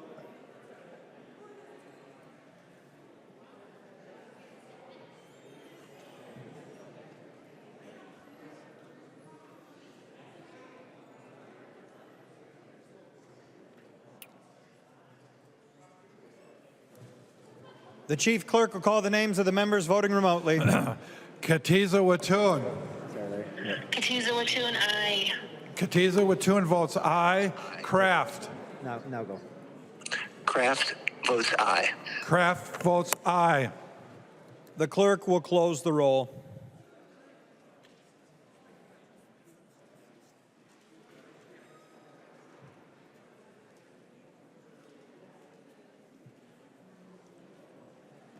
There being 131 yeas and 0 nays, the bill is passed and its title agreed to.